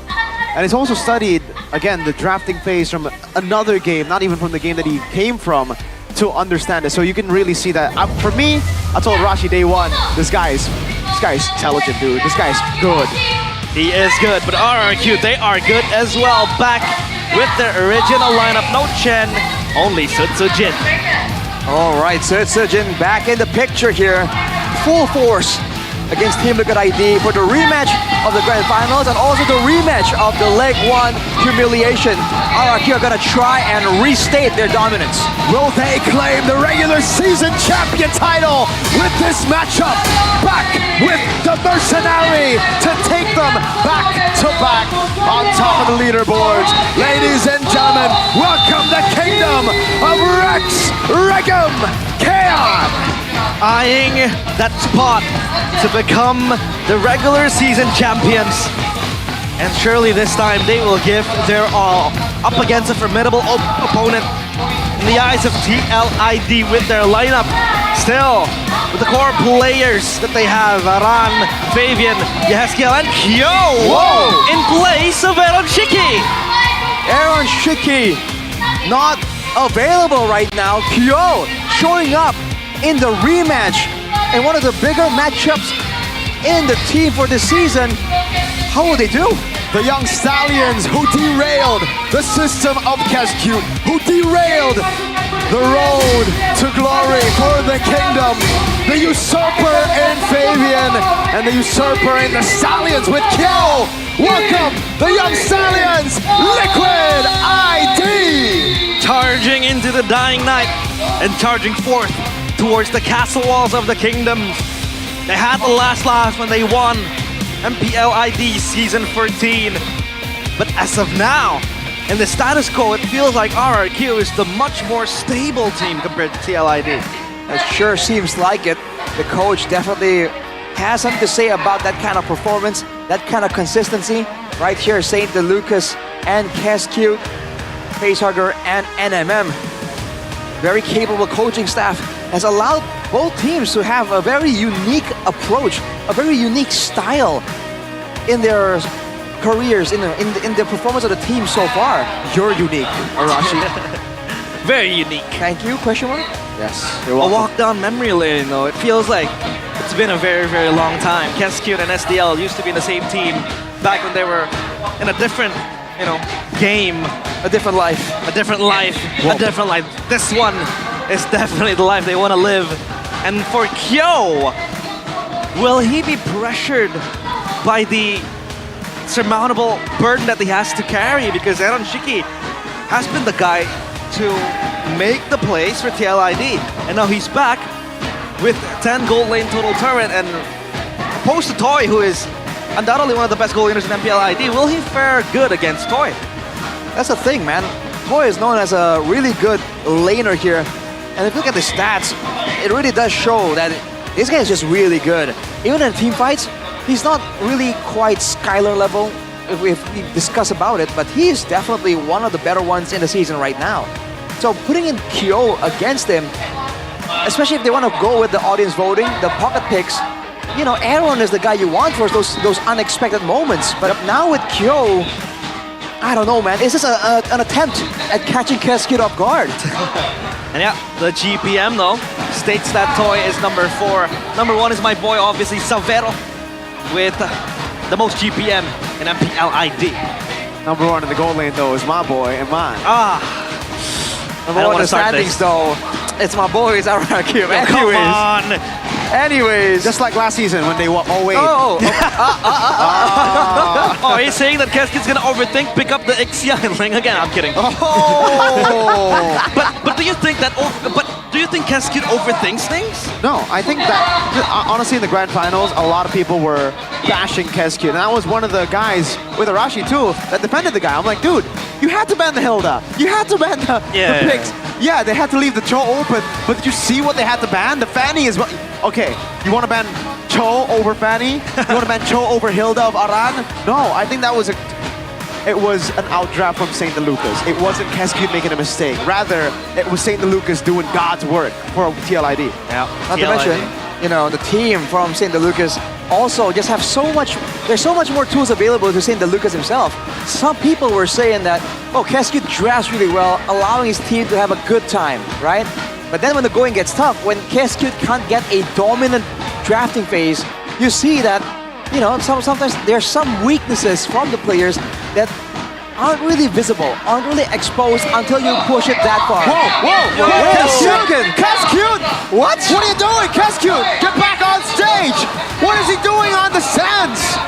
That's not KSQ. That's Kaz. Is it not? Kaz. Cool. What's the opposite of cute, Arashi? Kaz regular. Kaz regular? Wait, he's on set. That's a doppelganger. Doppelganger? Now let me look up for the up. He even has the hair down as well. That's. I don't want to say it. Come on. Yeah, that's. Kaz plane. Unattractive. We can use plane. Kaz plane, sure. The Kaz plane. Kaz cute. Oh my God. And Kaz cool. I don't know if cool is the word I would use though. That's true. Yeah, now back to the game.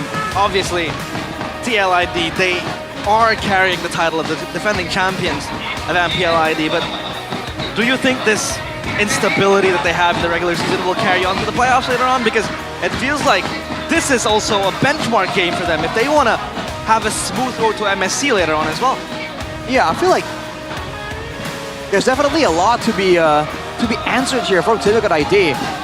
Hopefully, right, they get it sorted. They'll have the time that they have before the playoffs can be used to improve even more instead of fixing the issues, right? Because that is not how you want, the storyline to go.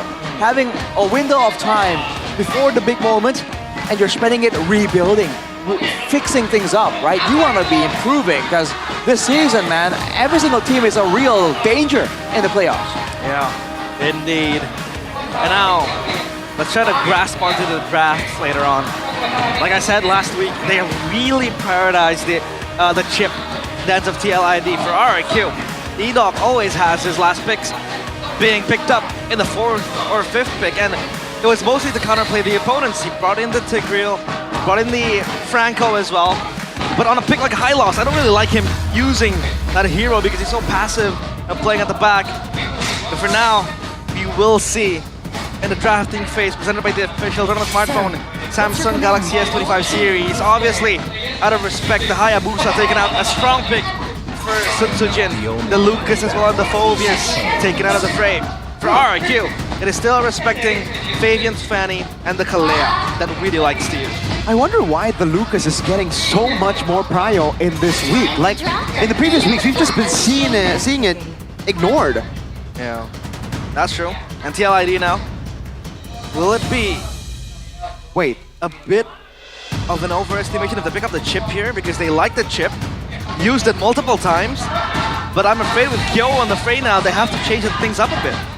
Well, the chip, we've seen that in the past 1 or 2 weeks, teams have been comfortable letting go of the chip as long as they have the other tools required to keep the chip at bay.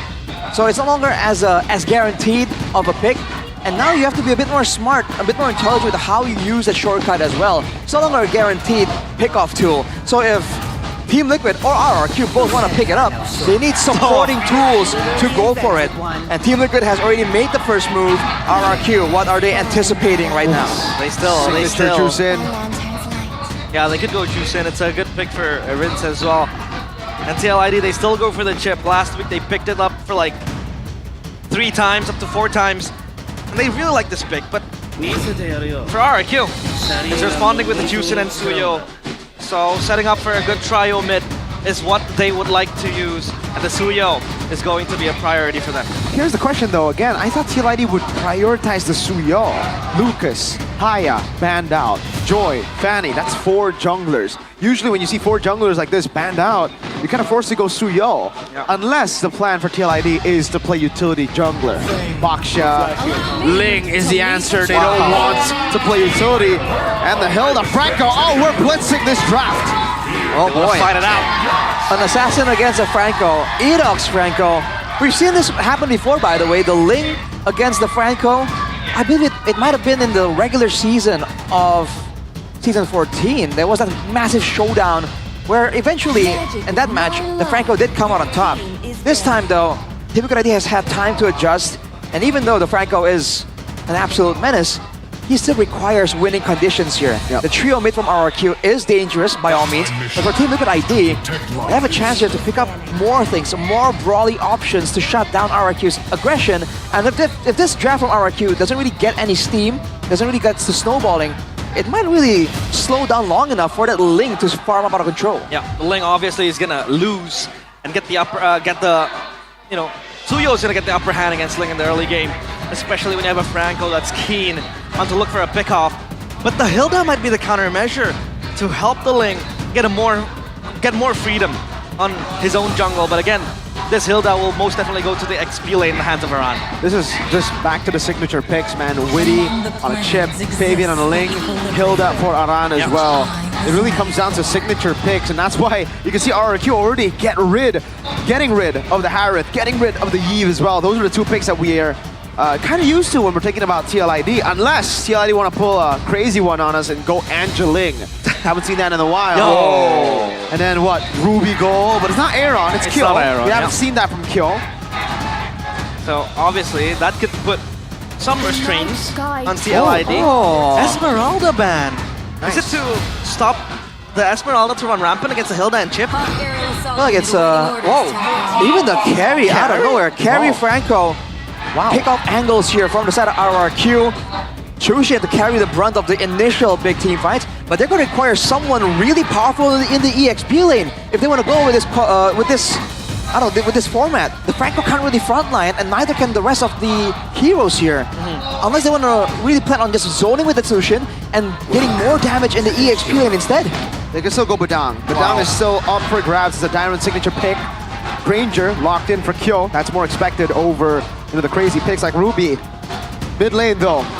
with the Granger and the Ling and the Chip, I think the safest choice has got to be the Valentina, right? Valentina. Or Vex. Yeah, Valentina I think would make a lot more sense here. Although there's not a lot of big ultimates to be stolen. Go for the Kimmy. Wow. Still this available. It's an offense is the best defense front to back. Yeah. They're gonna play the kiting game as well. This is super greedy, by the way. I gotta say, this is a super greedy composition. Ling, Granger, and Kimmy. Yeah. They all need gold to funnel for themselves, so that is going to be a weak point for TLID. They're not gonna get their items quickly. Sorry, I don't know if Kimmy and Ling want to take the portal. Instantly, Glue gets picked up. Yeah, okay, so this is Team Liquid ID just playing macro, like macro. They're not trying to go for a pick-off style with this chip. It's just pure macro using the wave clear and the spammable engage tools. It might be Team Liquid ID dancing around, trying to use that traction pulse to really try and throw a wrench for RRQ. For RRQ themselves, it's a more straightforward composition here. They just want to brawl, they want to get ahead and really get the ball going. The Glue, however, it's a great pick against all this damage potential from Team Liquid ID, but you do wonder who exactly is this Glue planning to attach to. If it's the Kimmy, you know, that might just work. Targeting will be important. But of course now, the stage is set for a grand rematch. The TLID against RRQ. Game number 1 into the Land of Dawn we go. Ladies and gentlemen, welcome to Land of Dawn for game number 1. RRQ's road to securing number 1 in the standings. Edok starting things off with a hook to the Usurper's buff. Trying to delay, trying to stall the farming speed of Fabian. Definitely important. But this matchup, the Kimmy against the Tsushin, we've seen the Kimmy come out on top quite significantly when the matches come down to it. Tyron though, is around. Wow, Tyron, wow. Wow. The guts on the guy. But look at the freeze attempt by Aran there. He didn't really let the card go into turret range. Definitely interesting.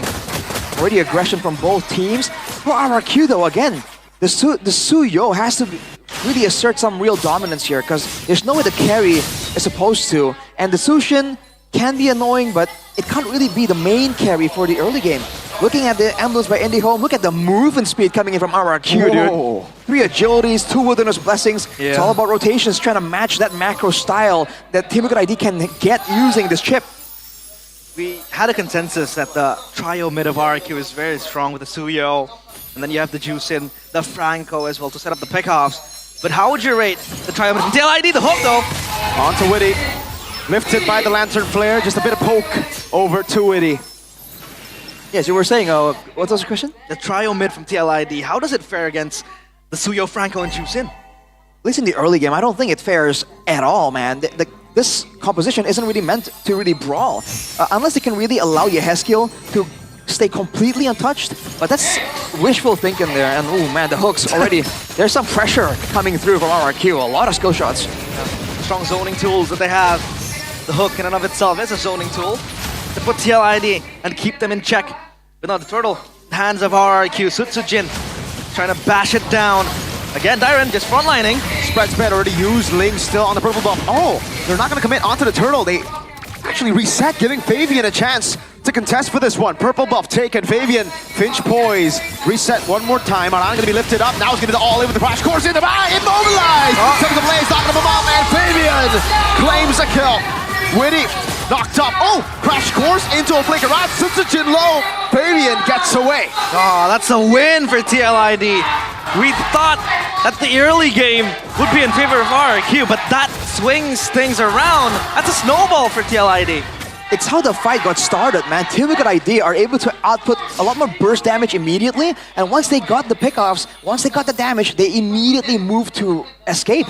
RRQ, if they really want to get ahead, they need to try and make a play happen. Bloody Hunter, the flicker, Toy will follow with his own flicker, and it's a kill, a shutdown on the Usurper. That tips the scales. Ling shut down, so RRQ now they can take a deep breath. Aggressive flicker from the carry, level 4. Definitely a unique thing to be looking at. But again, RRQ, they have to try and make the fights happen off the back of an iron hook or something like that. They need to be the ones aggressing. But look at Dyron already taking a ton of damage here, already spreading. Yep. That's info, at least for That's TLID. wild, Arashi. He's just spreading. Spreading away. That's Setsujin again, just getting prio on the turtle. Rinse with the zoning capabilities that the Chusin has. Will push away Fabian. Traction pulse. Over to Rins. The stun as well. That's gonna be out of the power wall. That's Fabian with a steal! From out of nowhere, no purple buff. But he's got that flare back. The usurper runs down the turtle and it's all snatched.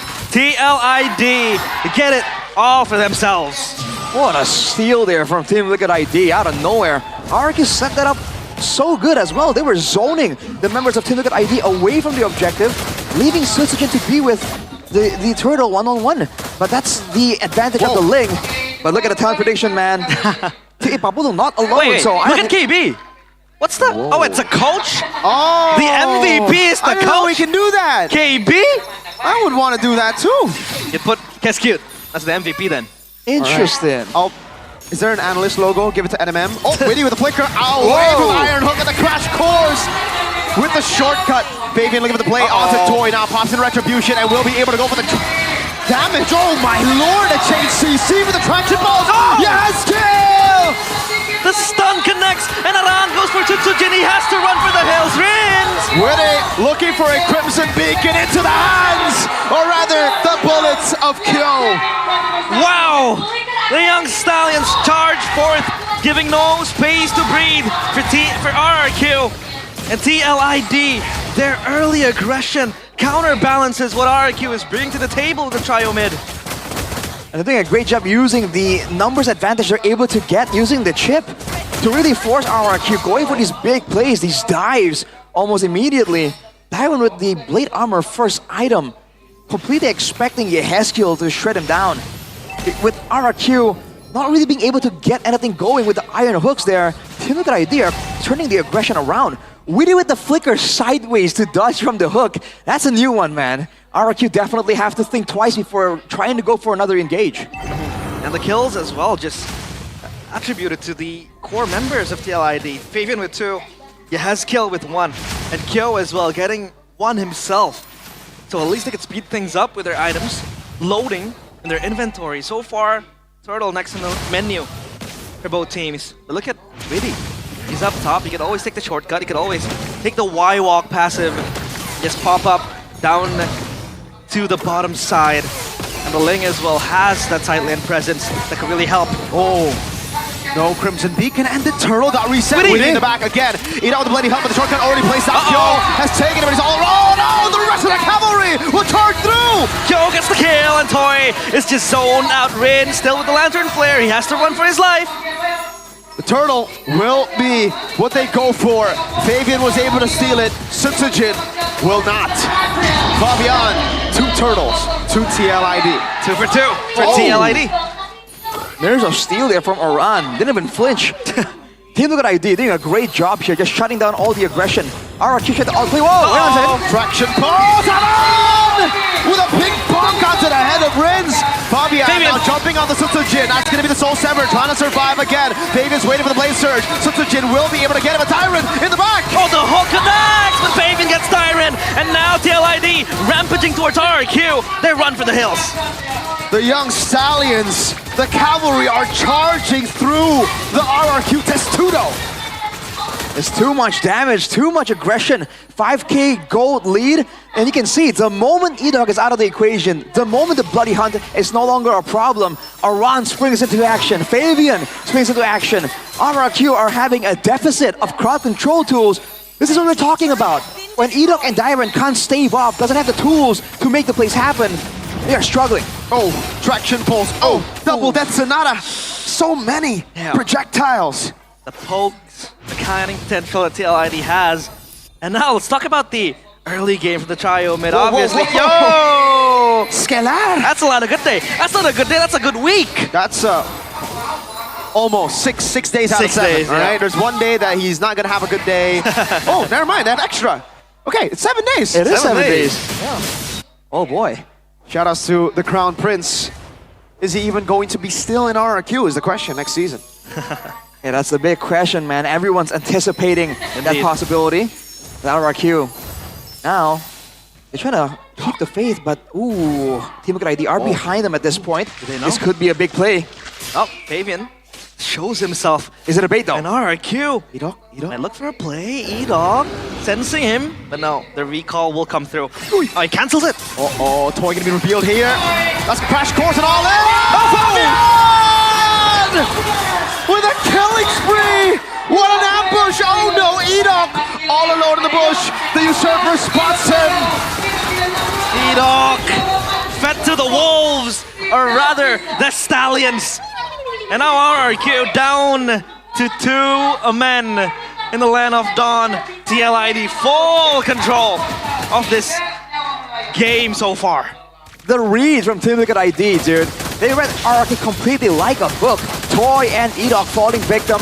The Lord falling into the hands of Team Liquid ID as well. RRQ were relying on getting a strong early game, but now they're forced to contend with a late game Ranger, late game Kimmy, and late game Ling on top of the chip threat. It's looking tough for RRQ, man. If they want to defend, they have to pull out all the stops, do all the outplays, all the unpredictable moments here. They're relying only on Toy and the fact that he can output more quote-unquote burst damage from the gold lane, and that's the only hope RRQ are hanging on to right now. Yeah, the top side turret taken down. It's just to the inners now. And TLID, they're taking their time, stabilizing the lanes to create a tri-push up top, at mid, and down bottom. And Fabian also has that presence. Look at Witty, so far as well. And always ready to pop the shortcut. RRQ, all they have to do is defend. A charge into the mid lane. Tyrant poked down again. Slow push from TLID. In the bottom lane, Sutsujin will be able to deal with it. No holy defense procced. A hold from Rins in the mid lane, and they will not be able to push further. A slight win for RRQ. The holy defenses are still up, so at least there's hope. Definitely is, but a 9k gold lead. Team Liquid ID are gonna try and force more things on RRQ. They do know they don't have a lot of burst damage, a lot of long range either. They don't really want to risk anything, so they back away immediately, go back to farming, because as you guys were mentioning, this is a very greedy composition. But with the map control that Team Liquid ID have, they can farm up for themselves and RRQ's jungle and get something, but whoa! Blade Surge. Oh, that's why the traction pulse is kind of broken, yo. It's really an is. initiation. It's a It pick sucks you in. Oh, man. It's so long range, it's also AoE technically. RRQ trying to find something, gets a hook. Oh! But it's only onto Witty. He likes that around in the back line, trying to disrupt again. And RRQ, despite the hook, despite the bloody hunt, they'll be the ones zoned away from their purple. Sutsujin, no retribution. A Queller. Ooh, Fabian gets it. It's Fabian. Was that a read though? I think Edok was trying to get Fabian potentially when he's dashing in to try and get that purple. You saw the angle on the iron hook is kind of slightly tilted. But there's no bloody hunt. There wasn't. So there was no way to follow up behind that hook if it connects. But now then, the big problem for RRQ, I feel like, is this Hilda that is just running around, body blocking every damage. How do they deal with Aran now? Well, with time, with gold, Toy will be able to deal with Aran quite handily. This isn't the Vengeance Hilda, this is the Sprint Hilda, so at least that is a possibility. But he's gonna have to try and do that while dodging damage coming in from Haskell, Kyo, and Fabian. So that's the tall order. Edok has to stop potentially 2 members as well from diving towards that backline. And Tyrant can't really do as much on this glue. So he potentially is going to be sent to try and zone Haskell or Fabian. Yep. But again, probably not with this Lord. I think RRQ are going to be forced to give this one up just to get some more farm, right? Get some more items, and make the big decisive moment when they are better odds for them. When did they start? Dude, that was so quick. They took the Lord like it was nothing. The Kimmy damage. It's another minion. 2TL. Yep. They relinquish all control. That's from RRQ. Almost a 4k gold lead for Kyo on that Granger, dude. What the heck? 8k, 11k. Totaling now for TLID with a gold lead. Oh, a hook! No, But there's it's no Aran. way. Not on Aran. Yep. And the hesitation, man. Caught off guard there. The fact that Team Liquid ID have members that can tank that hook with little to no risk. That's the big problem here. They're going to require Toy to follow up as well when they do commit that bloody hunt. So RRQ, they're just stuck with so many questions but so little potential answers here. As Team Liquid ID already setting up for a 3-wave push. Let's see how RRQ try and save this. Have to defend their castle walls. Traction falls. Crimson Beacon pop. Oh, big resource. Massive resource used up already. Turret number 1 in the mid lane, taken down. That's going to be the Iron Hunt, the Bloody Hunt with a flicker into the back line, and that's going to be Toy with a kill! Oh, Fabian gets the kill. Or rather, that was kill, but Fabian dancing with the blades! Way too quick! A shortcut to the back. That's going to be the gun down! Yo! Dire into the back, looking for the play again. A spread of the mount down by Kill! The crystal is open! And the young stallions charge to the very castle of the kingdom. They are toppled down in game 1. Wow. Now that's a statement. That is a statement. They denied all of the drafting tools that RRQ were able to get. They denied the micro adjustments in the execution by RRQ as well.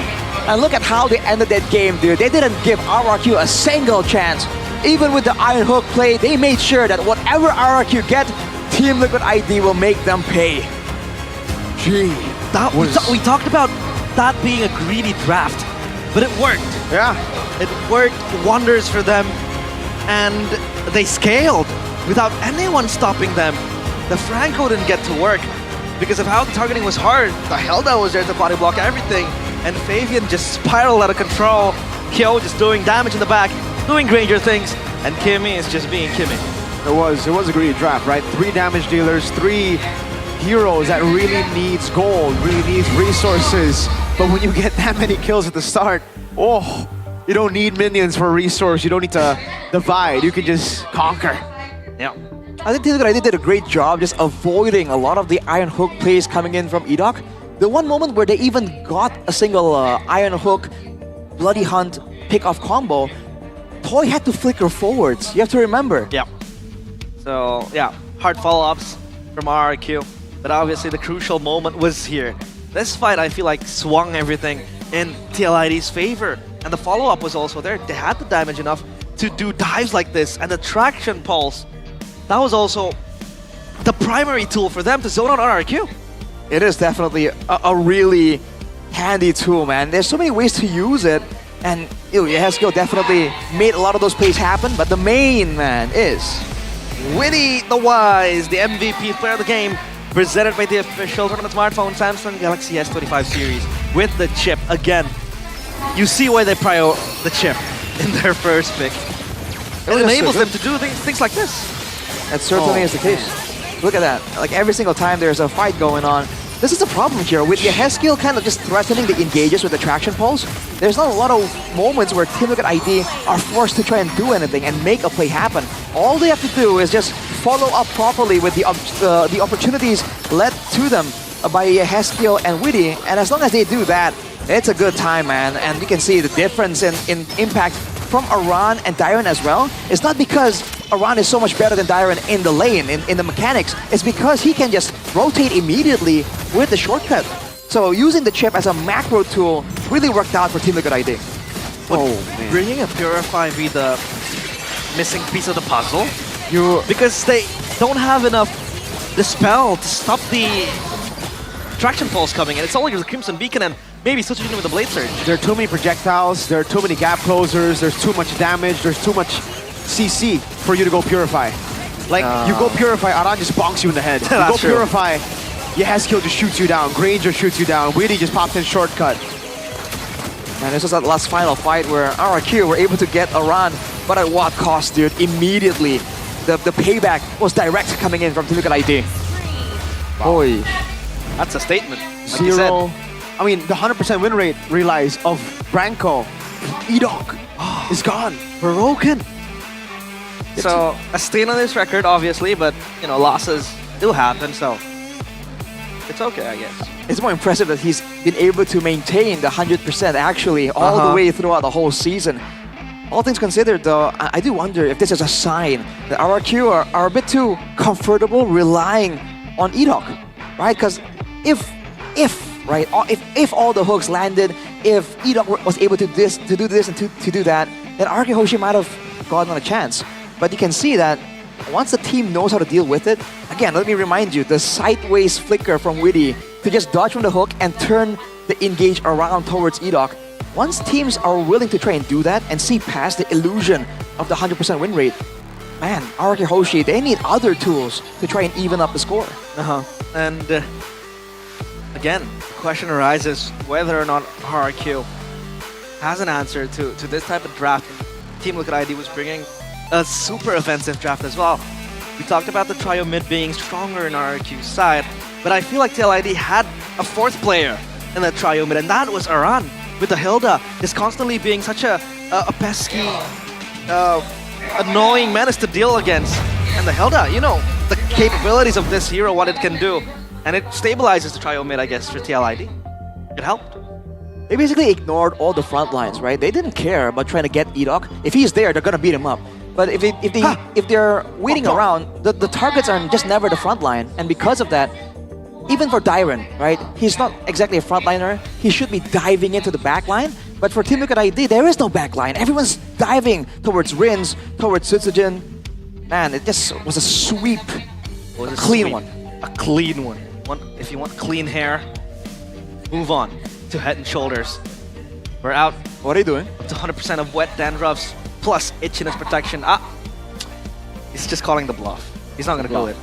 What was that? It is. You want some? I don't think so. I had You Head and Shouldered? I had Head and Shoulders before this. Fine. Sure. Let's go. Oh yeah.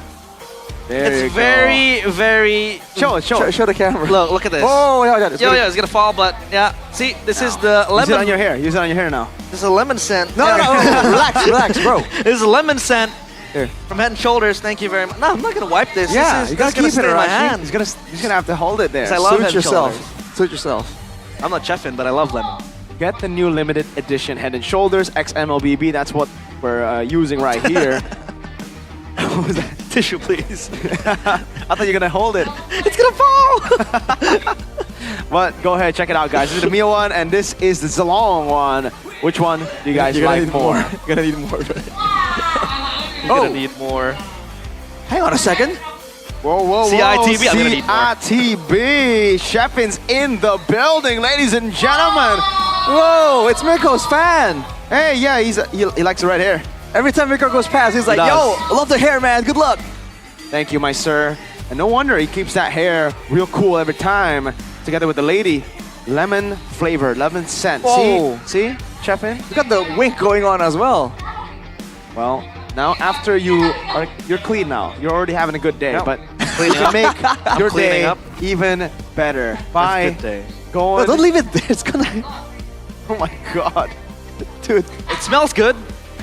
Yeah, I bet. And it's a good day today. It is a good day today. It is. So if I have 7 good days, you're gonna have a good week. I have a good week. Yeah, if you have it every single day of the month, you have a good life. A good month. No, if you have it every day until you die, I guess. You have a good amount of and that's a good life. You have a good chance at getting a lot of energy. Put it that way. Yeah, a bit too much. Makes you sleepy maybe sometimes. Yeah, exactly. So don't forget, obviously, to grab yourselves a Good Day, because Good Day is a 3-in-1 bottled coffee with a variety of delicious flavors, including fantastic mochaccino, original cappuccino, tiramisu bliss, avocado delight, and the newest edition, groovy cookies.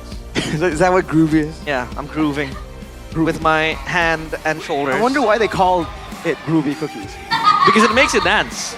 Oh, really? The very flavor I consume of it. that, and I haven't been dancing. Because you don't just you just don't vibe. You have to vibe with it. I just don't vibe. All right, I gotta vibe a bit more then. And to vibe more, you want to collect cards. You know, collecting cards has been my hobby back then. I used to collect a lot of anime cards. Oh, and really? now with MPL Indonesia, we're set to launch our first ever official player card series called Nirvana as part of an exclusive project with OnePlay and MPL ID. If you wonder when it's coming, it is going to be officially released during the MPL ID Season 15 playoffs. A total of 5 cards tiers based on rarity. Tier C is base, or my club. Tier B is teamwork. Portrait tiers red.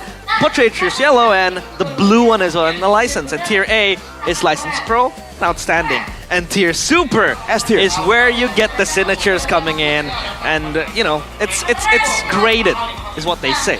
Yep. And the premium. Don't forget the premium. Premium the one as rarest. well. The rarest. I want a premium Eman card. Yeah. And now look at this. Oh my god, tier premium? So beautiful. Oh, okay. I want the tier premium Eman card though. Eman Holy card? moly. Tier premium Eman I heard card, you're gonna please. get your own card, and you're gonna be in premium as well, Miracle. Hey, amen, bro. Amen. MPL Indonesia officially licensed player card tier information. Look at this, bro. Oh my god. Yo, I want this. I want this now, bro. I want me some premium tier Eman. Someone in one player MPL, please give me a premium tier BTR player. Doesn't have to be Eman. Could be a Luke. Could be a Moreno. Could be a NFL, Light, Finn, Eto Max, Theo, Tazi. I think I want to get a Kyrie one. What? You don't want a Kyrie one? I want a Kyrie. You want a Kyrie one? The signature with it as well. I think Kyrie one's gonna be the most expensive. Like you can resell that. It is. Yeah. It's Everybody gonna- wants a Kyrie one. Everybody wants it. Even me, and I'm not an Onyx fan. That's my favorite player right there. It's in demand, bro. It's in demand.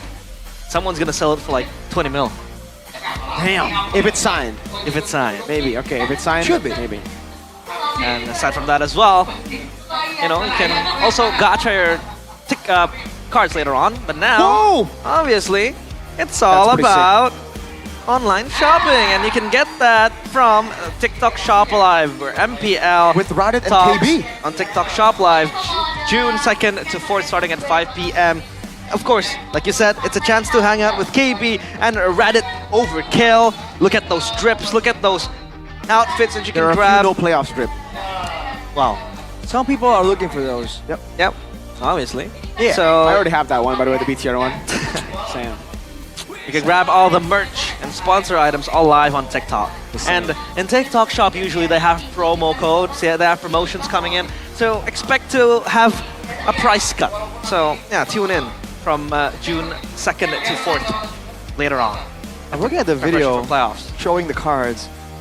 Oh yeah, over there. See? Nirvana. MPL Indonesia officially Nirvana. licensed player cards. It smells like Teen Spirit. Huh? Never mind. What? Kid Bomba? No.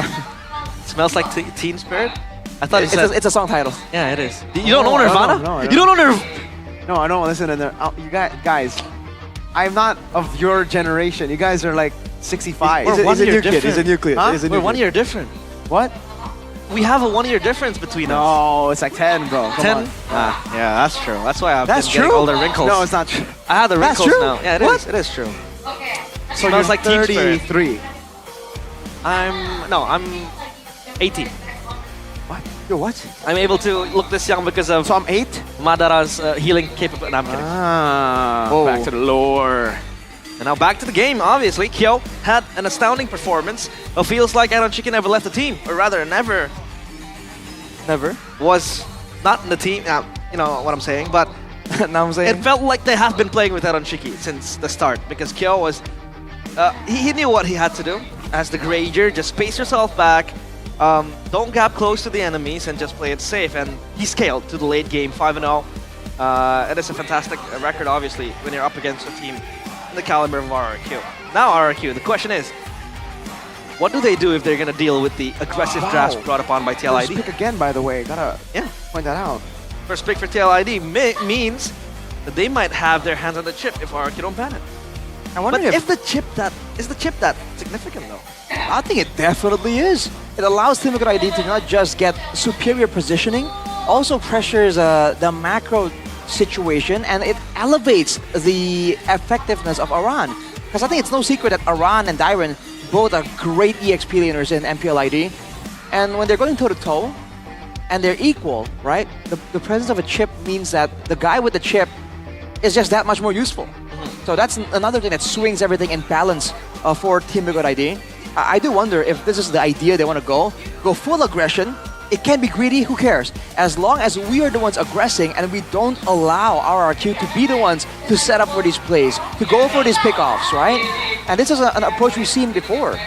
Rely on RRQ's need for aggression, for aggressive playmaking, and either counter it or deny it altogether. Yeah, indeed. In RRQ, it all starts in the draft later on. Will they be able to prioritize the things to ban? Obviously, you gotta take out the Fanny. It's a staple pick for Faven. If Faven gets it, it's basically a done deal with the Devil. And now, the chip is another concern that arises. So, that could be in the cards as well to be banned out by TLID, or rather, to RRQ. But for now, for TLID, it's taking out the Lucas, which has been very prio this week, or rather this day. And for RRQ, it's taking out the Fanny. TLID will take out the Hayabusa as well, just making sure that Sotojin is left uncomfortable. Well, the Joy is technically still an option. Yeah, banned available. out. Never mind, they ban it out themselves. Too risky at this point. This is the thing, man. RRQ, this is looking a bit more like the grand finals. When they met in the in the first leg, it really seemed like a one-sided deal, but it didn't seem like the same kind of Team Liquid. Now this is more reminiscent of the grand finals, so let's see now. Kescute on the back foot already, having his strategies dismantled in game number 1. What is the idea here? I feel like with how both coaches are so well versed in the drafting phase, it can't just be a single pick or something. It has to be everything planned out from the bans as well. Boxia ban? Yes, sir. Anticipating something. It Might be a seems Kimi. like. Yeah, It might be a Kimi first pick. Anticipating a Kimi. But yeah, I think RRQ is trying to entice TLID to take the Kimi. So Asta not take the chip, but what do you think TLID will go for? The Kimi or the chip? Who said there are no shortcuts in life? Chip. Answered right away. Not for RRQ though. Does that mean it's a Kimi Kalea technically? Yeah, it's an angle. The Kalea is open as well. Sakura is still available. Sakura.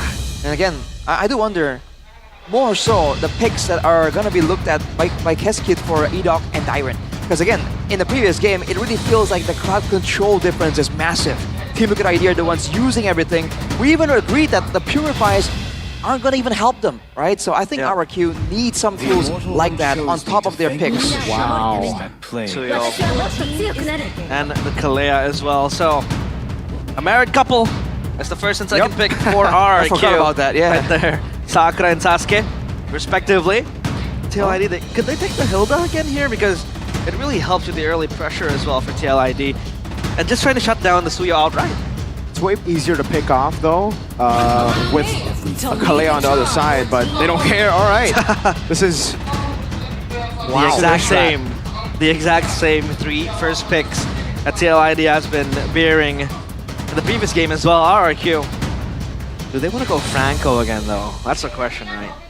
Might be a bit too early here. They have a chance of using the Kalea already, you know, as a flex. Worst case scenario if the Franco and the Tiger all gets banned out. So I feel like for now, RRQ don't really have any urgency to go for that. Kimi? Considering the Kimi was such a big problem, I do feel like that is the pick in hand, but no Beatrix. So they can still go for the pick of style. Instead of going with the carry that's so much more vulnerable and weaker in the lane, going for the Beatrix. Yeah, it's a setup as well. Yeah, Beatrix, Kalea. You go with the Tsunami Slam X, the Banished Rage. So obviously that is an angle to look for, and if they go for the Franco, that's going to add icing on top. So TLID, I think they do have the urgency to ban the Franco out to stop the pick-off style from RRQ just rolling around the Land of Dawn later on. But now RRQ, what do they want to ban out here? They still have to ban out Eve, I think. But they, dude, the thing is, right, you gotta think about the Eve and the Farsa.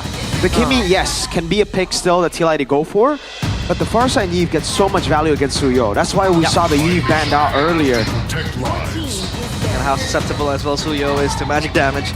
High loss taken out of TLID. Bans an RRQ. Will it be a Eve or a Farsa or even possibly a Kimi ban? So many options available here. It depends on what they really want to try and get ahead, you know, in the game. For RRQ, if they really feel like they're gonna really take full control, then these long-range heroes technically can be dealt with a significant enough gold lead. But again, do they want to just make sure there's less tools available for Team Liquid ID to enable the Chio mid-rotation? They go for the Harriet ban eventually, so it's all gold lane focused here. I mean, Moskov is still up in the card, so that's going to be a pick that you can use. X the chip as well, you have global presence. And TLID pen up the Esmeralda.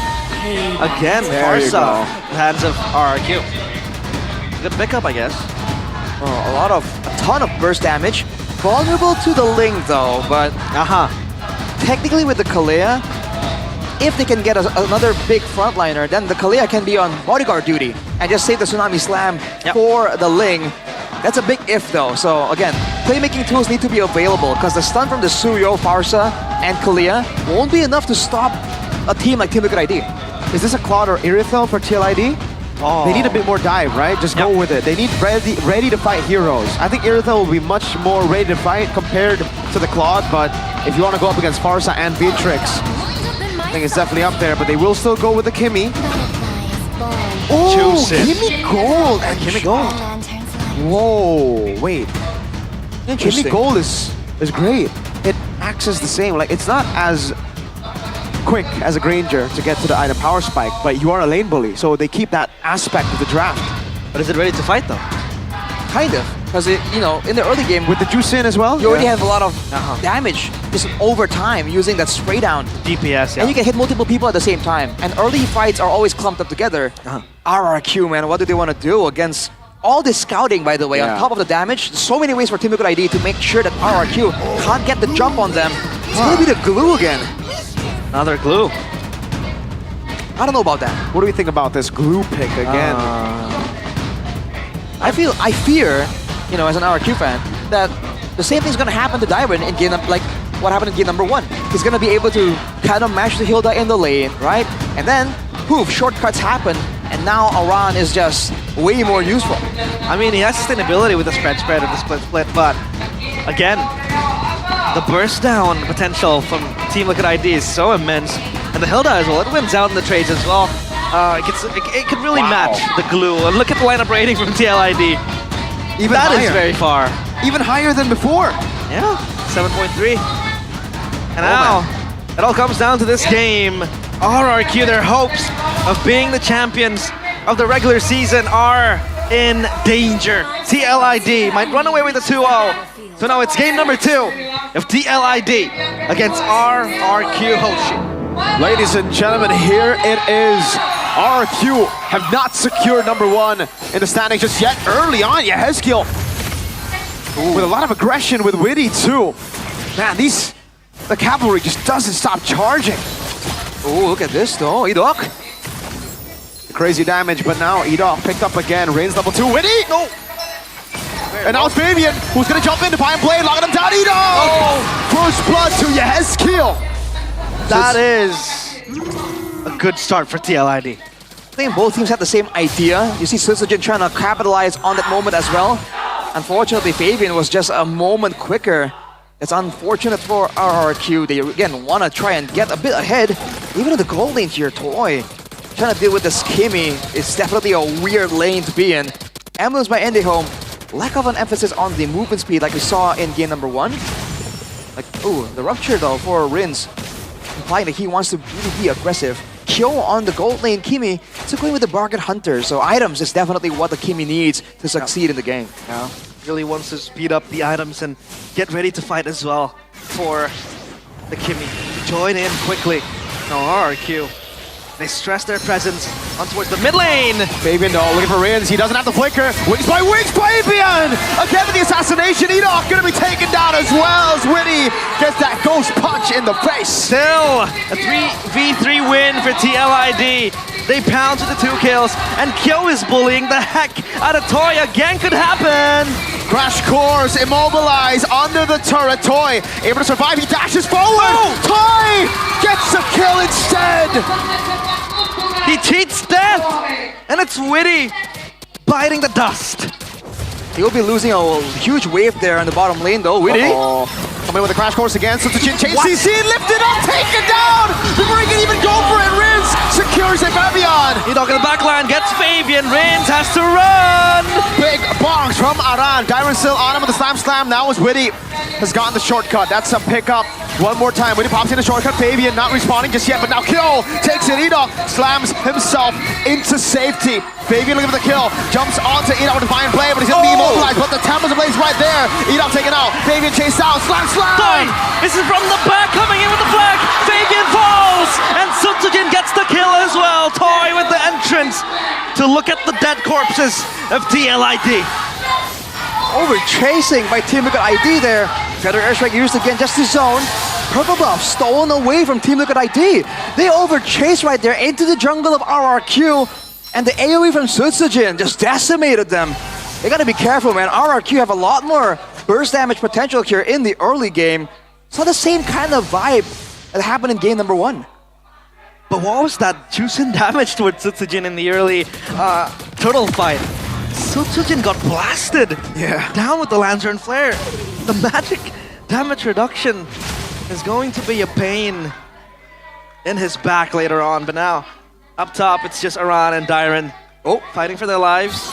Witty! Toy, no flicker. Good night, Toy. Tsunami Slam into the back line, but Fagan has the top of the blades. Rins waiting there. Edok will be taken out by the fine blades. Now, Rins! What? Trying to go in, Kyo, pure buy! The liftoff, and Sutsujin as well, next to bite the dust. The liftoff going in towards Sutsujin and Dyron. They have to run and save themselves. Dyron trying to run away. Spread doesn't save it. Traction pulse! And Kyo finds the kill. TLID coming out on top again. Never stopping their charge. Toy, I don't know about this. Toy! He gets away. Good yeah, Bennett. Bennett rage, yeah. All right, bit of a lull in the action, but Team Liquid ID with a 1k gold lead. And we're going for this turtle. RRQ trying their best to kind of match the unpredictability, the aggression of Team Liquid ID. And man, sometimes it doesn't really work in their favor. Look at this, Aran. Locked up, Fabian walks in, Sutsujin wins on the retreat battle, Tsunami Slam! Aran taken out. At least that's an answer to stop the Hilda from just rampaging in the back. The Tsunami Slam is going to be crucial. But look at Witty. He's just dancing around and hiding in the bush. Toy might be next on the menu, but no. Witty will take his time. Well, he's still there though. There's still a chance he's gonna try and go for something with the purple buff coming up. That could be the angle here. He's gonna wait for Sutsujin perhaps. But RRQ is gonna be wary of this because they haven't seen the chip and the map anywhere, so you have to be careful. Will they guess that bush though? Being the place where Witty is hiding in. Toy might be the most apparent victim, but so far he's just clearing the lane, and Witty is just left unattended to. He is sweet. He's spending a lot of time there pitching up a tent. A bonfire as well. Exactly. Marshmallows. Now for Team Liquid ID, they're still waiting for a big moment. RRQ though, they might consider that RRQ aren't really where they were expecting in the previous engagement. Again, Witty, very patient there. RRQ has a lot of wave clear available to them though, so they have a lot of ways to kind of avoid staying in the lane for too long and allowing Team Liquid ID to go for some of those big dangerous dives they were doing. Sutsujin.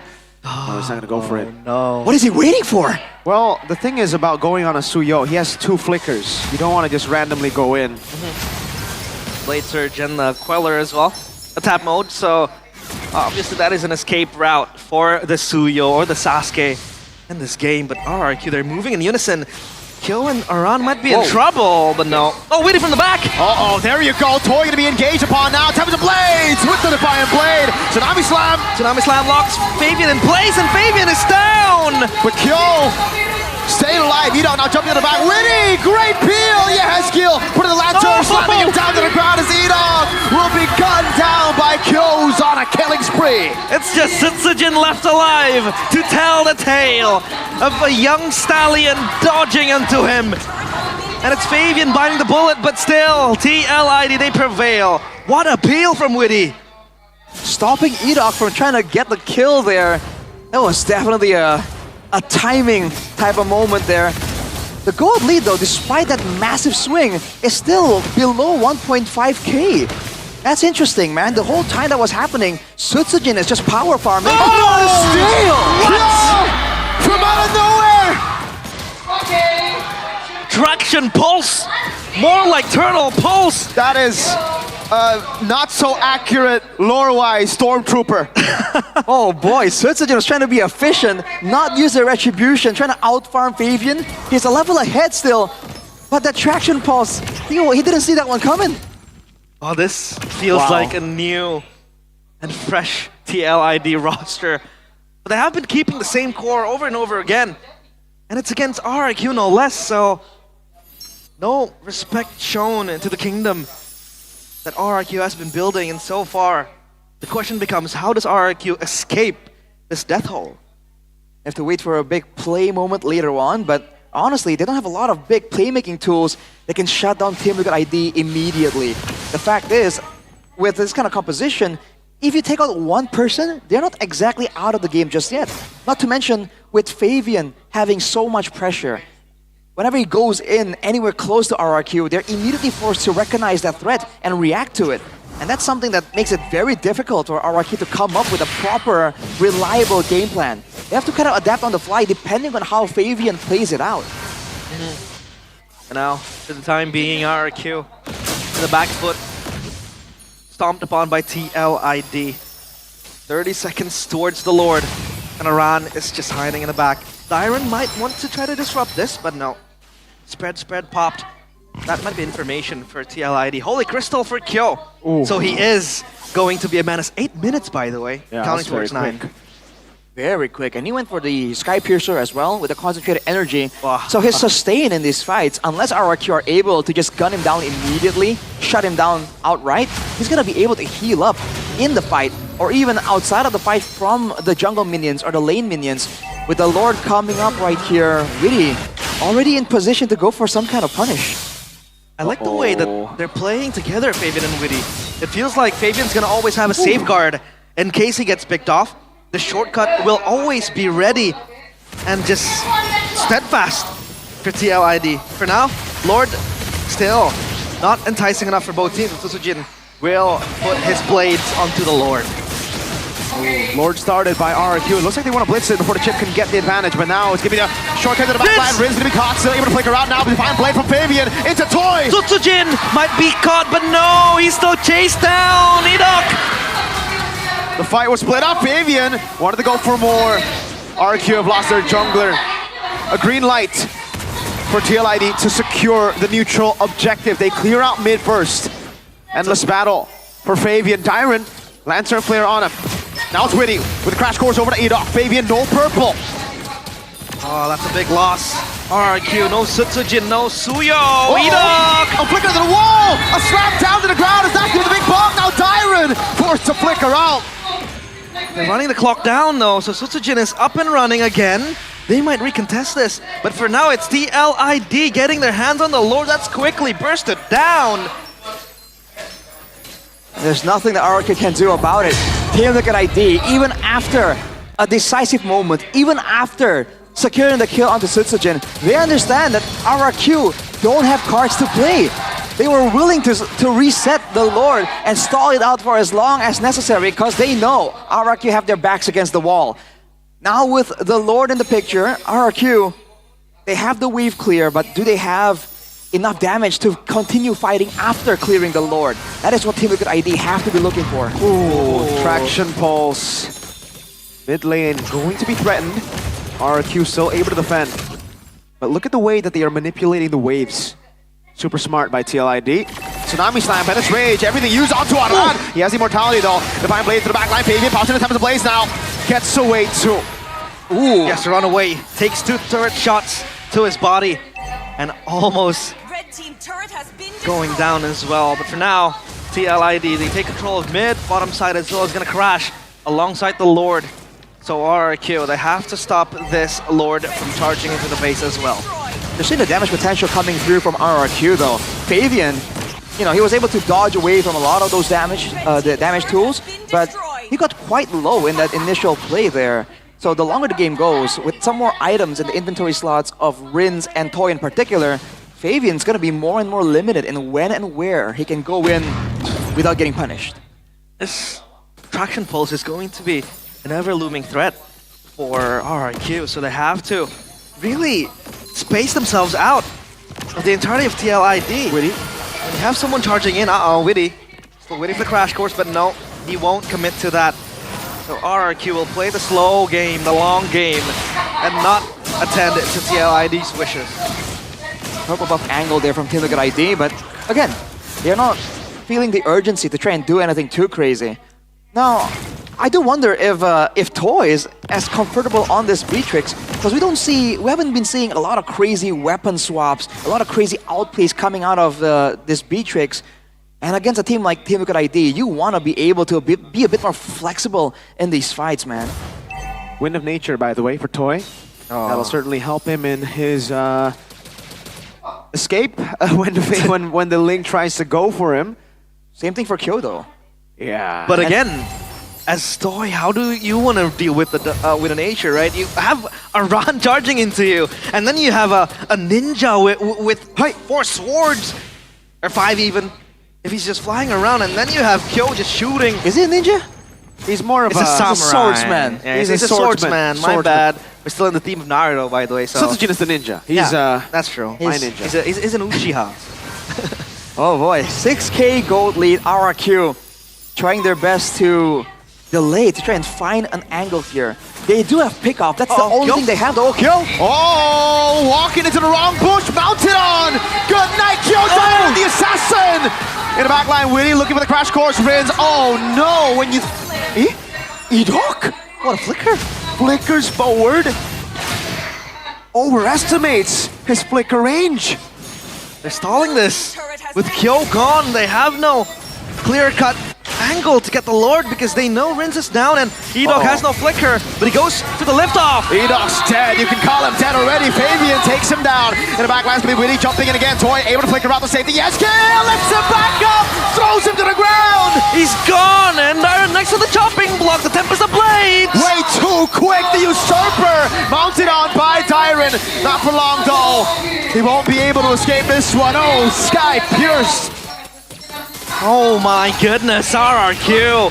Ow. On a thin thread. They cling on. And Kyo almost taken down for the second time. But now the Lord is theirs. Big moment from RRQ though. All things considered, losing the fight afterwards and the Lord, they are a 5K deficit, but they've got a decent chunk of gold from that play, taking Kyo out. Unfortunately, again, without the playmaking tools available, even when they had a man advantage, even when they knew Team Liquid ID had no gold laner, they could not force anything. Edok tried so hard to try and make the plays happen, but it wasn't possible. It wasn't available. With the wave pushing for RRQ in the bottom side, Team Liquid ID, do they want to clear that too, or do they want to use that and allow the wave to just push out organically? Now Fabian comes through. It's going to be a 3-wave set here. Team Liquid ID have the mobility to make that happen. Yeah. And now pushing 2 lanes as well. 3 if you make of that mid lane. And so far, the real-time victory rate by the Samsung Galaxy S25 series, 83% for TLID. This is the reality of the revolution coming in towards the kingdom. RRQ still holding on towards their castle. Now, it's no revolution, realize. The ones holding the crown still from last season are TLID. Witty pops in the shortcut. The 2 members take it. It was a diversion. Immobilized, Rins caught in the bad spot, still able to survive. Kyo very low, Lord still on it. That's gonna be a base to take it down up top as TLID look for it. Kyo looking for the shots, good clear. Edok! Tsunami Slam finding Aram, but he's able to flicker out. Now Fabian jumps into the back line. Rins able to flicker out, but Fabian gets out as well.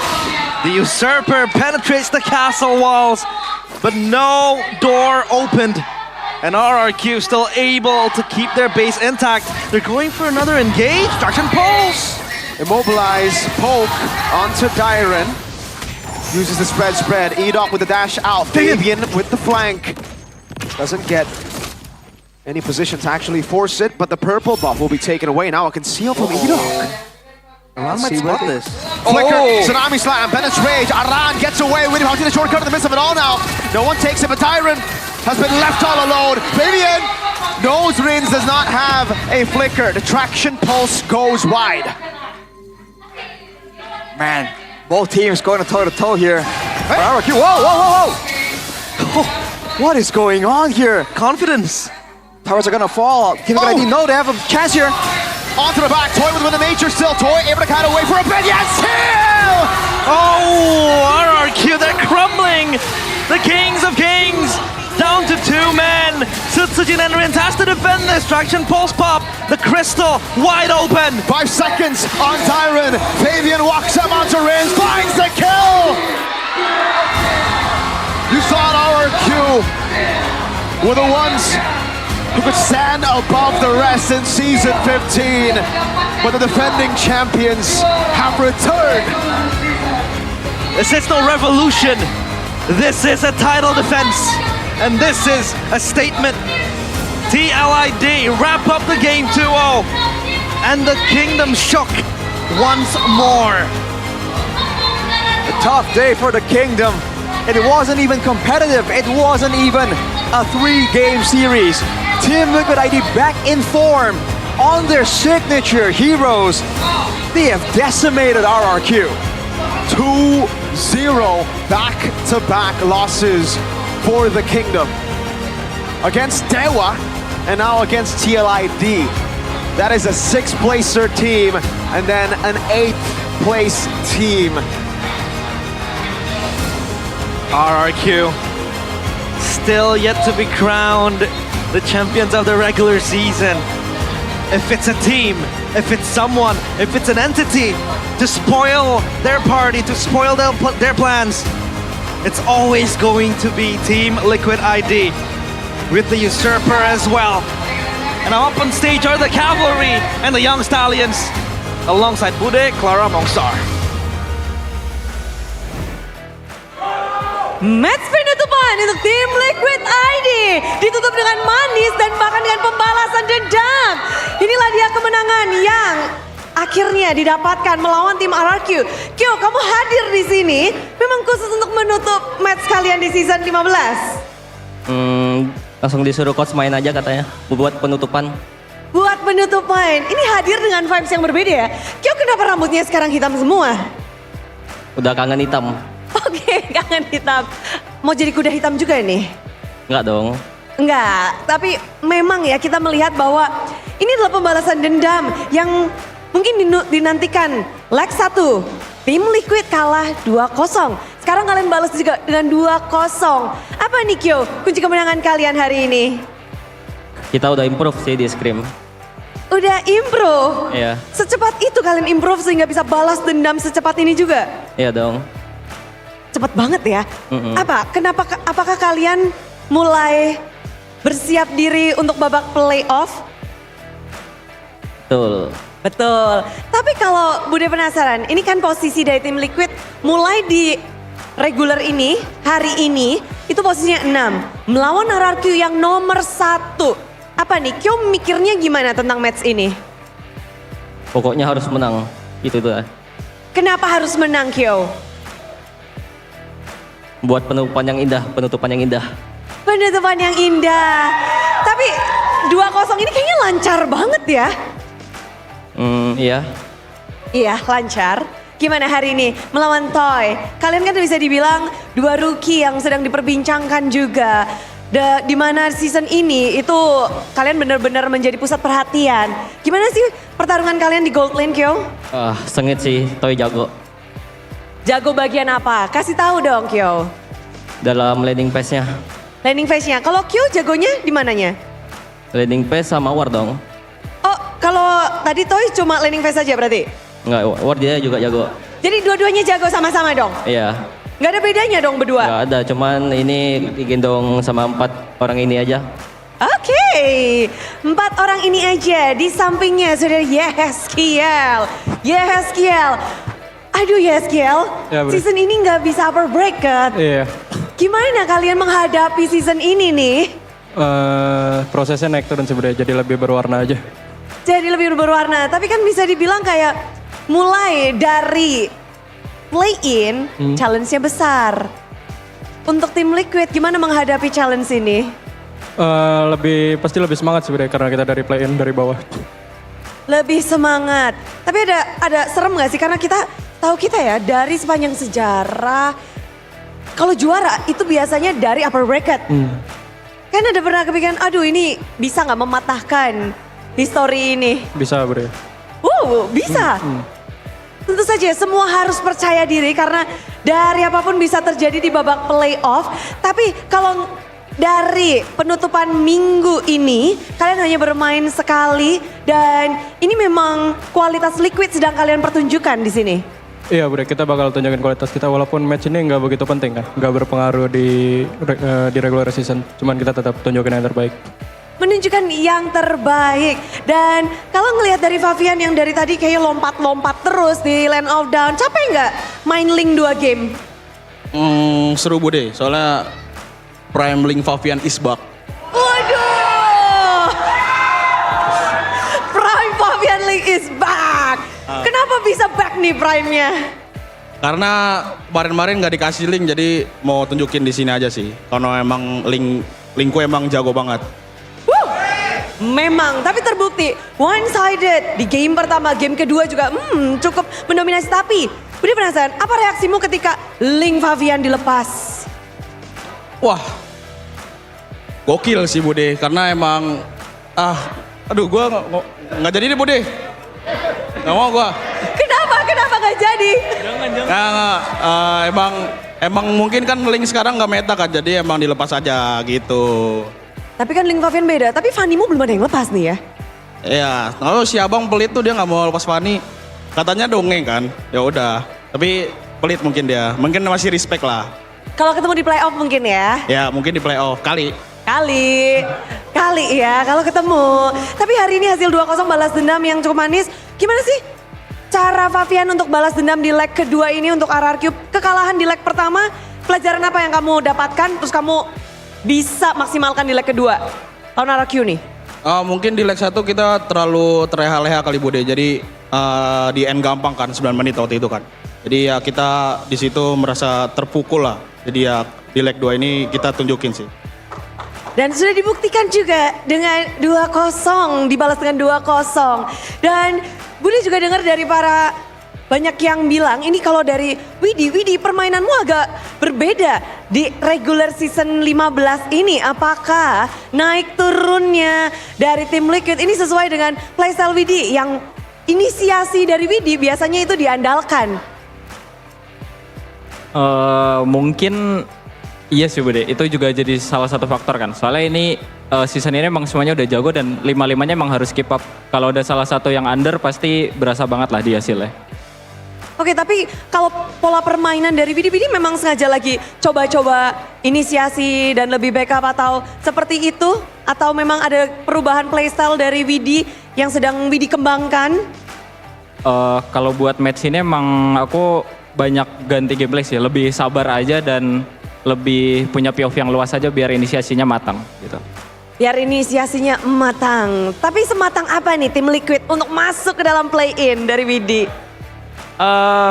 Apa ya, mungkin dianggap 0 aja sih Bude, biar kita lebih semangat lagi dan bisa push the limit lah buat playoff gitu.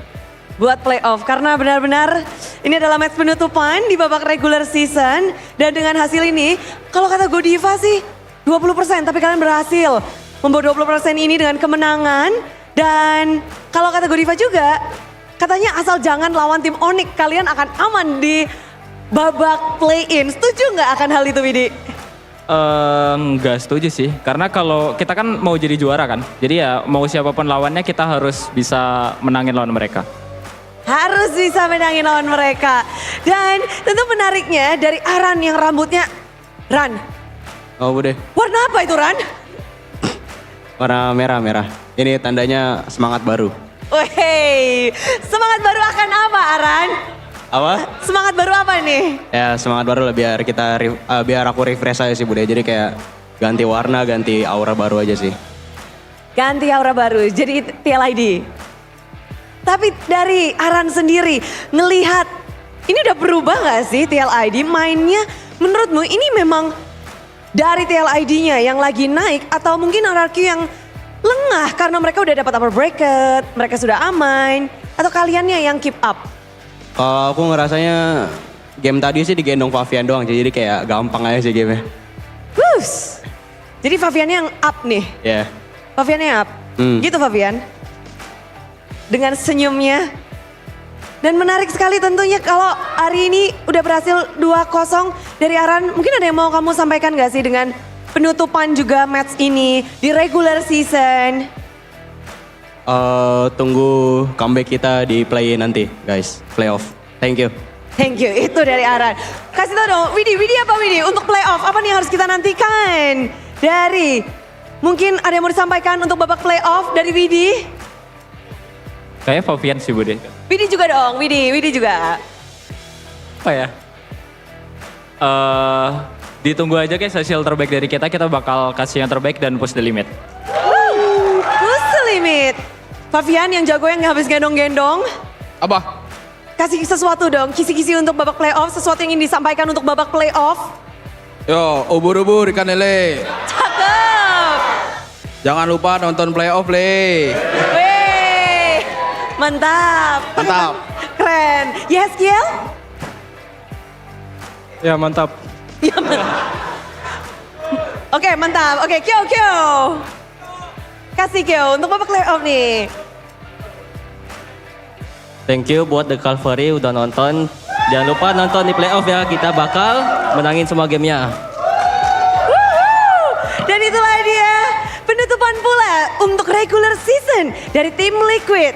Mereka berhasil menutup regular dengan hasil yang manis 2-0 dan game yang sangat memukau. Sambutlah The Cavalries. Inilah dia tim Liquid ID.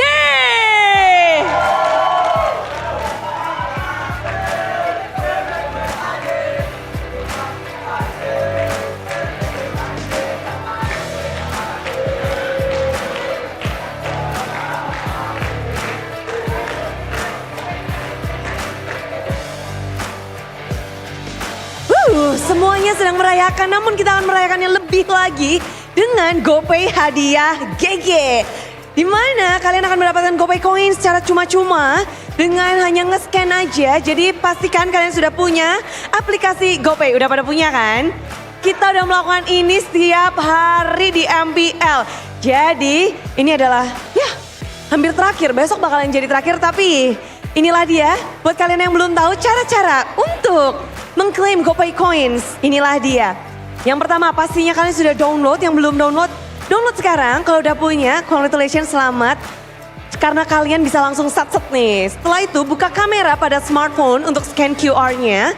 Setelah scan, langsung aja klik buka hadiah. Ketika kalian udah klik buka hadiah, otomatis GoPay Coins akan masuk ke dalam GoPay kalian. Udah tinggi kali itu kamera. Semuanya udah siap yang ada di MPL Arena? Inilah dia QR code untuk GoPay hadiah GG. Wah, gercep kali tuh. Yeay, dapet. Selamat, congratulations. Selamat, congrats.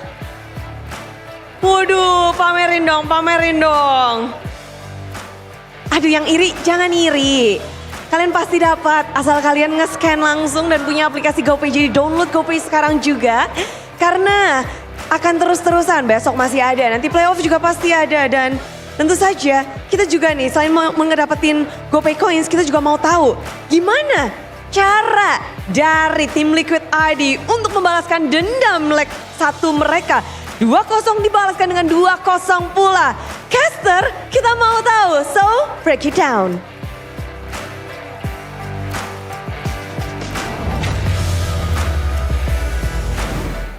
Two to 0, and a solid performance coming in from the Cavalry, charging on towards RRQ, and RRQ are yet to be crowned the regular season champions. Which is crazy because we thought it would be a done deal.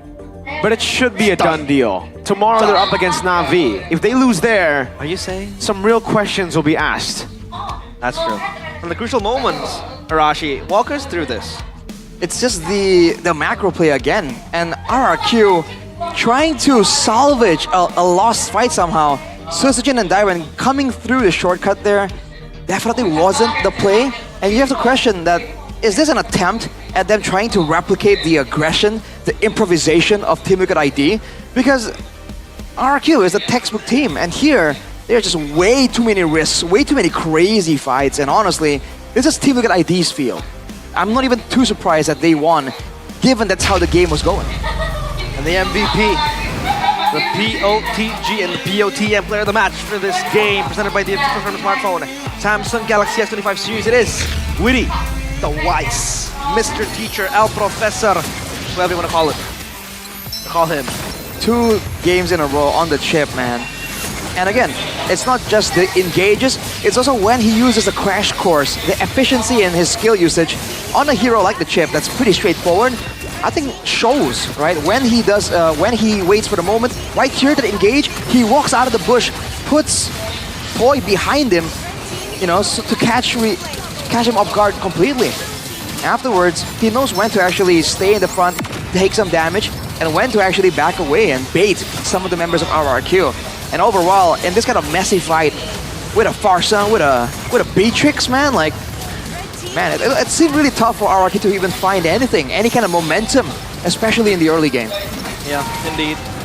And feels like RRQ was overwhelmed by everything that MPL ID brought. Oh, the steal. Oh, that was a crazy steal, by the way. A few moments kills there, but remember, Arashi, during the new recap segment, we were talking about TL, and I said, like, this team is just so weird. Like, they perform bad against bad teams. They perform insane against good teams. They just rise to the level of the occasion every time. They're the weirdest team, man. They're like a big game team. Yeah. You know, they need the odds. They need the stakes to be higher. They need the adrenaline to really get running. And look at this, dude. Even with the best attempts of RRQ to try and go for the kite, eventually, without enough tools to really shut down, to really stop the dives coming through, everyone, including Kyo, was just running rampant, man. I'm really impressed by Ling players. How do you go to the blades and go to another blade and then go to another? Every time I try it, I miss. Well, is it a skill issue? Takes a lot of practice, realize. I don't think you play a lot of Ling games. I play Moskov, though. The best. Oh, man. You can also, business. you know, you can also actually orient the types of blades, like blade location. Yeah.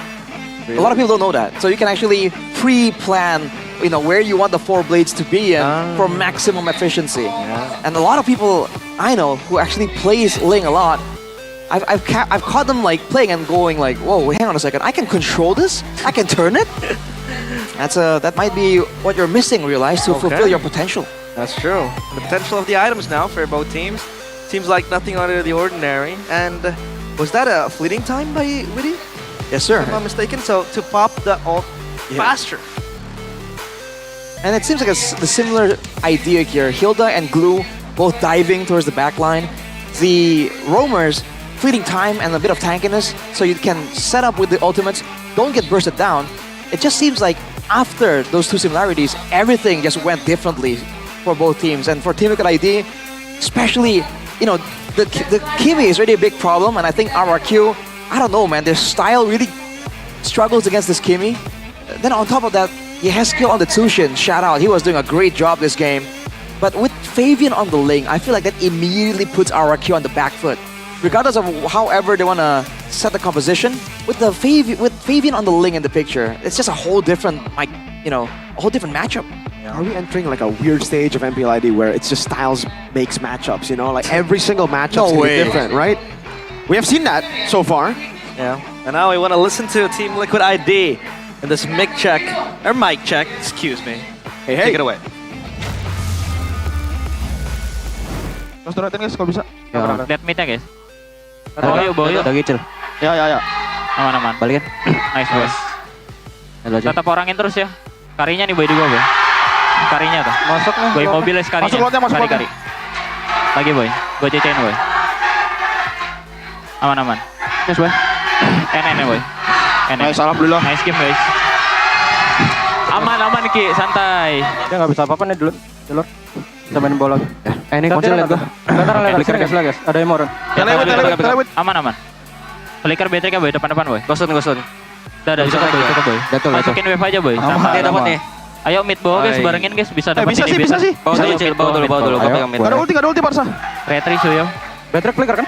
Iya, flicker. Ayo. 3 detik guys. Bisa. Guys, Gua dorong win ya. Gas guys. Betrek boy. Nice boy. Tower kiss. Mid. Nyantai. Bisa enggak? Bisa. Ayo. Buat Elen. Oke, aman ya. Bisa. Gua ada Wonimo. Tower guys. Aman. Orangnya lo. Guys. Alhamdulillah. Well, I aspire to acquire the level of calmness that Witty has. Imagine if I play Tigreal, for example, I flicker in, and I get like a 5-man implosion. I'm like, 5-man implosion. To be fair, he was on a chip. So it's not like a crazy E-Dog kind of play, right? It's not a crazy E-Dog type of... It's not a Keyboy, E-Dog, Tigreal hero, which maybe is why he doesn't play those big moment heroes. Hylos, Gatos, He's very chill about it. Cho. It's always, you know, the kind of chill. plays. And Witty, he's always been an amazing shot caller. Yeah. This goes to show again, when the team's actually in sync and they can listen and they can coordinate, there's still the good OTL. Just a clean comms though. Crazy. The individual flair as well was there from everyone. That's true. Everything is in sync. Just as the playoff tickets are out now, as we are entering batch number 2 for MPL ID Season 15. Join us. It's now available to buy and to purchase. You can get your tickets on the official MPL ID website. Official. And by the way, we have an announcement. What? That the lower brackets will be best of 7. Best of 7 to let you know who will determine, or rather, to determine the first team to qualify for MSC. Who will qualify to MSC? Now it's going to be a tougher road for anyone who's in the lower brackets. And Onic. And I like this change. I'll just say I like this change now. If BTR end up losing best of 7, or if they lose in the playoffs, I don't like this change. But I think it's good for MSC and MC. I mean, this is the qualifiers, you know? Like, whoever wins there will make it. That's true. And if you want to go to the playoffs, you can also have fun in the MPL ID Festival, because we will fill it with a lot of fun and exciting activities that you can participate in. There will be what we call the Land of Fun, offering lots of free entertainment for visitors to enjoy.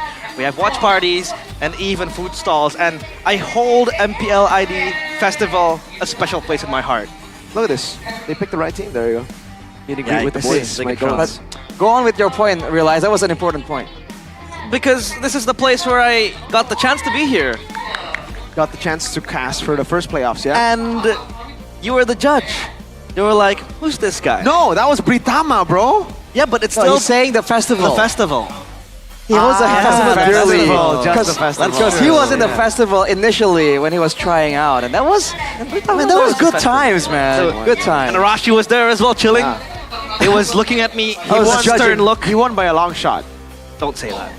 I didn't. Long shot. It's a close Massive. call. I mean, I was the judge. So, Hey, it's my call to make. You can fabricate decisions. No, it was a long shot. It was a long shot. No one came close. Wasn't even This guy close. just smacked his opponents. Like, And by the way, if you're by the festival as well, we have an amazing news for you, Magic Chess fans like me, not like Merc, No, like I don't wanna get KB into it. over in the It's too Indonesian addicting. desk. Don't forget that MCNC Season 3 is coming soon to the MPL Festival, and this time with much more exciting format than ever before, especially now that Magic Chess has transformed into Magic Chess Go Go and offers a much higher level of competition. And I think I'll be partaking in this.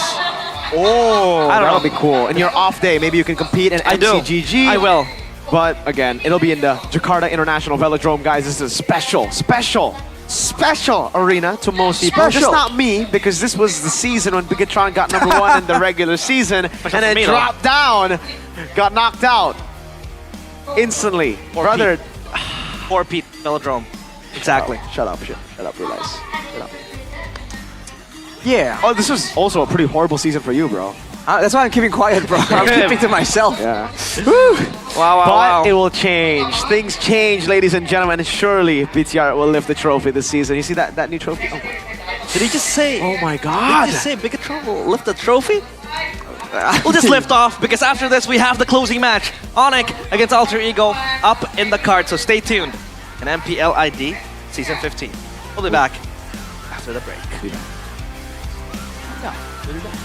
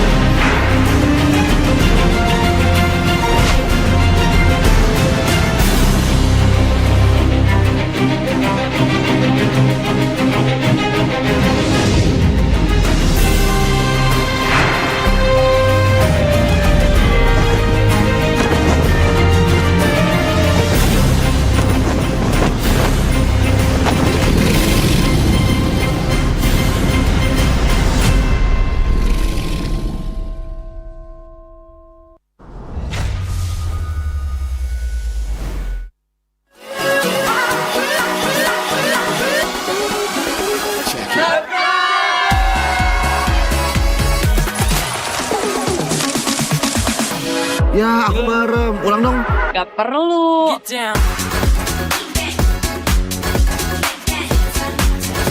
Guys, review.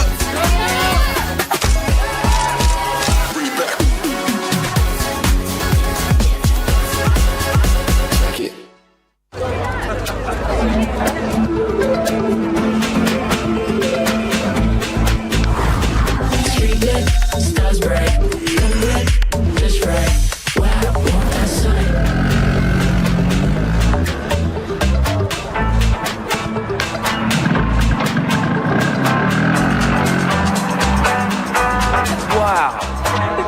Cool.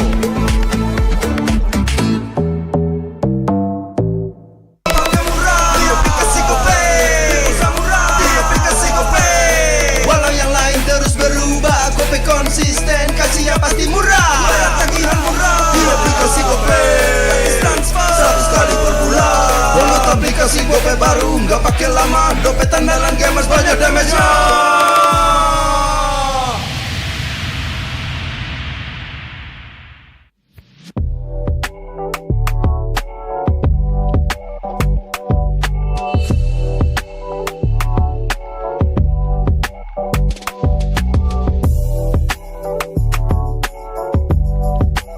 Rasa baru makin seru. Pertama di Indonesia. Kopi susu rasa cookies. Always ready, warnai harimu.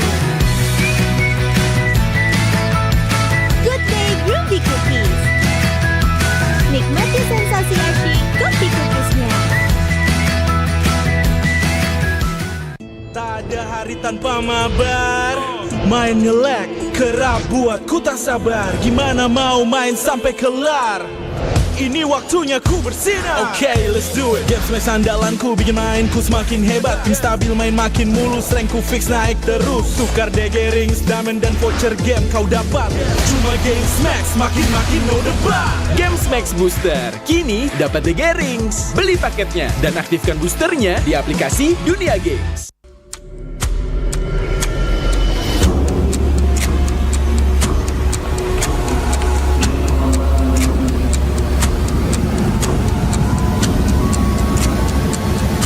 Ini bakal langka. Ini dari One Play. Ada tanda tangan gua. Kalian harus dapat semua.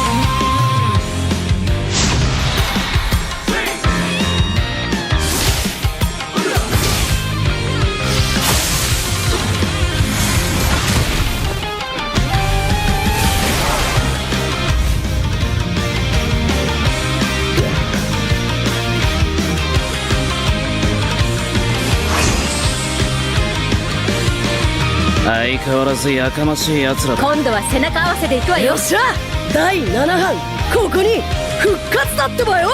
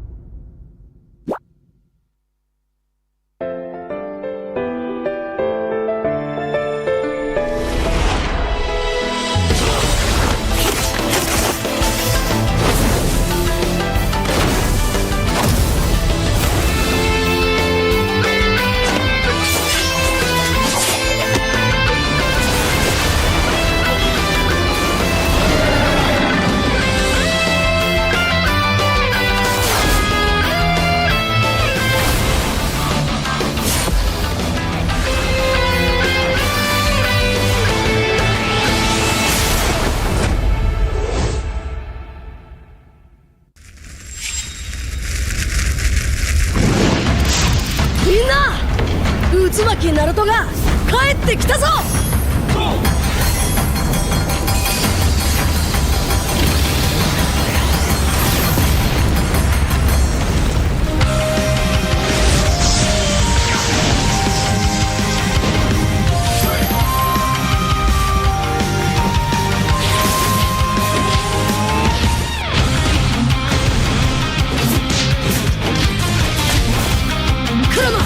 力を貸してくれ。よ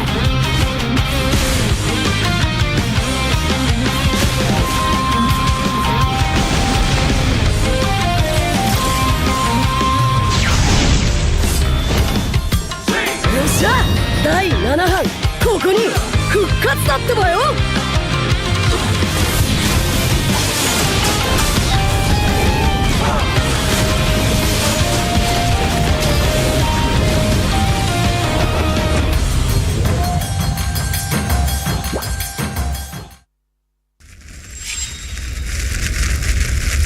見せてやるよ、シャリンガンの本当の力をな。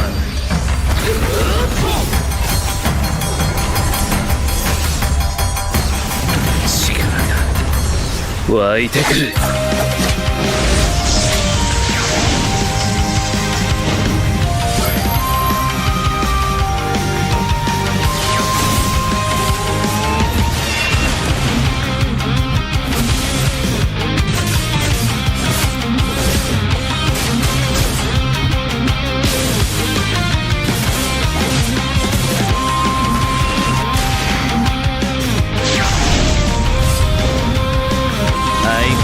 やかましい奴らだ。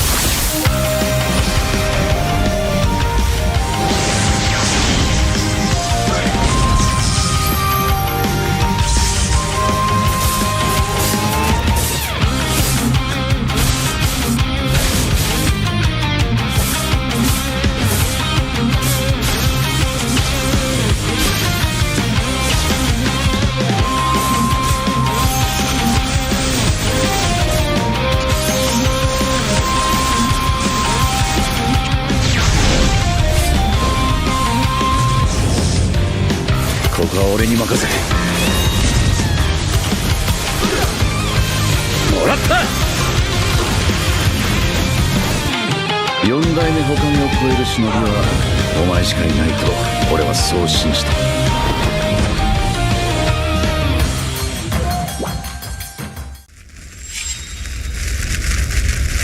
みんなを守るために私はもっと強くなる。さよなら。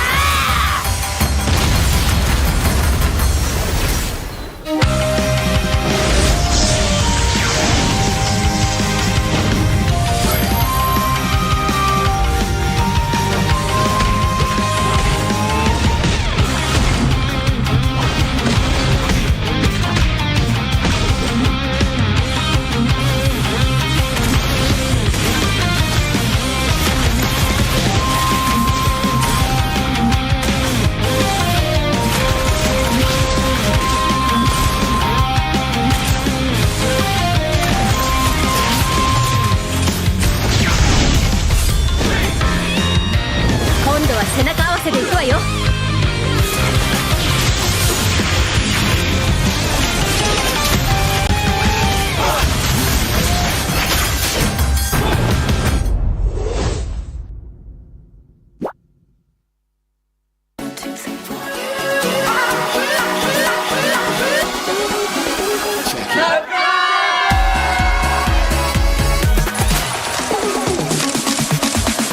Ya, aku bareng. Ulang dong.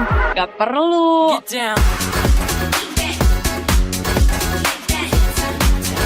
Guys, review.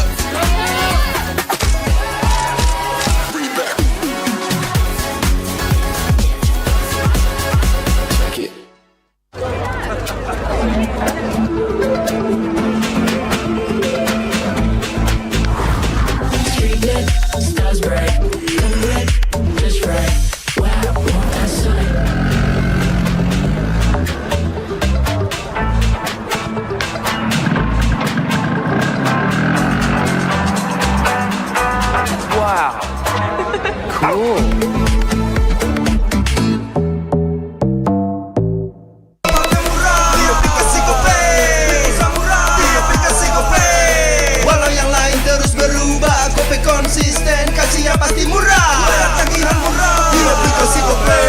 Gratis transfer 100 kali per bulan. Download aplikasi GoPay baru, nggak pakai lama. Dompet andalan gamers banyak damage-nya.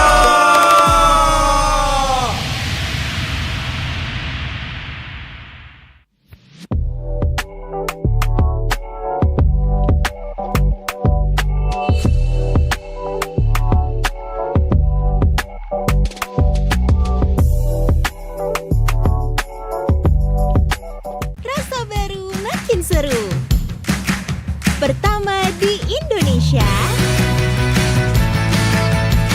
kopi susu rasa cookies. Always ready, warnai harimu. Good day Groovy Cookies. Nikmati sensasi asyik kopi cookiesnya. Tak ada hari tanpa mabar. Main nge-lag, kerap buat ku tak sabar. Gimana mau main sampai kelar?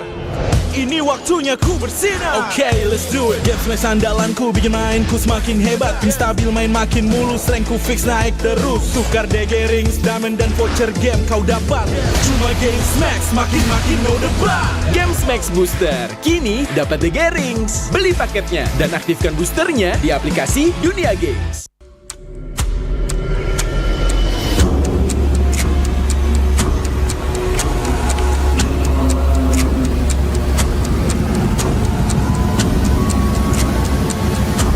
Ini bakal langka. Ini dari One Play. Ada tanda tangan gua. Kalian harus dapat semua.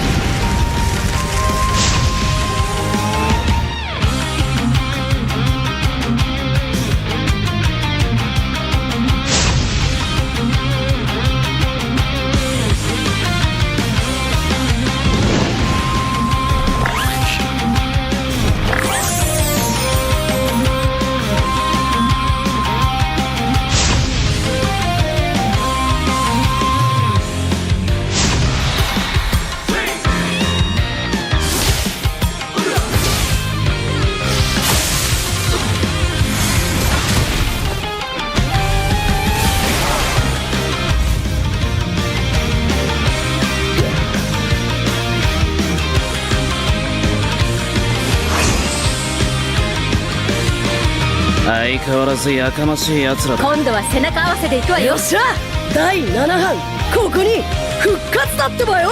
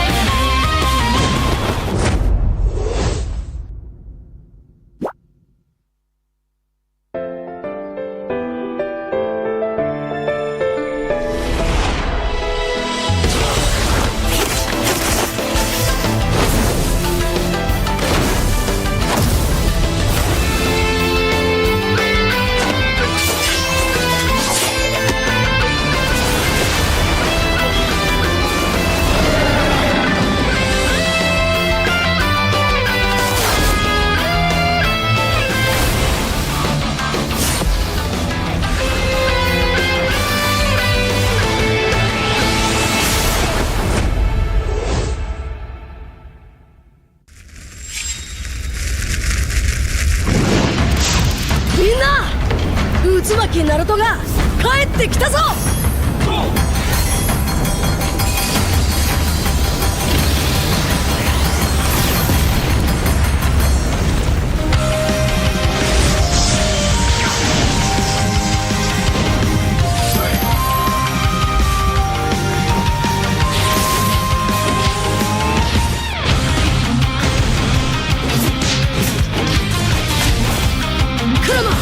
力を貸してくれ。よ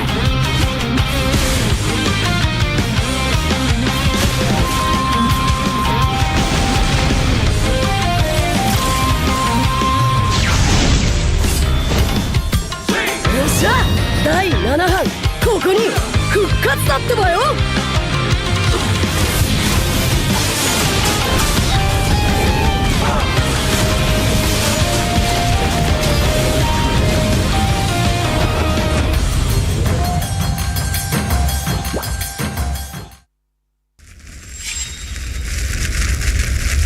見せてやるよ、シャリンガンの本当の力をな。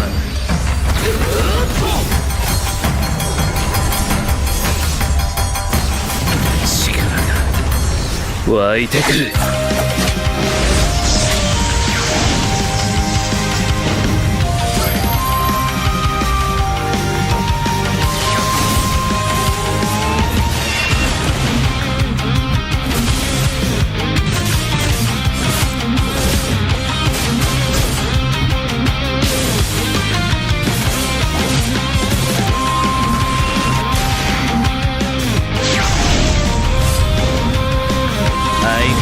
やかましい奴らだ。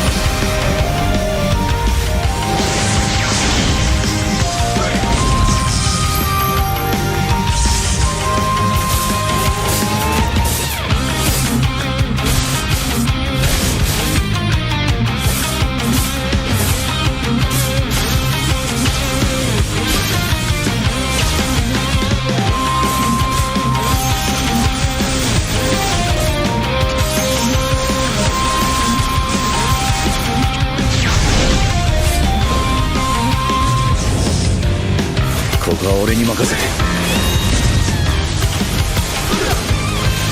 もらった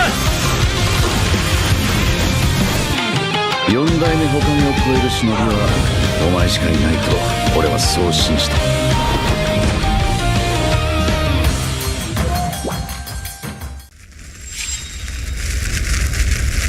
みんなを守るために私はもっと強くなる。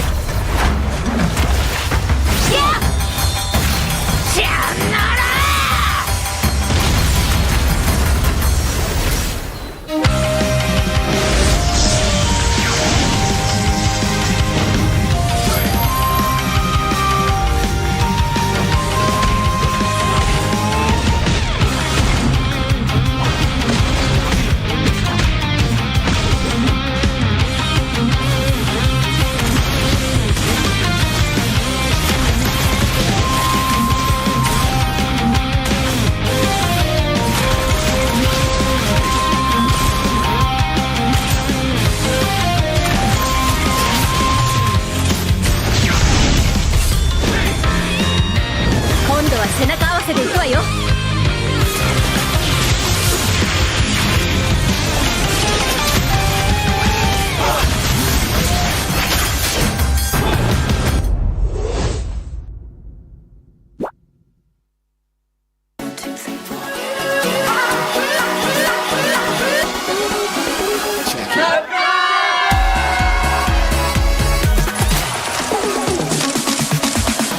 Ya, aku bareng. Ulang dong.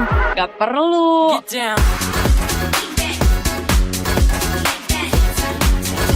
Guys, review.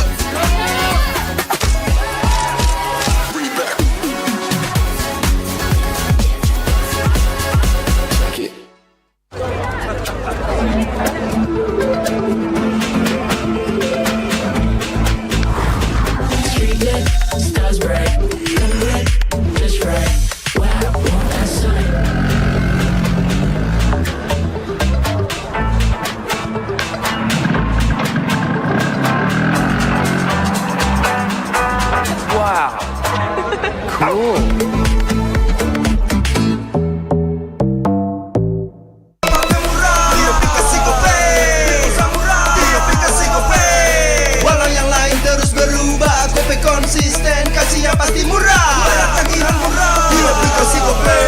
Gratis transfer 100 kali per bulan. Download aplikasi GoPay baru, nggak pakai lama. Dompet andalan gamers banyak damage-nya.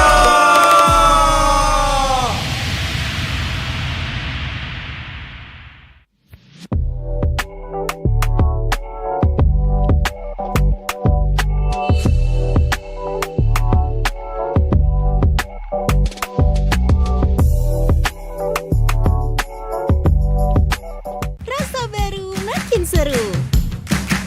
Pertama di Indonesia, kopi susu rasa cookies. Always ready, warnai harimu. Good day groovy cookies. Nikmati sensasi asyik kopi cookiesnya. Tak ada hari tanpa mabar. Main nge-lag, kerap buatku tak sabar. Gimana mau main sampai kelar? Ini waktunya ku bersinar. Okay, let's do it. Game smash andalanku bikin mainku semakin hebat. Pin stabil main makin mulus, rankku fix naik terus. Tukar DG rings, diamond dan voucher game kau dapat.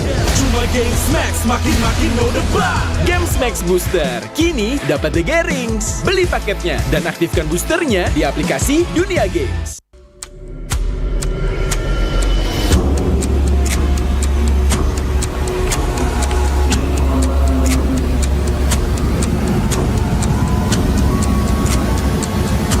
Ini bakal langka. Ini dari One Play. Ada tanda tangan gua. Kalian harus dapat semua.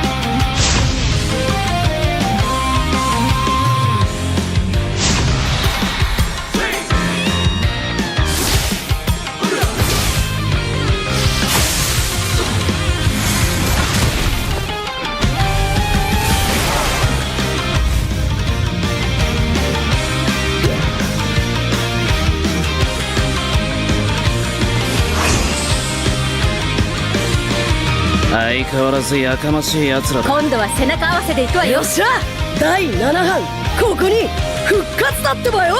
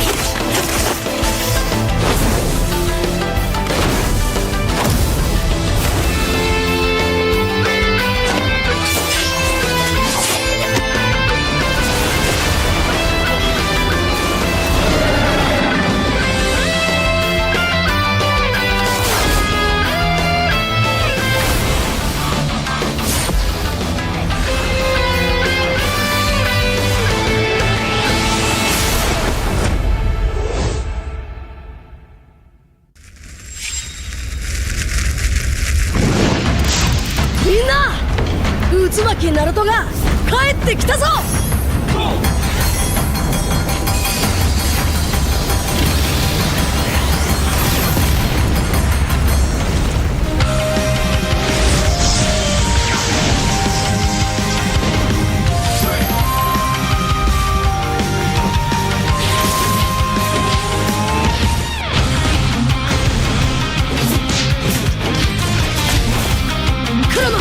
力を貸してくれ。よ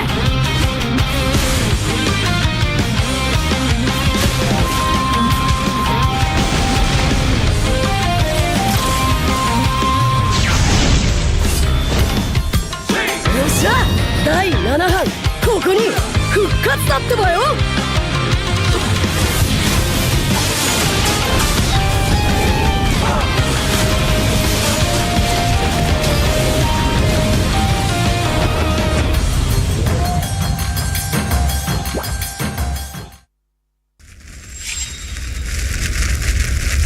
見せてやるよ、シャリンガンの本当の力をな。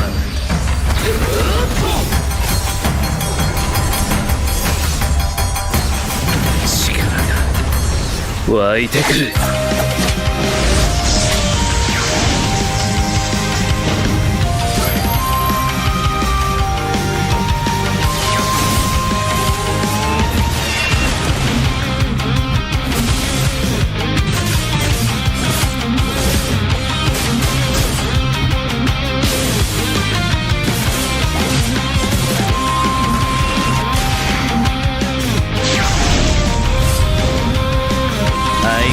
やかましい奴らだ。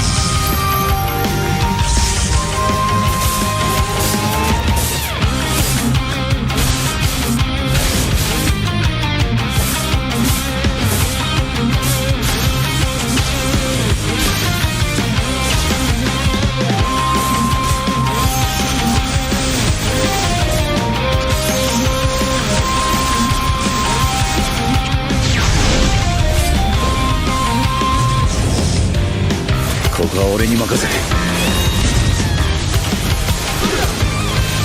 もらった。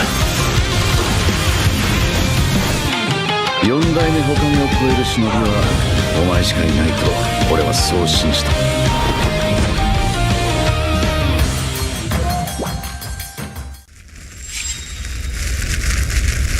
みんなを守るために私はもっと強くなる。さよなら。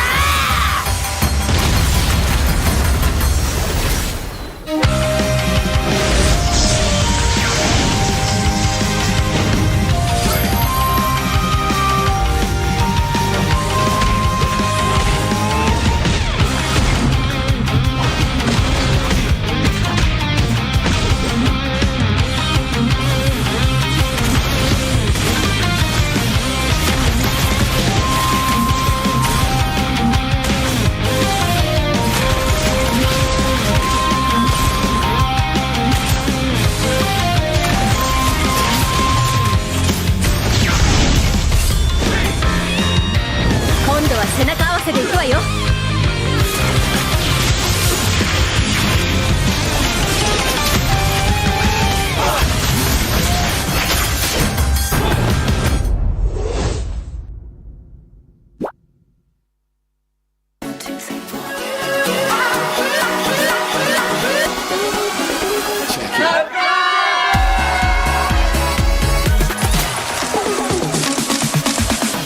Ya, aku bareng. Ulang dong.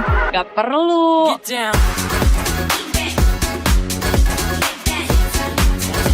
Guys, review.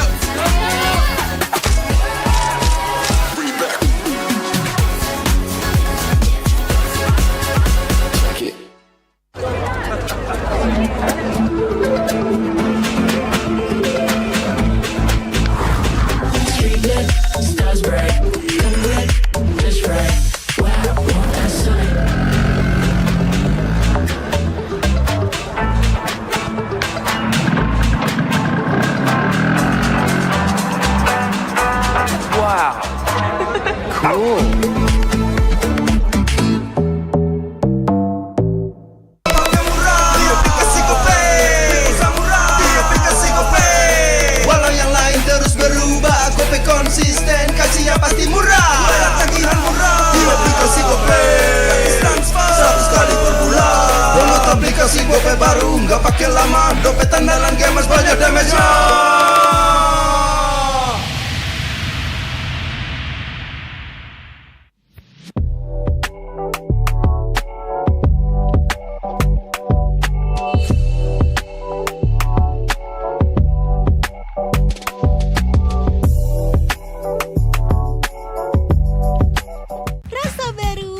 Seru pertama di Indonesia, kopi susu rasa cookies. Always ready, warnai harimu. Good day groovy cookies. Nikmati sensasi asyik kopi cookiesnya. Tak ada hari tanpa mabar. Main nge-lag, kerap buat ku tak sabar. Gimana mau main sampai kelar?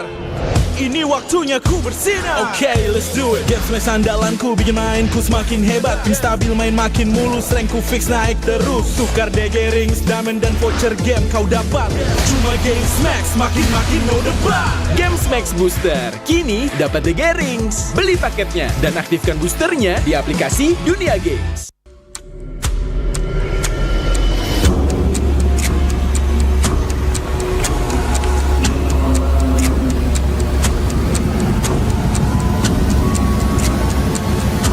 Ini bakal langka. Ini dari One Play. Ada tanda tangan gua. Kalian harus dapat semua.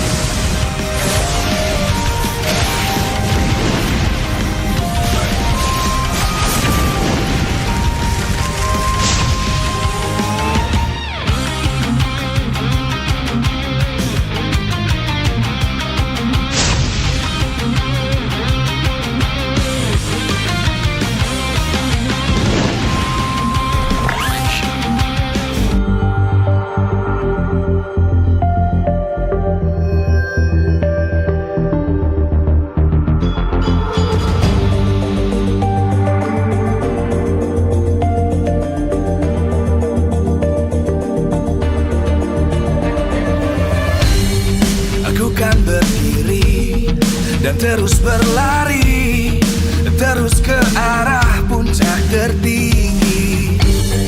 Ku takkan berhenti hanya sampai di sini. Kemenangan abadi menanti. You know we won't miss if we unite our focus. And if you haven't noticed, we all live. Nyalakan apimu, hadapi semua tantangan, hadang semua serangan, jatuh bukan halangan. Bakar semangatmu, janganlah engkau menyerah. Kita akan buat sejarah. We all this, we won't miss. We all this, we won't miss. Saatnya beraksi, jalani ambisi. Aku kan menyawakan hari ini. You know we won't miss if we unite our focus. And if you haven't noticed, we all live. Nyalakan apimu, hadapi semua tantangan, hadang semua serangan, jatuh bukan halangan. Bakar semangatmu, janganlah engkau menyerah. Kita akan buat sejarah. We all this, we won't miss. We all this, we won't miss. We all this.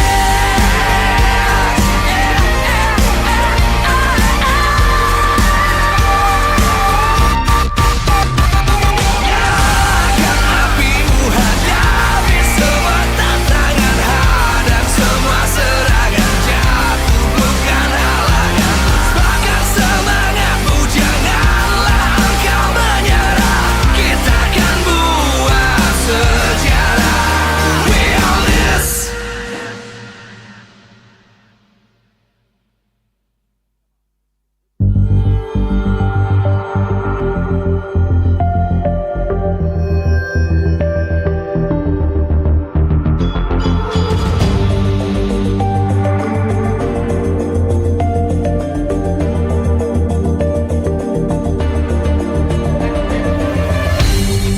Aku kan berdiri dan terus berlari, terus ke arah puncak tertinggi. Ku takkan berhenti hanya sampai di sini. Kemenangan abadi menanti. You know we won't miss if we unite our focus. And if you haven't noticed, we all live. Nyalakan apimu, hadapi semua tantangan, hadang semua serangan, jatuh bukan halangan. Bakar semangatmu, janganlah engkau menyerah. Kita akan buat sejarah. We all this, we won't miss. We all this, we won't miss. Saatnya beraksi, jalani ambisi. Aku kan menyawakan hari ini. You know we won't miss if we unite our focus. And if you haven't noticed, we all live. Nyalakan apimu, hadapi semua tantangan, hadang semua serangan, jatuh bukan halangan. Bakar semangatmu, janganlah engkau menyerah. Kita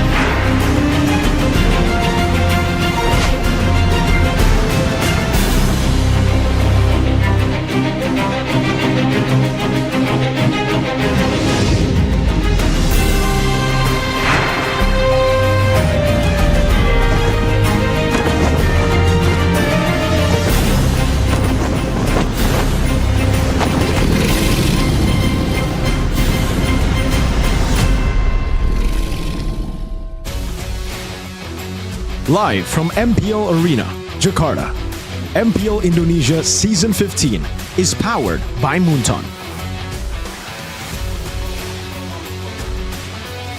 Supported by Esports Federation of Indonesia. Presented by official tournament smartphone Samsung Galaxy.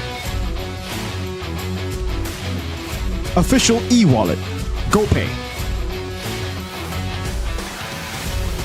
Official sponsor Head and Shoulders. Official coffee Good Day. We own this.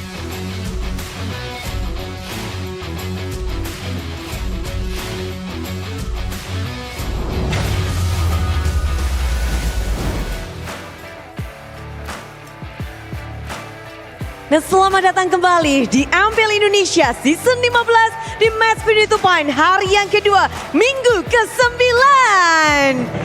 Semua super fans telah berkumpul di MPL Arena. Suasana makin memanas karena mengingat dua tim yang akan menutup hari ini adalah dua tim yang sedang unjuk gigi menutup regular season mereka dengan kemenangan demi kemenangan. Dan kita akan menyaksikan bagaimana tim Onyx dan juga Alter Ego akan berhadapan satu sama lain. Karena di leg pertama kita melihat bahwa Alter Ego berhasil mendapatkan kemenangan 2-1 atas tim Onyx. Namun kali ini di leg yang kedua tentu saja pembalasan dendam diharapkan. Tapi yang lebih penting adalah posisi bagi tim-tim di regular season untuk bekal mereka bagi babak playoff. Dan kalau kita bahas tentang babak playoff, kita tahu bahwa posisi 3 akan melawan posisi 6.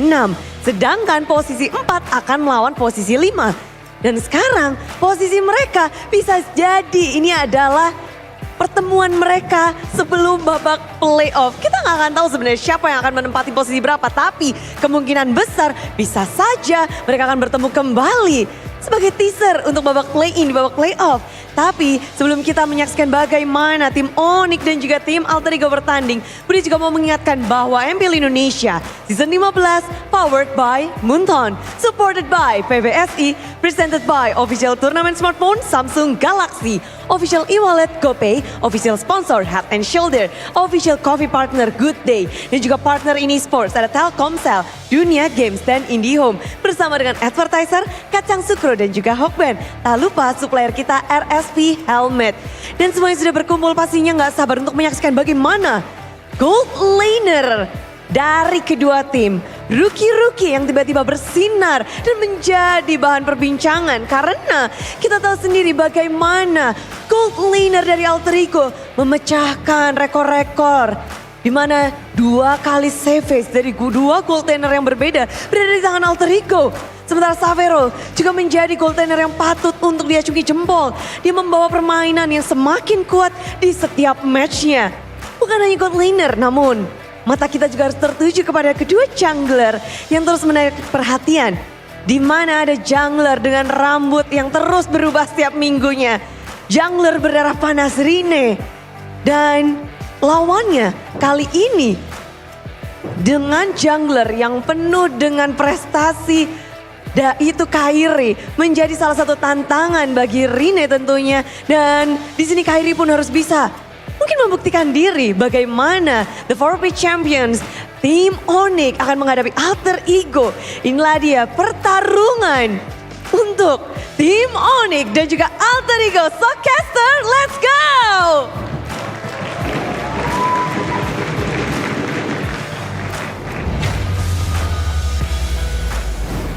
The last match of today will see us watch Onyx as they take on Alter Ego in the last match. Still with me, Realize, Mirko, and Arashi. And we will see the Sky Kings take on the 3 masked men. And obviously, so far, Alter Ego has been looking very solid with Arfi. But for Onyx, they have just secured playoffs, so yeah, it's a good time to be an Onyx fan. Alter Ego figured out, that their identity relies heavily, that their winning condition relies heavily on early game success, on just snowballing out of control from the start of the game. So we're seeing that up against also an Onyx that has found their identity. It almost seems like we're back to Prime Onyx, but we have some inconsistencies here and there from the draft and also the plays. It's just now a battle of who understands their winning conditions more. And what do you think stands out for Onyx right now? You know, post Yeb takeover. Post Raja Yeba. It's the individual prowess, man. Again, I think we've been very vocal about this. It's not just the synergy, right? Of course, that's a big portion of their success. But even individually, they are doing crazy things right now.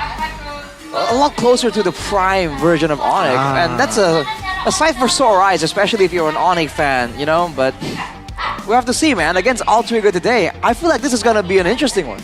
Prime Onyx is a mythical creature, and now they are on the rise. How can Onyx win in their last regular season match against Alter Ego? A, don't give Rin assassins. B, match Alter Ego's early game. And C, use flexible picks. Let's talk about point B. Do you think Onyx has the capabilities to match that early game? I think so. I think we've seen many times that Onyx are able to match out against very good early game teams. Up against Alter Ego as well, I think it's a solid plan. They can try to just match up in the early game, or rather, not match, but deny those heroes. The Phobius is a big reason as to why, you know, Alter Ego are able to win out that early game. The jungles being an assassin for Rin. I think when it comes to hero pool, Kairi definitely has a massive advantage over Rin. Yep, indeed. And we did see glimpses of a few changes that Onyx made against Megatron in that match that Onyx hardly lost. They picked up the box, at Rome, still sitting on a 0% win rate, at least for Keyboy. And now, this is going to be a possible play-in preview. If Alter Ego win against Onyx but lose to Bigatron, then Onyx and Alter Ego will meet again in the play-ins. Both Onyx and Alter Ego were gone too soon in MPL ID. Season 14 playoffs, we don't want to talk about that, it's sad. It's sad for Nino, he cried on stage obviously, and it's sad for Onyx that they were a victim of the geek hold in the base. Right, it's sad for for Realize as well. By the way, back-to-back sadness, Realize. Living in the sadness, but hey, they're doing pretty well right now. And again, we have to see if is there even a lot at stake right here? Because if Alter Ego wins here, they can kind of meet again. So sets up for a bit of a rematch afterwards, even if Onyx do take an L here, Realize. I think this will be the reckoning that Onyx really needs to get back on foot, because they faced a formidable opponent in Bigatron. I was in the stands, by the way, cheering with the Sonics. Who won that one, by the way? Onyx postponed their win. So BTR won? Yeah. Okay. That's just wanted to know, you know, for no particular reason. And that was Eman going insane, even if Eman did a couple of blunders here and there. My goat. But Kairi did the same as well with the Hanzo. I remember that. So yeah, I think that's a wake-up call. Yesterday, they also still looked kind of shaky against Dewa in game number 1. Game number 2 and 3 were rather a one-sided game as well. So at least for Onyx, they have those pocket picks coming in. They had the Paquito as well in their hands, but yesterday it felt like the Paquito was, you know, very surprisingly apparent in Onyx. I mean, yeah, these surprise picks always have a way of really kind of turning things around immediately. So I do want to see if there's any kind of countermeasure for that factor. But here's the audience predictions results here, Realize. A, don't give Rin Assassin. B, match Alter Ego's early game. Or C, use flexible picks. Flexible picks. Flexible. So are we talking about the Boxia being a flex pick, or maybe grab a Kalea that could still be flexed, or maybe the Kimmy? We're talking about all three. Yeah, all three. Like, or maybe the Glue. The Glue? Because he's flexible. Different type of flex. Not Elastic. a flex pick, but literally a flex pick. My bad, go on. Yeah, but we talking about these picks, right? I mean, I think most accustomed to is the Kimmy. Yeah. The Kimmy can always still be flexed, the Gold, the Kalea as well. But what does the flexibility mean for Onyx now if they're able to get their hands on these picks? Well, it means that they have more to say in the draft. They're going to have more ways to control that adaptive draft that Yeb really enjoys. That's why we see more of a red side choice for Onyx after Yeb joined back to the team. It really comes down to the reactive picks, the adaptive picks, and flex picks create the room for that to happen. Yeah, with those flex picks, it just allows you to hide your cards a bit further, and it allows you to pivot. I think that's the word we want to use here, the pivot drafting style from Yeb. allows him to just switch over immediately. And speaking of switching over, legacy check here, realize. Oh, legacy check. I like that. Debut seasons compared from Selly Boy to Rin. Obviously, Selly Boy, he has been a long player of the game. Debuted in MPL ID Season 4 with amazing stats.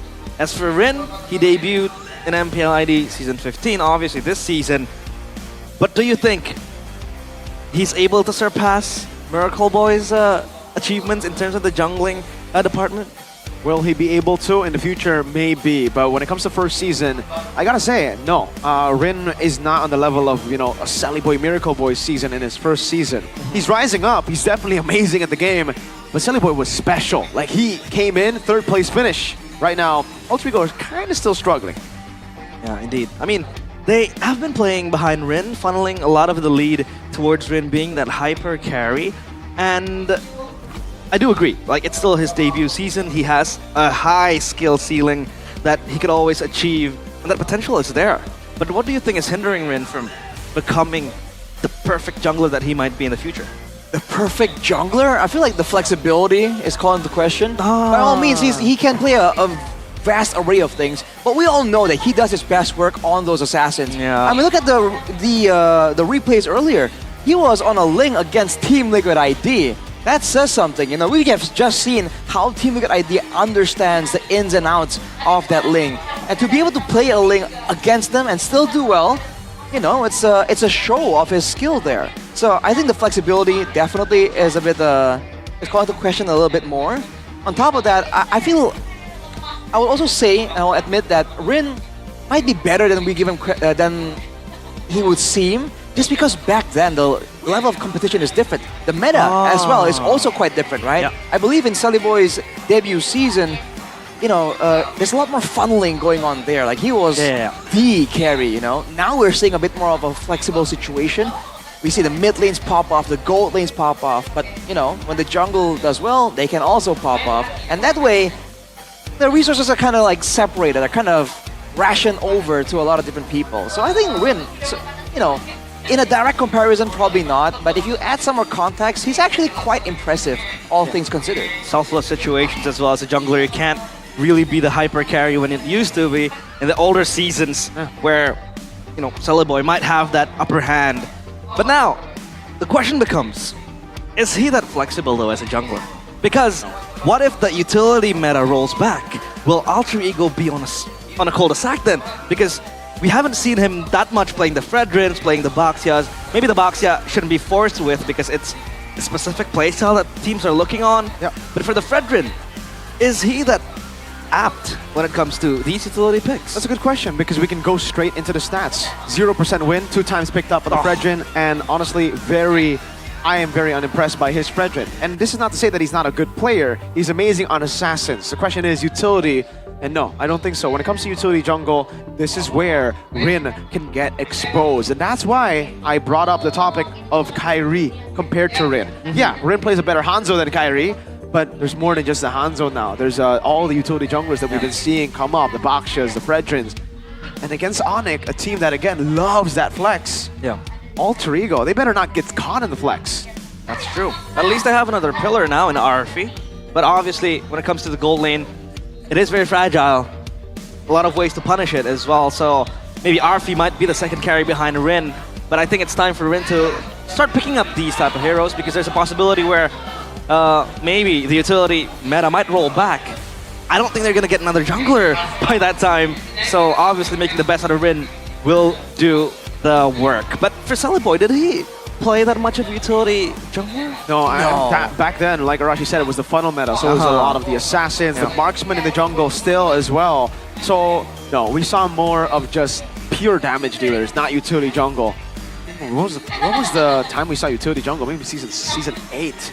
The rise of VYs? Yeah. Just about. Season 8. Wait, MSC 2021, season 8. The Akhir? Yeah, I think these type of heroes. Akhir came along a bit later, a bit further back. But yeah, that's basically the idea there. Having a utility in the jungle, that allows you to actually contest the neutral objectives a bit more. I think that it's not beyond possibility that the Utility Meta is going to make a comeback, considering the importance of the Lords right now. We just saw, a lot of games right here in the last couple of weeks go the distance, utilizing that Evolved Lord. So Evolved Lord becomes the key here, because everyone's playing too clean, too calculated. Then, Utility Meta has a bit more value attached to it. I don't think it's just about the Lords though, because when we talk about just Lord takes and Lord dances, utility junglers are pretty bad at taking the Lords, like Lord dances, still, because of the changes to the Lord in general. When it takes a longer time for you to take the Lord, it deals more damage. And unlike, the fighters in the jungle, your sustain isn't that good. I think what makes it really good right now, the utility jungle, isn't really, it's not the Lord, but it's just the damage dealers being so much better now. You have Kimmy that just got buffed, you have Farsa that recently got buffed, the mages have just been buffed all around with the changes in Lightning Truncheon, the changes in the emblems, the changes in the individual heroes as well.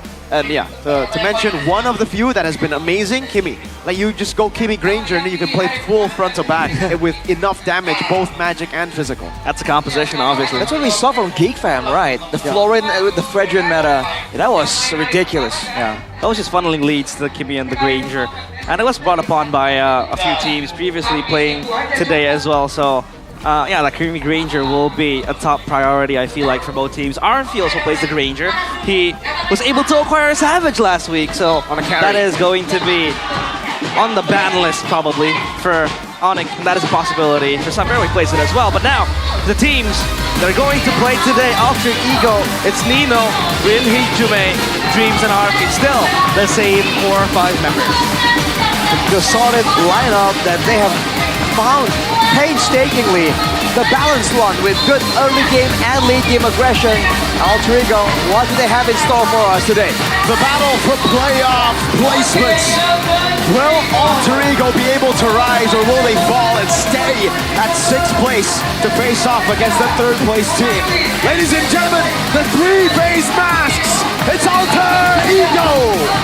Coming in with full fashion, and they will be able, that they will take down, and they will make sure that they will be able to take down the Sky Kings. The Sky Kings might be humbled today. The fact that they are currently not in a safe spot in terms of the seedings. Now for Onyx, it's Luke P, Kyrie Sans, Keyboy, and still Saveno. A cornered beast is a dangerous one, and the Sky King Porcupines are no different.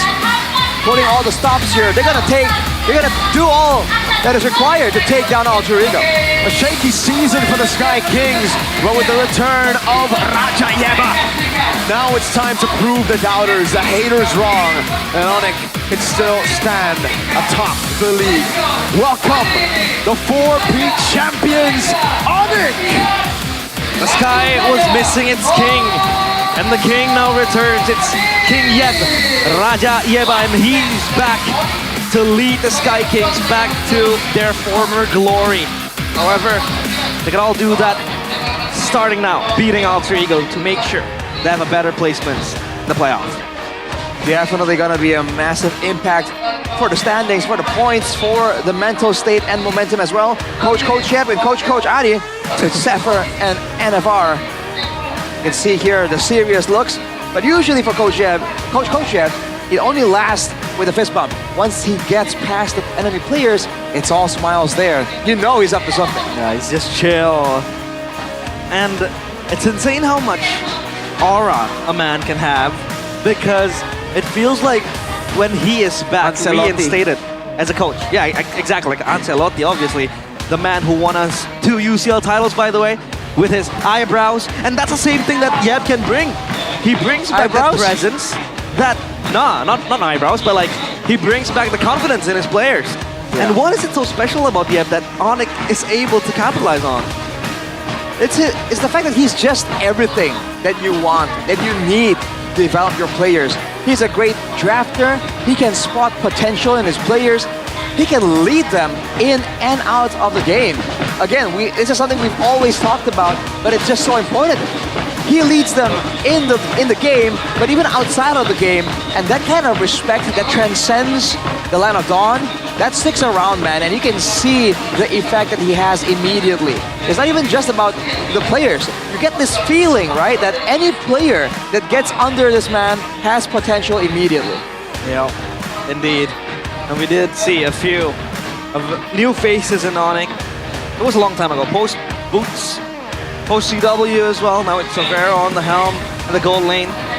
But obviously Alter Ego will have first pick selection, so they will play blue side in the draft compared to Onyx, the Onyx on red side.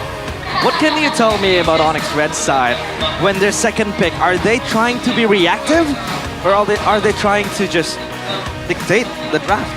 Reactivity is definitely the name of the game here.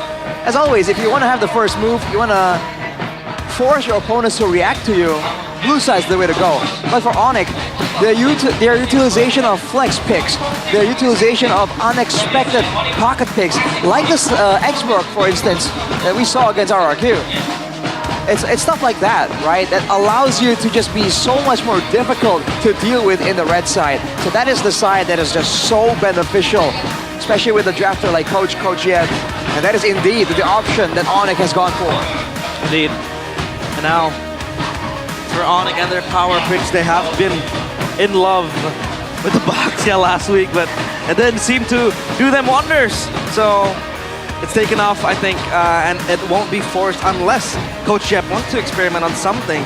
But lately they have been also picking up the Hanzo, which is actually a very strong pick for them as well. But for Kyrie, it has been the tip of spear for him. But back on that match against EVOS, I feel like that he was handed a silver platter in the fanny. That fanny was given to him for free and gifted by EVOS, so I think that's going to be respected fully by Alter Ego as we enter the drafting phase. Presented by the officials of the smartphone, Samsung Galaxy S25 series. Fanny taken out, Tsuyo as well. Wow. Just limiting the choices of the assassins for assassin bans, respecting both Rin and Kyrie. This is really good by Onyx, right? For Alter Ego, yes, they have to ban the Fanny, obviously. The Tsuyo, though, I think could be an angle where they... could be a pick that they have to pick up themselves, because it does seem like Onyx will just go straight for these bans. Hayabusa, Ling, and probably last ban's gonna be Chip. Or maybe they might just leave the Chip open, go for Fredrin and counter the Joy. Indeed. Badang, last ban for Alter Ego. Badang. Yeah. Still a very strong pick, but we haven't seen a single Badang game today, have we? I believe we haven't. Yeah, we haven't. Seems like the EXP lanes are all about that sustain, all about that dive, and the Badang isn't as sustainable, and it plays more for big crowd control. Yeah. But when both teams are aggressive, or have the potential to be aggressive, like Alter Ego and Onyx, the Badang has a bit more value, but the Hanzo nearly banned away by Onyx. 3 jungle bans. There you go. Joy picked up. Should Onyx just respond straight away with a Fredrin here? I don't think they need to go for the instant Fredrin. Chip, Kalea, they could go for Baksha Granger instead. Or the Kimi. Oh, they go Harith. That I did not expect, but the Harith is very good against the Joy. To let you guys know back at home. So they're not going to use the normal style of play that we've been seeing from Onyx. Again, utilizing the Kimi, the Granger flex. We know where the Harith is going. Indeed. Now it's a Harith pickup for Savero. And Onyx still on the second pick. The possibility Fredrin pick is indeed in the cards. They try to stop down the Joy. So obviously, 2 strong picks for Onyx in response to the Joy pick. Good picks to counter the Joy for sure. So for Alter Ego now, what's the idea here? With the Joy in the picture, in theory, they should have a good trio mid and get someone who can really be a problem for the Fredrin. Me personally, whenever I see the Fredrin, the Valir comes to mind, but hey, might be a bit too early for something like that to pop out of nowhere. I think the Farsa is definitely going to be a huge prio now. Now, whether they want to go for Farsa plus Granger is the question, in my opinion now. Oh, does seem like they are hovering over the Granger, but it's a Phobius with the Granger. They're not going to go for the Farsa despite going up against the Harith. Indeed. Phobius and Granger. Obviously very strong in lane as well for the Phobius. With the Granger, how do you think the matchup goes, the Harith and the Granger? It's going to be a 50-50 matchup, isn't it? Harith Granger, it's a bit of a skill matchup, both with mobility, with outplay tools as well. But later on, I think the Harith will have a lot more potential to really force a move with the Zaman Force. And that is going to be the chip falling into the hands of Onyx as well. So, team like Onyx, man, with good macro, Alter Ego are going to try and brute force it, going with that Phobius, but they're going to need a bit more if they really want to beat Onyx that way. Chip picked up by Onyx. So offers them that global presence. Juicin taken out to deny Hijume of a strong control mage for Alter Ego. What do they ban? Wow. Asha? Have they been experiencing things in scrims? It is a pick that Ludpi did use, so hey, some information that we might not be privy to.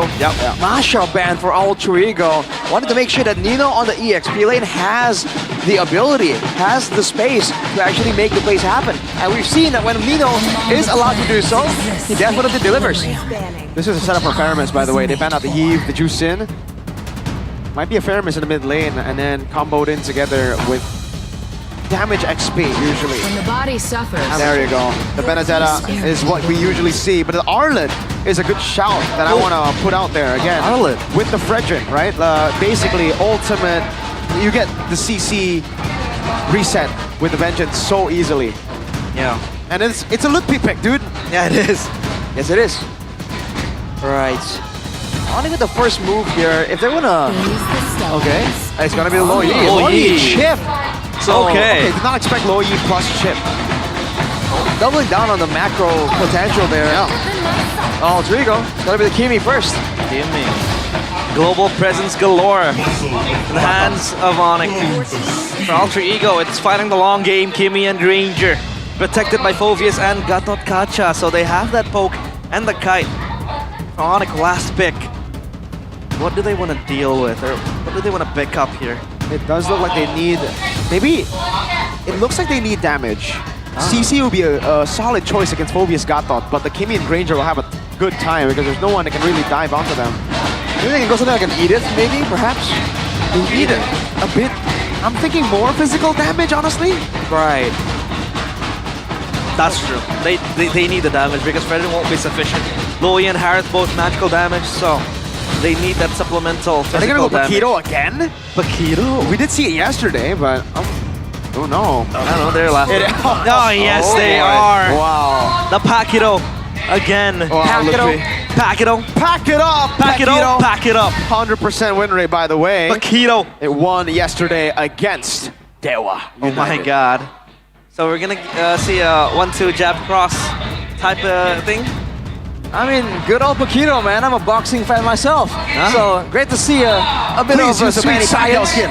What? Please use the Manny Pacquiao skin. Yes, please. It's a great skin, man. Great to see a bit of the sweet science in the Land of Dawn, that's for sure. See if Ludpi can actually match up to Nino. Paquito against the Phobius, both very aggressive laners technically. Good all-in, good ultimate potential as well. So knowing Nino and his hot-bloodedness, we might see fireworks up in that EXP lane. And this is match number 1 of Onyx against Alter Ego. Playoffs, seedings in the line. So to the Land of Dawn we go for game number 1. A very Onyx, with quotations, draft versus the stellar meta draft of Alter Ego. Yesterday the matchup was against a CC, and today against a Phobius. Do you think the Paquito will fare up easily? Oh wait! Flicker out from Hijume, revitalize early. Big battle spell. Kimi has a lot of damage at her disposal, but the Lo Yi is no pushover, man. You gotta respect that level 2 or it will kind of bite you in the back. Onyx with the early control already. Having a Fredrin as well. Alter Ego want to avoid giving up too much control here in the early game. Inspire for both Sans and Saviro for the Amplos by Andy Home. Witness Blessing as well. All about the rotations. Alter Ego are the ones banking in on more combat stats with a lot of Festival of Bloods, especially for RP and Nino. Sustain is going to be important, especially with Onyx having a lot of damage to kind of deal at a moment's notice. Sustainability is the name of the game for both players with FOB, so yeah, they have that lifesteal available at their disposal if they want to play the long game in terms of the sustain. For Onyx, it's all about the proactivity, the first few minutes of the game. And Dream's knocked up, For now, it's Rin coming in. Yeah, good taunt over by Kyrie. Going for the stun again. Keyboard gonna be caught in the back spot. Oh, Appraiser's Wrath and a big stab into the Joy. Wow, the dispersion damage to Dreams. Very low. Kyrie coming in flying colors. Sands might want to fish for more, but no. The taunt is enough to take down Rin. This is before the macro threat is even in the picture for Onyx. It's just the early game power, and Alter Ego, they definitely aren't respecting it, Nino. Uh-oh, Crash Course, double taunt. Now it's an all-in Nino! Able to flicker out, but he might have to just give the turtle away here. There's no way they fight. The question is now, pick up the fogies for a dive towards the back line. But what's the most, I'd say, proper target when you have so much tanky members in the face of Onyx? I think it's more so to just actually fight in the front lines, get the resets, get that damage and crowd control. Because by all means, Onyx are kind of crowding together in these fights, and they have a lot of short-range fighters at their team composition as well. It's like Alter Ego, they just keep moving towards Onyx alone, one by one. And you gotta move in together, buddy, because otherwise, you saw what happened to Rin, to Nino as well. They can lock you down for so long. And before you know it, you've given up a kill. True. And Onyx, indeed, bumping up together, playing behind the reactions coming in from Sans. And so far, it's just Rin farming up a bunch. For Fredrin, though, for Kyrie, he has hit level 6, same as Rin. Ooh, going for the combo! Wow. Be careful, man. What is a learn into a boxer? Yeah, you might get knocked sparked out. Whoa. Talent prediction here by the new application GoPay, though. Well, it's Onyx. What is that MVP? Wait. Again, Coach! Oh my god, it's Codelwin! Wait, it's Codelwin? It's Codelwin! Yo! Crash Course Codelwin! Look away! Just as we see it. Oh, Onyx pull the trigger on Hijime, who already used the flicker. Baited out by Kai. Proactive plays from Onyx. With a shortcut, Sans might be caught. Oh, dispersion, rotation, shielding. Gila Sans stands there and takes the beating. That is aura farming. He just stands there menacingly, flickers towards the turret of Alter Ego and still somehow turns it around. Not missing on those spells, man. Getting all the shields.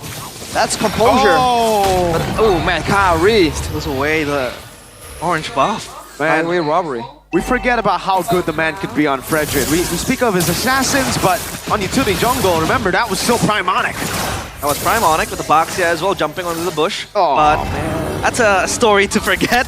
And now the turtle spawning. And Onyx, they have prio towards this turtle because they have the Fredrin also ready.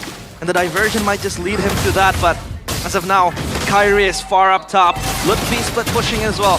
Getting the turret, so Alter Ego might pull the trigger here. Shortcut though. Coming down, Kyrie! Unable to go for it now. Look at the TCC! Appraiser's Wrath doing so much damage, and the knockout strike from Lutfi changes the trajectory of the fight. Sans, Lutfi outside the bush. Exposed. But it's a 3-for-none trade, although they got the turtle though, Arashi. Yeah, but at what cost? 3 kills? Yeah. Onyx set that up perfectly, man. Hijime. Crash Course, Kyrie walking up, looking for the stun again. That's, not enough damage, Lutfi! Almost getting the knockout onto the guy with a gun. Is this Onyx just playing the early game perfectly, or do they have the tools needed for that early game? Because the damage is insane. They have a lot of tools in the early game right here. All the burst damage available, all the rotations, and a good mix of damage and survivability. I mean, look at their composition here. Severo can shield while doing damage. Sans, same thing. Kyrie with the sustain, Lutfi with the sustain as well. This is a comp made to be brawling, and they have picked it against one of the brawliest teams in the league right now. Oh, is that another steal? Yes, it is, I think. Orange buff is Kyrie's property. No buff for you, Rin. Hippity hoppity. Your buff is my property. Your buff is my property. No, that Kyrie though. Oh, he's too tanky, man. Even with the taunts, he doesn't care. Walks up. Going in. T-Boy in the back line, looking for Crash Course, able to find Rin, but he pops the electrifying beats. Man, this is what's so difficult about this composition from Onyx. Usually, it's too much mobility when you have the low Yi and the chip. But with Onyx, they're using everything so efficiently. They're not wasting time trying to spam out a shortcut or a diversion. They know exactly when they want to use a shortcut, when exactly the diversion is the option to go for. 5k gold lead right here, and Alter Ego seem lost. Onyx are way too tanky, and they are way too willing to get in these fights. Ludwig is having a field day up top. And that's what a Paquito does, right? It's just going to be playing on the side lanes, pushing on the waves. And if he gets called upon with the shortcut, he's going to come in. So Onyx, they have assurance up in the top lane, but Kyrie comes in. Full lockdown. In the back, Ludwig immobilized. Dream's going to be taken out. Ludwig unable to look for the angle. Diversion play to the back line. Uh-oh. One back line. The front to back will work. Crash course into the back. What? Arfi is next on the chopping block. Severo catches him. Rin electrifying beast, and Severo can walk back into the Savant Force, and he does! Dash, dash, Todd, and his sons, who picks up the mega kill. Front to back? What front to back? It's back to back. When you have all the teleports, there is no front line. There is no safe zone. Onyx, they just take Alter Ego out. Nowhere is safe. That was a masterclass play. That's crazy. From Sans. There's still 0 kills for Alter Ego, by the way. Despite the fact that Severo was diving solo 1v1. Oh, hang on a second, Nino. Another shortcut, Nino. Unable to walk. That's a massive set, but it doesn't matter. They're too tanky, goddammit. Kai, unstoppable. Razor's Wrath doesn't get Nino down. But holy moly, is this looking like Prime Onyx? The Sky Kings are descending to the land of dawn and show once again how immortal they are. Still deathless so far, 11-0, and they have full grasp of this game. Oh, Kyrie uses the red tree, gets stabbed in the face. The top lands, Ludwig! Oh, Kai! Long range stab. You can run, but you can't hide. Oh man, they want more action. Keyboard doesn't have shortcut. He just walks in, dreams. Oh man. Way too much utility on the side of Onyx, man. And dude, the damage from Ludwig is ridiculous, man. He has a Malefic Roar and a Hunter Strike. It is a full damage Paquito, but dang. Green has nothing to do here. They're diving in. A flank got open. Oh man, Nino's isolated by the portal. He's sandwiched by the portal. No one dares to step in. And as of now, even Severo is up top. He's just farming a bunch, and he knows that he has the guidance of the diversion to come in, flying colors, and Kyrie even just invading this orange buff. No chance for Rin. Oh, up top too. This is why they pick up the Harith against the Joy. A crash course, but Rin is able to escape. And Onyx, now with the gold lead and the outplay potential on everyone, right? On the Harith, the Paquito, everyone has a chance to go for an outplay when you're this far ahead in gold. So all you have to do is just do their own thing. Worst comes to shove, there's a shortcut. If they want to go for a setup before, then it's not the shortcut, it's the diversion. Uh-oh. Yo, go to the back line! Did not see that coming from out of nowhere, the AOG to escape. Severo, Savant Force, RP getting away, but oh man. Alter Ego are banking in a moment. They have that setup. They have the traction pulse to be followed up by an AOG, and maybe Nino might come flying. But Onyx is not giving them the chance to create that moment. They're actively on the move. They're making plays across the map, ganking and flanking from behind. So how does Alter Ego deal with this? The pace is something that Alter Ego cannot deal with. Sans is forced to flicker, but the Lord falls to the hands of Onyx. Dude, this is going from bad to worse here. Ludwig has just picked up a Sea Halberd. He's about to start knocking people out. It doesn't matter if Nino or Dreams walk up. Oh no, RP. You do not. Okay, he checks the bush. He sees the chip is there. Oh man. 13-0. And Alter Ego now. What are their win conditions, Arashi? I ask you this a lot of times when games are lost. But Alter Ego seems like they don't have a clue on what they have to do. Simply put, they have to outplay Onyx. They have to not allow Onyx to let Sans get that yin-yang effect on everyone. They have to stop Ludwig from getting to the back line. They have to watch where Kibo is, and they have to try and control Severo on the Harith without a Purify. Again, very easier, much said than done, but that is what they have to aim to try and do. And we saw slivers of that, right? Like I said, traction pulse into an AOG. The combo is still there. And then Rin can just come in with the electrifying beats, and that's a possibility. But as of now, Onyx are commanding this game together as one. The Lord marching up top, Onyx will also raid on the turret. The Lord charges in. That's a whole defense taken up top, and Onyx might just pull back at this moment. Oh, they don't want to pull back. They want to they're go for not. a full turret conceal already by Keyboy. Good dodge away. One last hit. It's Kai who gets it. Loopy up top gets a turret too. Two side lane turrets with the first Lord. Full damage EXP laners. We haven't seen them in a while. This is exactly what they can do. I miss them. Oh, Keyboy. That's the first kill, ladies and... Oh no, my goodness! They're desperate for the first kill! Diversion! Severo's a Mind Force coming down, now onto Dreams. The AOG already used, now pops to revitalize as Kyrie just tanks up all of it! Appraiser's Wrath! Dodged away from! Forces to flicker back, but Kyrie now holding him in place! He's gone, it's Severo! Loopy in the back! You just can't kill Kai! He's legendary! 9-0 and 7 on Picard Gilasan Severo! Diving the base, only leaving Alter Ego with one kill. The Sky Kings, yet again, asserting their dominance. This time, it is way too dominant. This is a tyranny. Onyx take game 1. Oh man. Well, how long has it been since you saw an Onyx that dominant, dude? People were expecting a close one. The calculative style of Onyx against the aggression of Alter Ego. But Onyx are the ones aggressing. Alter Ego forced into submission with brute force. Notice only one single kill given from Onyx, and that kill was paid for in a defeat immediately. They ended the game off this bait. I mean, Keyboy, he took one for the team. Deathless, not anymore. But Sans with the Loyi has always been so active in looking the plays. Again, they want to play front to back, but how do you play when you don't even have a front line?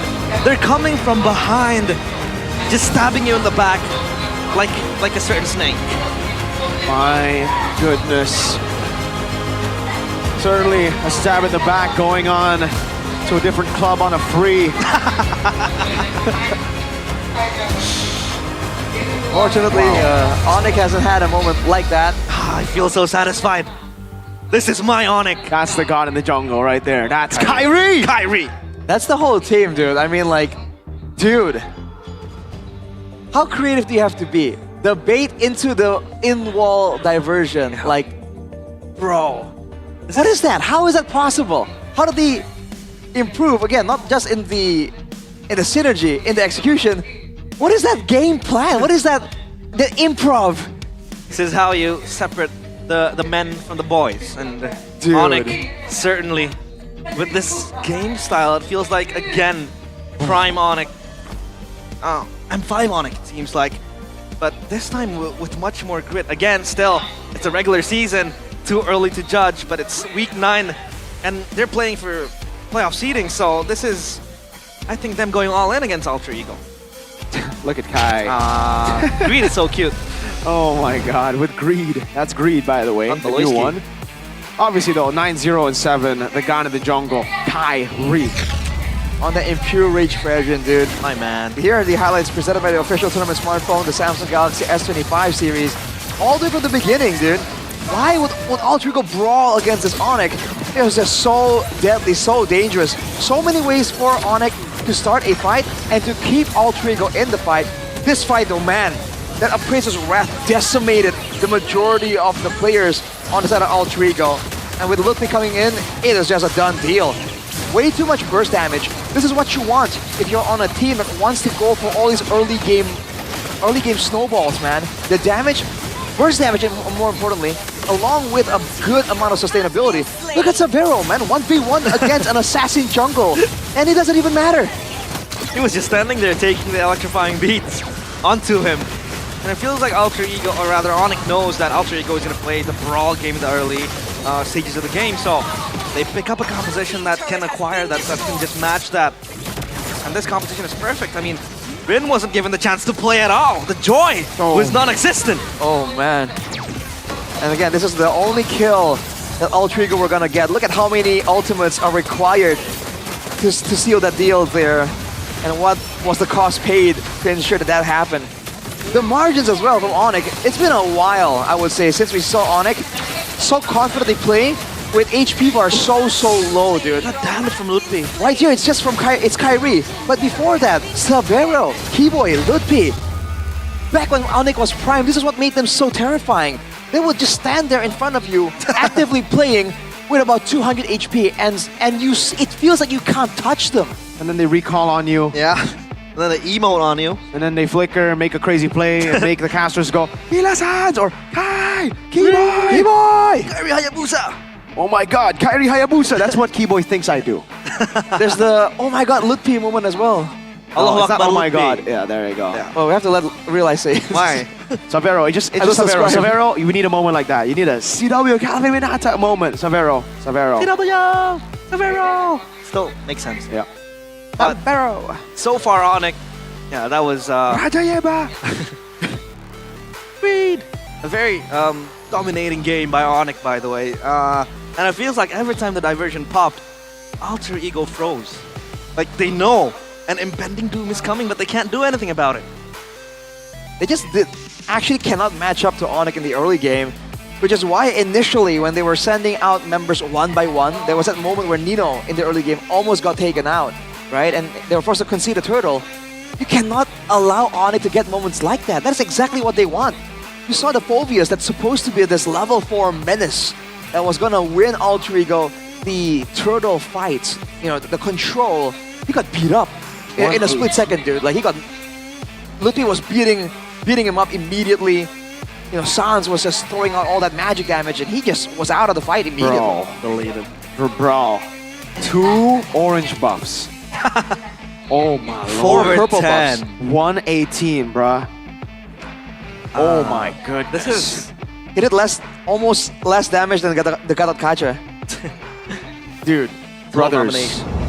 12,000 damage on Joy. You don't want that. Dude, this is why, guys, you don't first pick Joy anymore when Fredrin's open. Like, oh my god. Fredrin is the new Joy. Joy killer. It's always been the Joy killer, even SPS. Yeah.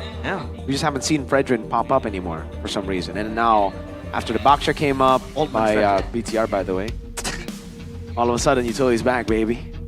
Best team in the world. This does seem like the way to go, though, right? Yeah. Like fighter jungle and then damage EXP. Like, dude, it works so well. It does. It does. We remember when Alter Ego were responding to the bottom push, and they're like, okay, we can save, you know, the one turret. And on top, Ludwig immediately deletes that turret, man. That's the damage, bro. Damage. And you know why Onyx are so good? Damage. Because they snake? Because they snack like a champ. They snake like a champ. We've been talking about snakes a lot of the time, so it's stuck in my head. Snakes with you now, though. Be careful. Might. You know. Scared. It'll bite me. Well, but Sucro won't bite you, because you will bite Sucro. You'll bite Sucro. Gasla. Superman right there on the banner. Gasla. I don't want to talk about it anymore. Why? Big hit. Why do you hate Sucro, man? I don't hate Sucro, man. That's... What, a tough time in the hospital again? Yeah, it is. Well, we didn't say anything, realize. What you on about? Gasla. Go check it out, guys. Gamers snack like champs with Sucro. Snack, not snake. Yes. Rip English. For you guys back at home as well, if you guys want to join in the second MCGG Community Tournament, MCCT number 2 is in full swing. Later on during, I believe, the 23rd of May, all the way to the 25th of May, it'll be streaming daily at 7 p.m. to 11 p.m. Obviously, you can scan the QR codes now to watch the tournament. And total prize pool of $5.1 thousand US. 5.1K, bro. Oh my, that's dude, a lot. How many stages or like the little guys can you buy with that? It's like a lot. A lot. The arenas. A lot.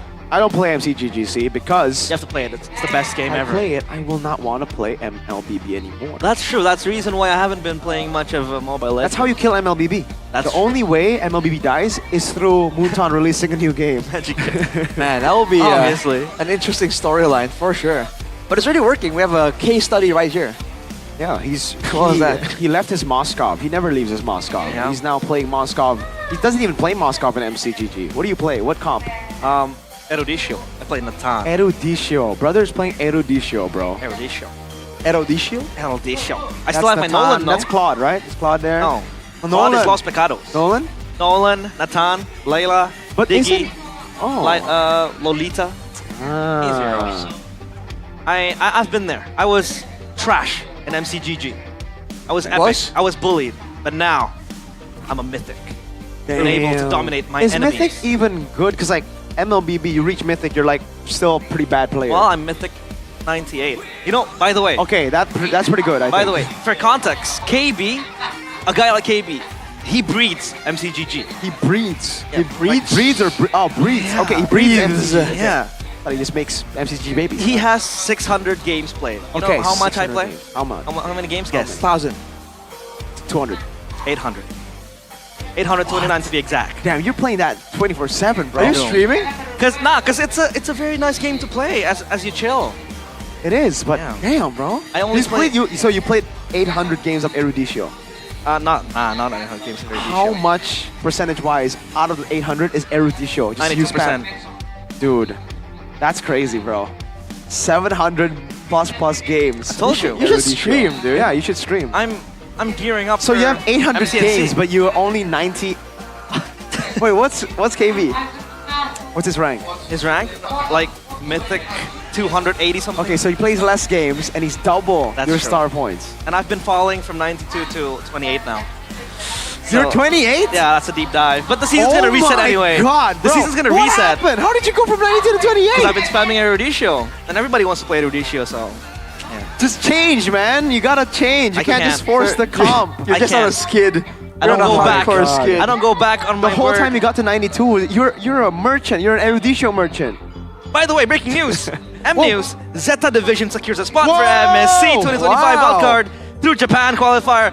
I'm a fan of Zeta Division, by the way. I've seen this organization. They have been in other games as well. And I'm so happy to see them finally entering MLBB. Zeta Division, welcome. Onegaishimasu. Karuto Arutaru. Tadaima, okaeri. Suzuki Honda Civic. Nice. Nice. Chicken katsu. Sushi, ramen. I love sushi. That's my favorite food, actually. Fun Really? facts, yeah. I like ayam geprek. Okay, I thought we were talking about Japan. What happened Yeah. there? You don't think ayam geprek is in What's your Japan? favorite food? Rash. Overall or like Japanese food? Favorite food overall? Favorite food overall? Oh, that's a tough one. Steak. Steak. Ah. Steak? I love beef. Steak, ayam geprek, sushi. You know what my favorite food is? Huh? You know what my favorite food is? Ayam geprek. No. Wait. Ikan teri, the anchovies. Okay. With eggplants, with tofu, with tempeh, with potatoes, and you put like chili on it. Ah, there you So go. nice. I love home cooking, so. Yeah, if you guys, by the way, Indonesia, amazing for you guys to go and eat. And if you're coming for the playoffs in Jakarta International Velodrome, you can go and eat while watching the Yeah. glorious MPL ID MPL playoffs. Festival available. We have a lot of snacks and food and drinks and You know the beverages. guy who's the kingdom, the Pak Haji?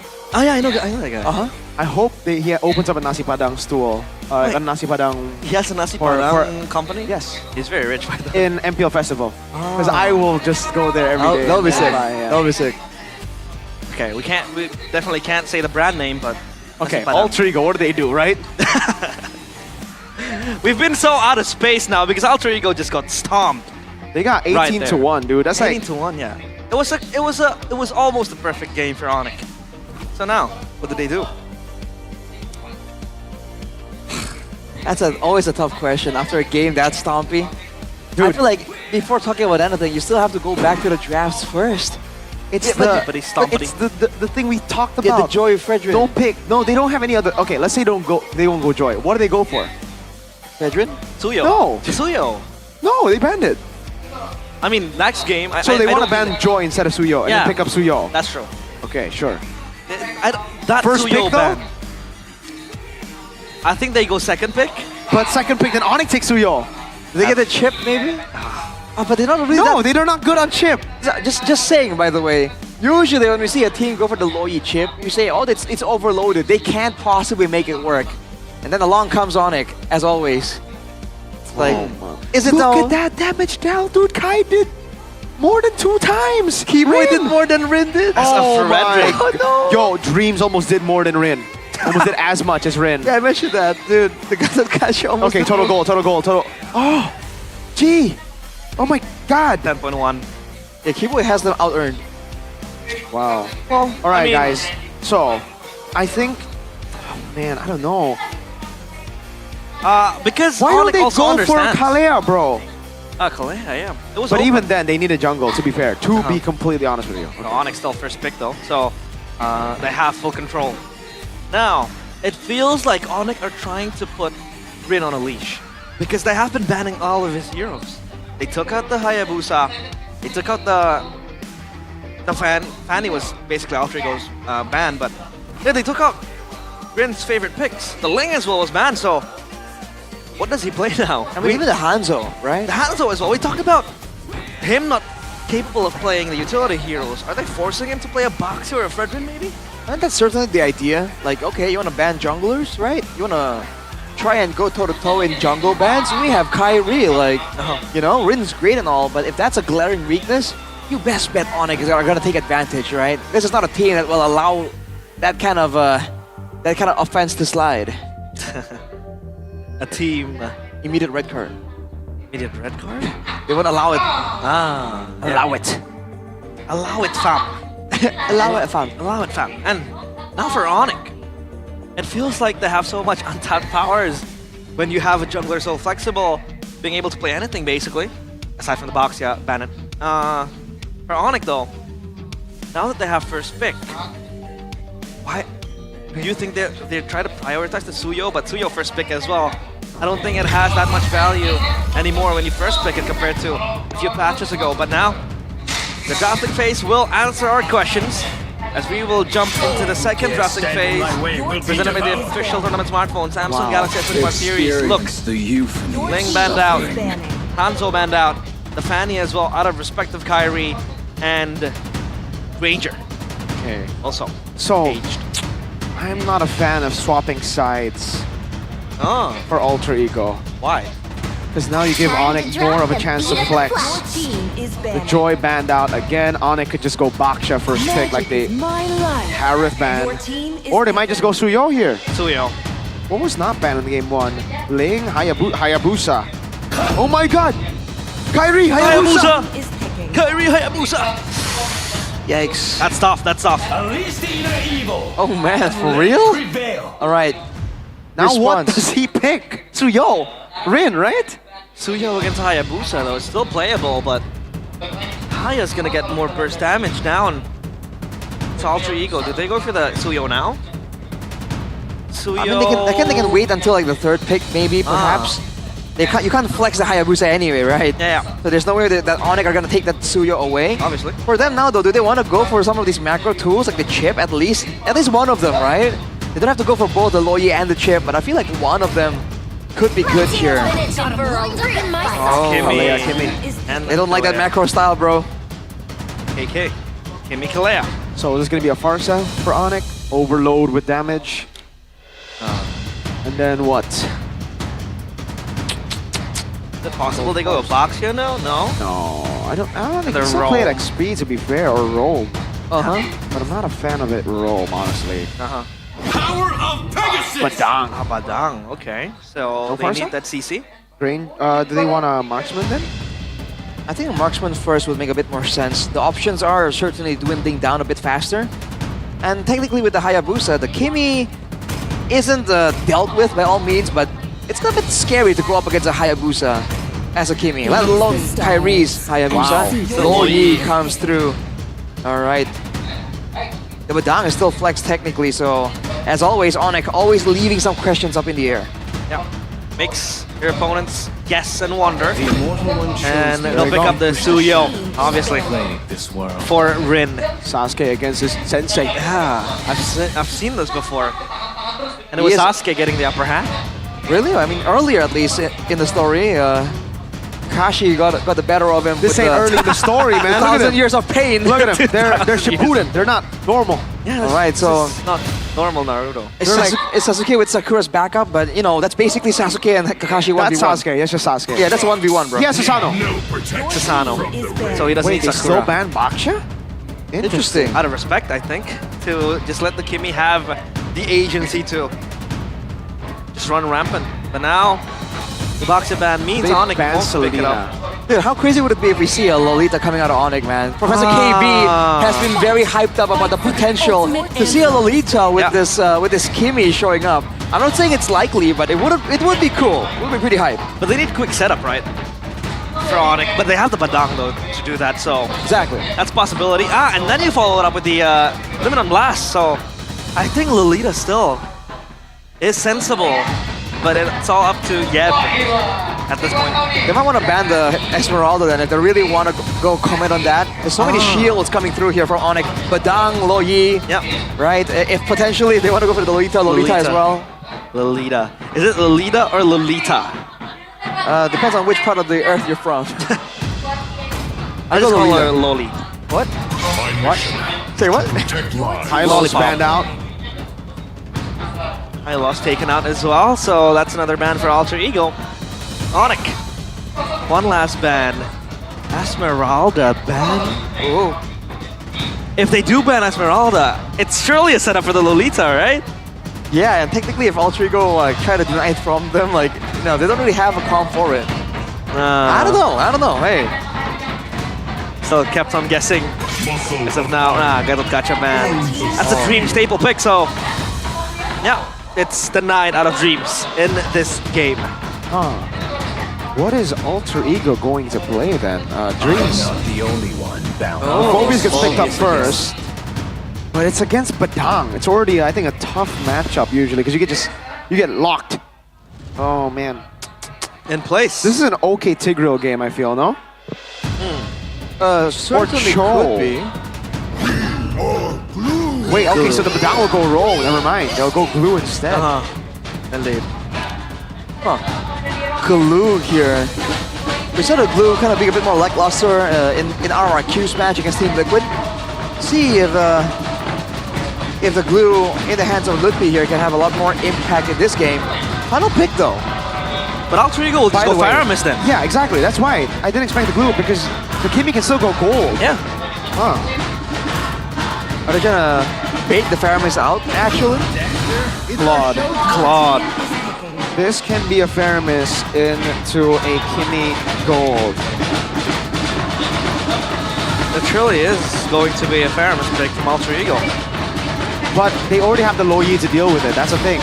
You Netherrealm in, and then Loyi just gets so much value with dispersion rotation.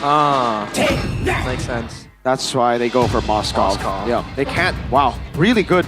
That's a good quote-unquote ban into the Faramis without banning it. Nice read. Well played, Rajayeba. Well played. He's playing 4D chess, isn't he? Yeah. Let's see if it's enough though to get them a 2-0 clean sweep. Do you think it'll be a 2-0? Looking at how game one went, I think it's a real possibility, man. Still, the sands have shifted for this game at least. And now, so take a look at the draft index.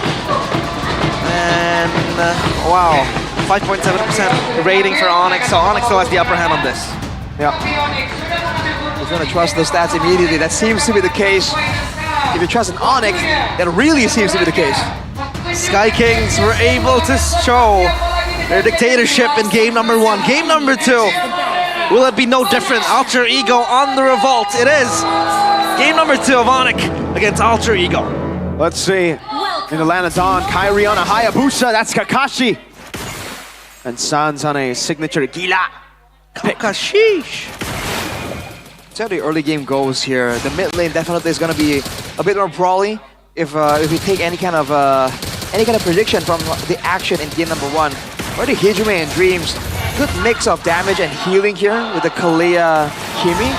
Sans though, as always, level 2, always very, very deadly.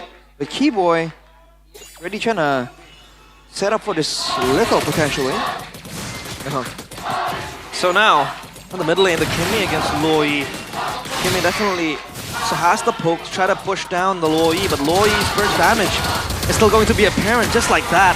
Ooh, Hijime and Dreams taken down to half HP. Sans try to recall the emblems though, by the new by IndieHome, by Telkom himself. Anything in particular, Rashi? Tenacity for RP here. He feels like he might be in the thick of it in all that danger. Everybody knows. Everybody knows, man.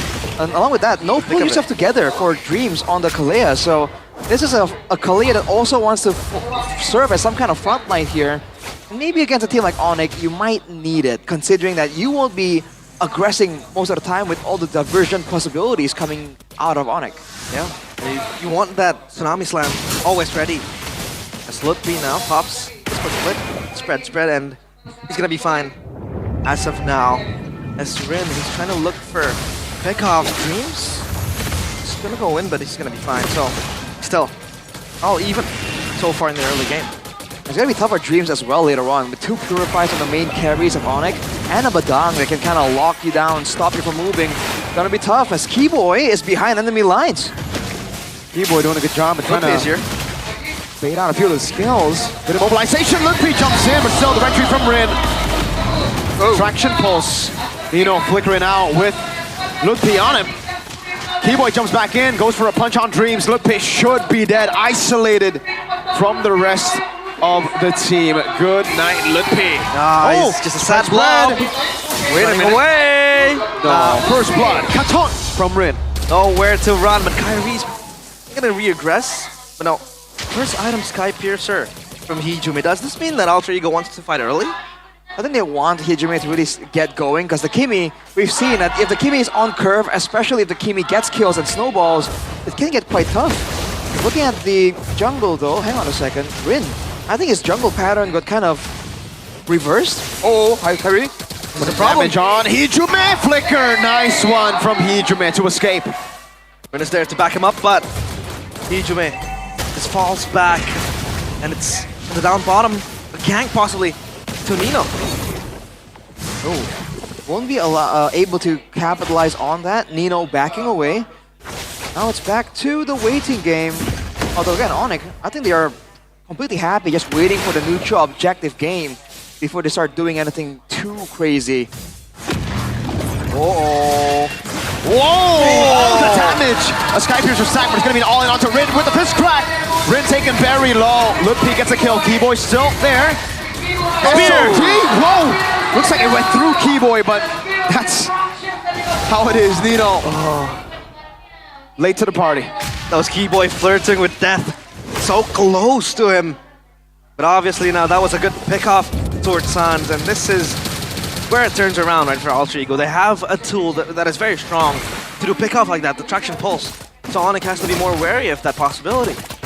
Yeah, you gotta punish Sans a bit more, because otherwise he will push you to the limit, man. and he will find that line sooner or later. With the turtle already up, Onyx gearing up, watch for some kind of diversion, but no, Nino. Traction pulse not landing, but Nino's getting mounted on. Brought back to the team against Sans. Dispersion, rotation, Keyboy! Look at the pin down, Kai! Jumps in with a shadow kill! Shadow kill to confirm the kill, but it's Lutfi grabbing Nino. Tsunami Slam! Onto the vibe for the blazing duet! Wipes him, now a pin down with a fist crack, Keyboy! Knocking Hijime out! SOD, don't take it, RP! They'll go for the turn up top. Onyx will get the turtle, a purple, and a lot of gold in the mid lane. Arfi's spear is blunt. And now, that was 4 members down. An objective as well. Turret, not just yet. But the gold, big swing here for Onyx. And this is a composition that can snowball really, really handily. Funny enough, Lutfi actually has 3 of the kills out of the 5. Traction pulse? Oh, spread. It's gonna be fine. Spreading out, man. Just spreading. Making sure he doesn't get pulled back right there. But so far, Onyx hasn't really been able to do anything too crazy, especially towards that gold lane. But again, there are no purifiers on the side of Alter Ego, so if Onyx go for a well-timed play, especially with a roamer like Keyboy, they can kind of shut down the offensive. Oh, double stun, just one more dispersion should do it! Oh my lord, that damage! Tsunami Slam, Sans keeps the Purify. And now looks for more damage on Dreams. Oh my goodness, Dreams can't move! Kill given to Kai! Overstaying is welcome. Onyx, like you said, they're just standing in front of Alter Ego. They don't give a single damn. Diversion. Wait, what? Where did it go? Bottom lane for Kai. Just scan the map. You see, you can imagine the panic from Alter Ego, like, oh, where'd he go? Where'd he go? Oh, he's in the bottom lane. Okay, we're good. We're good. But the damage, man, dude, Sans, honestly, right? I play low Yi as well. I don't proc the yin yang effect nearly as much and as reliably as he does. It feels like every single time he goes for an aggressive play, he'll get 2 or 3 procs of it, and that's kind of crazy to me. There's a reason why your caster needs a player, so. Okay, bro, relax. Good play. I'm kidding. Zoning Rin. Oh, Zil. I don't know about this conceal though. Dream's unable to use it. Won't be able to get any value out of it. Keyboy though with the Badang also exerts the same pressure. Diversion play to possibly look for a surprise engage. But Alter Ego are now clumping up. Is this what they exactly want? You want to spread around, make sure that Sans can't really damage everyone. No Blazing Duet's going to swing the fight in favor of Onyx. Look at this though, Nino. Slam, the spread. But Fraction Pulse won't be able to find anything. Tsunami Slam coming down, but it's going to be only onto the backline. Blazing Duet again from Savero. Oh man, they're getting melted. Arfi in the bottom lane throws the SOD. But it is a bit too far from low HP on the turtle. Diversion, Arfi, how are you going to get out of this one? 3-man gang, Severo with the BMI. Arfi, can he escape? Can he run? No, he can't! Locked in place, but no! Still able to run with the Abyss. Walker, but Kyrie comes from the back. Good flicker out one more time. Kai on the back spot, block back by Nino. Traction pulse, locking Limpy down. That's an immobilize again. And Alter Ego will just get away with a kill on Kai. Kyrie a bit too overzealous there. But man, like I said, how do you get to be that reliable with the yin yang effect, dude? Arfi was mid-dash, right? was mid-slide, and he gets cancelled. I'm telling you, it's a lot harder than it looks, what Sans is doing right here. Whoa! I don't think you can follow it all the way. Arfi! You escaped once! Keyboy! With a punch! A fist to crack Arfi's skull. The old line saying, you can run, but you can't hide. And there's no hiding You from can Mr. run, but you Gila-san. can't get away from my fist, yo. He couldn't even run there. That's the problem, man. Dude, look P. Tsunami Slam. They're knocking Look P up, but Look P likes it. Yeah, reaction. Oh, good night dreams. Kai with another kill. Have a nice dream. Purify from Sans. Yep. SOD, it lands. No, don't But RP won't no. take it. Nope, don't take it. Savero though, down bottom, just trying to clear the wave and get the turret as well. T-Boy shadowing him. Hey, Assassination solo kill. Good night. T-Boy? Oh wait, where's he going? Where's he He's going? just running. He's running laps. Man's Usain Bolt. Warming up. Oh, the pin down on Nino. Slam not getting him. Rin with the soul sever. Turret taken by Onyx. I think with that sequence right there, it's pretty official that Onyx has control over the map right now. They can invade when they want. Alter Ego are banking all of their hopes on Arfi. And to be fair, he is only about 500 gold below Savero. So he's still farming up a storm, but Alter Ego, are they trying to geek it? Can they actually play that macro game when Onyx are just so on point with that diversion? Alter Ego and macro. Yeah. They get carried away though, Onyx. With this lead that they have, obviously they play it down to the minute details, but you know, Onyx is not a team that is known for their blunders, but a few might happen as Kyrie gets away with the Lord scot-free. Diversion. It's right on Hijume!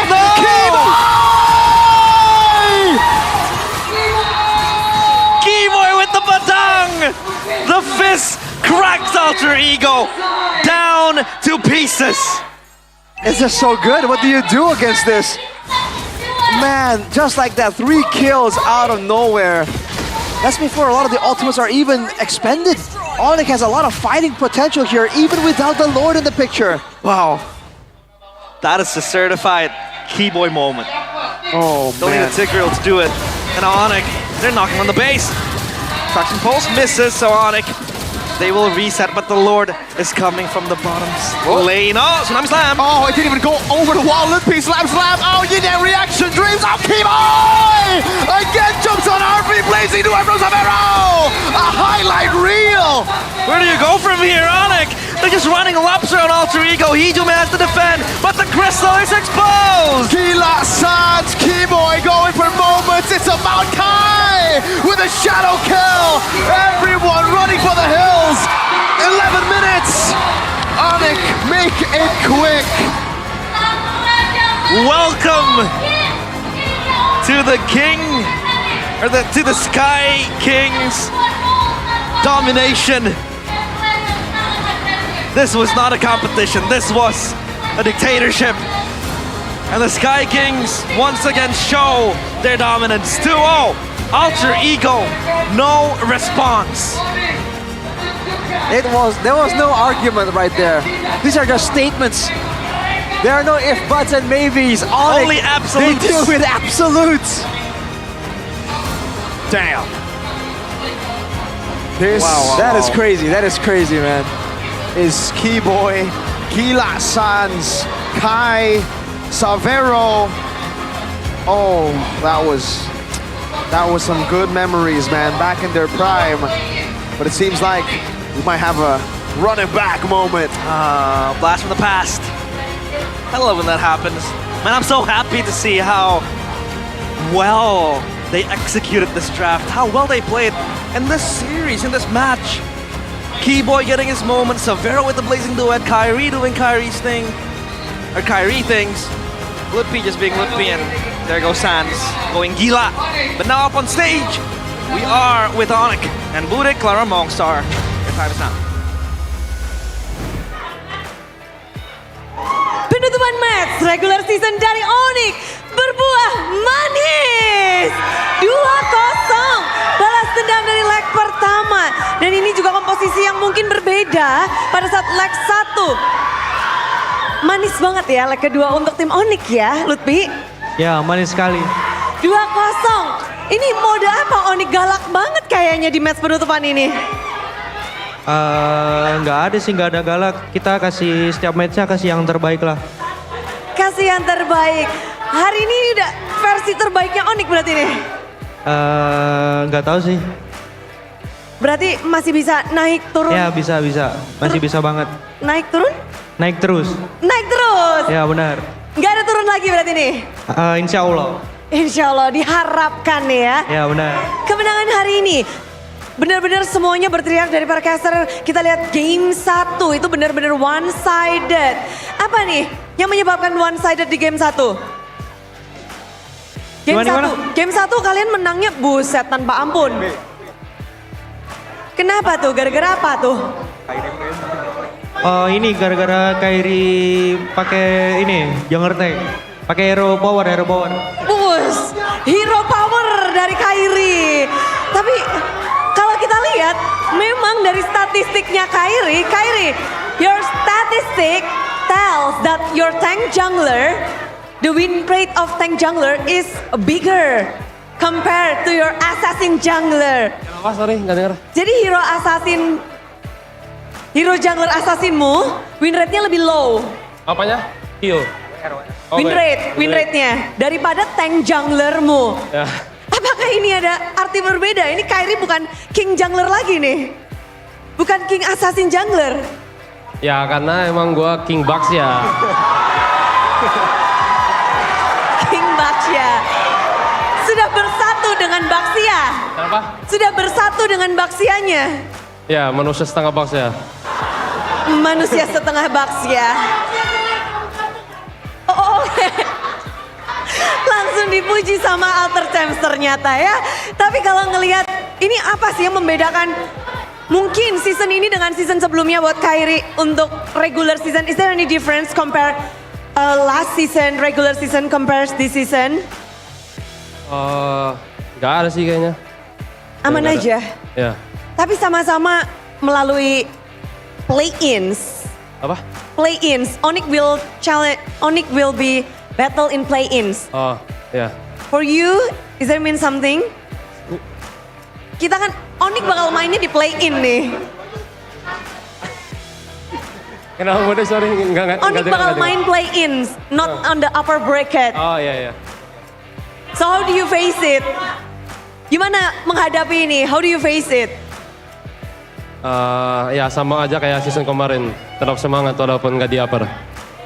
Walaupun nggak di upper, tapi biar hasil banyak yang panik karena historinya pemenang itu selalu masuknya dari upper bracket. Dan ini akan menjadi menarik ketika lawan dari Onyx, tapi dari Onyx sendiri, is there anyone you want to face in play-ins? teams. Kata Kiboy siapa boy tadi? Lagi lu anjing. Siapa? Savero sih Savero.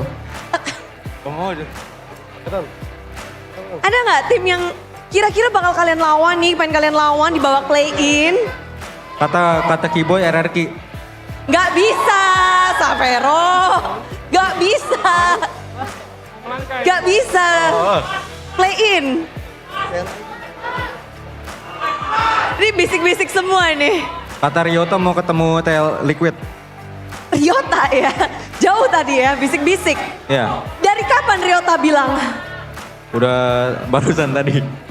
Oh, pakai suara hati ya. Kenapa TL ID untuk Ryota? Katanya dia mau ketemu Iron lagi. Jadi menarik ya. Oke, Ryota dan juga Aaron biar ketemu lagi. Dari kalian sendiri nggak ada? Apa? Dari kalian sendiri ada nggak? Dari Savero? Liquid juga. Liquid juga, kenapa ini? Gak tahu sih.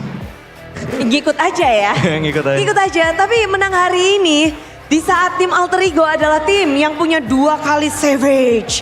2 gold lanernya punya Savage. Savero pengen punya Savage gak sih?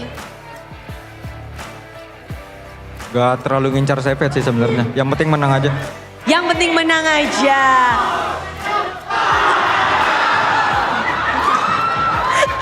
Di sini Alter Champs tiba-tiba. Oke. Ini kalau dari Sans sendiri, Sans menutup regular season dengan manis, kemenangan dan juga terlihat sangat sadis. Untuk Onyx sendiri apa nih pelajaran yang mungkin atau bekal apa yang kalian bawa untuk babak playoff? Sebenarnya belum tahu sih Bude. Kita ada beberapa hari lagi untuk latihan kan. Jadi kita benar-benar siapin untuk itu. Mempersiapkan untuk. Jadi plan untuk 2 minggu ini apa nih? Plan belum tahu karena belum mulai latihannya lagi kan. Kita pasti ada libur dulu paling, terus latihan lagi. Oke, bentar. Kairi. Oh, buset. Apa yang kamu lakukan kepada Alter Champs? Ini Alter Champs dari tadi jeglak gara-gara Kairi ya. Oke, Kairi melakukan sesuatu guys di sini dengan lambaian tangannya Alter Champs langsung tepar. Tapi kalau ngelihat tadi udah dibilang masih belum tahu plannya 2 minggu, masih menjadi waktu yang dinantikan juga. Kalau dari Sans nungguin juga, kalau dari Kiboy plannya apa nih? Untuk bersiap-siap babak playoff di depan mata. Kalau buat playoff kita bakal lebih try hard lagi sih. Latihannya lebih parah lagi, lebih kasih yang terbaik. Lebih bersatu juga. Kita belajar juga dari playoff kemarin, ya nyawa kita cuma 1. Jadi dengan nyawa 1 itu kita harus alin lah. Jadi season lalu juga jadi pelajaran untuk kalian? Iya. Oke, kalau boleh berkaca dari season lalu apa nih yang akan kalian mungkin gak lakukan? Karena kesalahan playoff kalian dan nyawa 1 itu hilang di season ini. Gimana nih? Paling lebih mempersiapkan aja sih Bude. Lawan siapa dan kita bakal lebih respect lawan siapapun di playoff. Memecahkan dari kemenangan harus dari upper bracket, apakah bisa? Biasanya kalau yang menang itu dari memang masuknya lewat upper bracket. 2 top team regular season menjadi pemenang. Kata Kairi, kalau Onyx pasti bisa. Jika Onyx pasti bisa, yang penting bersatu. Bersatu. Oke, kita akan bertemu di babak playoff. Mungkin ada yang mau disampaikan? 2 minggu kita akan break. Kairi. Kairi, we will take a break 2 weeks. So is there anything you want to say? Kata Ibo, you have something to say. Sama Sonic. Boleh. Sama next Ya, lawan kalian di playoff. Buat fan Sonic ya semangat. Makasih yang udah dukung kita. Makasih yang selalu dukung kita, sama nonton kita terus. Ya jangan lupa dukung kita di playoffs. For your next opponent, lawannya di playoff, whoever it is. Semangat. Kata itu musuh kita butuh semangat. Musuhnya butuh semangat. Ya. Karena melawan Onyx ya. Iya kata Clayton, kata Savero. Kata Savero harus semangat karena Onyx sudah semakin menaik. Inilah dia, tim Onyx. Sambutlah kemenangan di match penutupan dengan senyuman tim Onyx.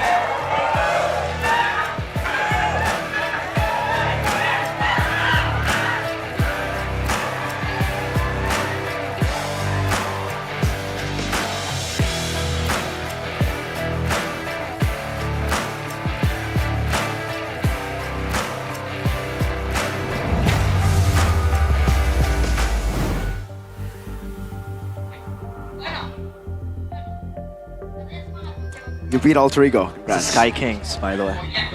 Alter Ego? Alter Ego is not just Alter Ego. Are they not now? They're not. I mean, if you say so. Whatever helps you sleep at night. Out of the 4 teams in the play-ins, who would you want to meet in the playoffs? Anyone. We're gonna crush them. We're gonna crush them hard to pieces. Keyboy! But obviously, yeah, that was a certified Keyboy moment. Obviously, the call was made by Mirko, and now crucial moments from that game, Arashi. It's just these team fights, dude. Onyx, they outdo Alter Ego in the individual department, but even as a whole, oh, this was a moment. Oh my god, that was beautiful, man. That's a juicy play, man. That's wow. Sweet sugar. That was beautiful. You thought again, Alter Ego were gonna be the aggressors, but these 2 games in a row, they couldn't do anything, man. Anything. Hey, Ryota! Ryota? Ah! Ryota is our POTG? Niall and Ryota. Nah, it's not. It's obviously Mr. Gila Sans, Mr. Crazy Sans, presented by the official tournament smartphone, Samsung Galaxy S25 series. Your player of the game and the match is Sans. Well, we're starting here, by the way, with Lutpi buying a lot of time here. Honestly, that's a weird spot to start the highlights on, but these are the highlights presented by the official tournament smartphone, the Samsung Galaxy S25 series. Look at the fights, man. Every single time, there's just not enough damage. The AoE that Onyx were able to draft for themselves, and the fact that they were able to actually position themselves in such a way that Alter Ego had no choice but to go for these clumped up fights. Even here, dude, Sans on the low Yi is ridiculous. Like, look at this. He gets procced 3 times in a row. Like, there are calculations there to use the right yin or yang effect at the right time. And Sans has got it on lockdown. With only a minimal amount of follow-up or setup from his team, it's a deadly low Yi, dude. And I think Alter Ego severely underestimated it. And afterwards, in the mid-game, they kept going for aggressive fights. But again, if you don't have the right tools, the right damage for the job, you just fall short, man. And Onyx immediately punish. Oh. Usually when we talk about low E players, we give them credit for the playmaking skills that they have. Which is still good. Oh, but look at that. Oh, beautiful. Beautiful. Man, crazy. For Sans, it's down to the details. Proccing the yin-yang synergy, the effect, multiple times. Arfi was about to Abyss walk his way out, and he was stuck with the dispersion. So, yeah, Sans, this was a complete game from him. And everybody just followed suit. That's what makes Onyx so strong, is that they can play behind a certain member and everyone just gets activated. And this time it's Sans enabling the whole team with his low Yi. So I think that's another hero down the drain, because they're gonna ban it out, I think, starting from now. For sure, man. Alter Ego, even when they don't do so well, usually you see the one guy that's still able to do something. Because let's say the opposing team focuses on the gold lane, then the EXP lane, Nino, will do something. And vice versa. If Nino gets pressured, Arfi will still have some kind of effect. This game, dude, everything. Every single nail that sticks out gets hammered down. No questions asked. Bonk, bonk. And yeah, dude. That was so good. It's ridiculous. Oh, man. A total of 23 minutes, both games, this match. Like, dude, all right. EVOS Na'Vi was longer. Yeah. Game 3. Oh, that's true. That's true. But I gotta say, man, I'm a BTR fan. But when Onyx play like this, it really brings back some good memories, man. Good memories. Are you trembling now? No. BTR best team in the world, bro. Come on. I just believe. Respect to Onyx. You gotta prepare for tomorrow, though. Alter Ego against Megatron, so... After this, I'm not really concerned. Exactly. So, the question is, can Onyx be consistent with their form? Because this feels like once in a blue moon. This performance that they have so far, I think this is the best match they've played in MPL ID Season 15. It certainly was one of the cleaner executions. I mean, look at it. 6 buffs total given to Alter Ego. Yikes, man. It really seemed like everything they were doing was really, really clean right here. But Mirko mentioned it, right? Alter Ego, they're great, but they're a team with a lot of weaknesses, to say the least. That's just objectively the case right now. They're not as polished as some of the other teams heading over to the playoffs. So we need to see more of this Onyx down the line against, more serious contenders. So You'll see it. I think we will actually, but until then, You'll see it. we hype, but for me, I want to keep my expectations low. Me too. Right? I don't want to get too hyped up. Me too. We'll let them pleasantly surprise us. Let's put it that way. So, 5 trophies. in MPL ID. Okay, like, you're looking a bit too Oh far yeah, ahead. okay, my bad. My guy. Thanks for keeping me in check, by the way. I'm still dreaming for 15 New trophy, new champion. BTR, baby. Sorry for that laugh. Evo's are already out. Onyx are going back to the... You know what? He's gonna flex his major. I'm kidding. Yeah, that's true. What color, Joe? Regular season standings, though. Whoa. Week 9, day number 2. Alter Ego dropped to 6. Onyx! Boom! Past Bigatron. Hey, Onyx want to go up against Liquid. Bigatron have one more match. If they win tomorrow against Alter Ego, it'll be Bigatron at number 3. And then Bigatron will go up against Alter Ego, Liquid will go up against Onyx, and both of them get what they want. Because I think Alter Ego kind of want to go up against Bigatron too, to try to get revenge for last season when Bigatron 3-0'd them. And bandang. Alright, Mr. Historian. Historian, man. Band That was down, by the way, that was also the season you got knocked out by Geek. That's true. 3-2, if you remember. Geekable. I did. Yeah. Is it geekable? Is it geekable? No, it's not geekable, it's natanable. Come on. That hero was busted, but now... Why did you pick it then? Tomorrow's schedule. Tomorrow's schedule. Dewa against Evos. Ooh, Alter Ego massive. against Bigatron. That's a massive game. Oh, Oh no! Yo, ladies and gentlemen, Ket Navi shatter Kaisam Eve's No Puertos record. He has. No, they've only broken it. Right, They haven't shattered it. Yeah, they have to shatter it. A chance to make history. Because if they go 115, I wouldn't say it's shattering. I would say it's like, they can still have a win. They still have a win. Yeah. But 0-16, truly, Wolf, you will not have that achievement. You will not have that record anymore. It's like the blue pill, red pill meme, you know? It's either you break your curse of not winning, or you shatter the record of Mr. Wolf. You shatter. So you take the red The pill. season's over already. No one's gonna remember you for being 115. Everybody will remember you for being 0-16. Record breakers. Oh, dude. Can you imagine though? That's the kind of record that's gonna Arashi, stick if Navi around. beat RRQ, I have concerns. I think you have concerns too. Because today they were 2-0 as well by TLID. TLID played a clean game, by the way. And yeah, if Navi does beat RRQ tomorrow, there are questions going to be raised. Massive concerns. Fair. I'm very concerned. So that was should be fine though. Should be fine. Should be. Yeah, they should be fine. But so that was Onyx's last match in the regular season. Yep. Feels emotional. They played a very beautiful game. Playoffs, man. I'm so ready for playoffs. Oh my God. Ready for playoffs, but if you're ready for playoffs, you should be ready as well for the MPL Superfans League, because this competition serves as a platform to prove which community is the best and most united across Indonesia, while also giving Superfans a stage to compete, unite, and show their pride for the favorite team. So, you want to see the standings? Yeah, sure. All right, Where's let's the check it out. standings? That's it.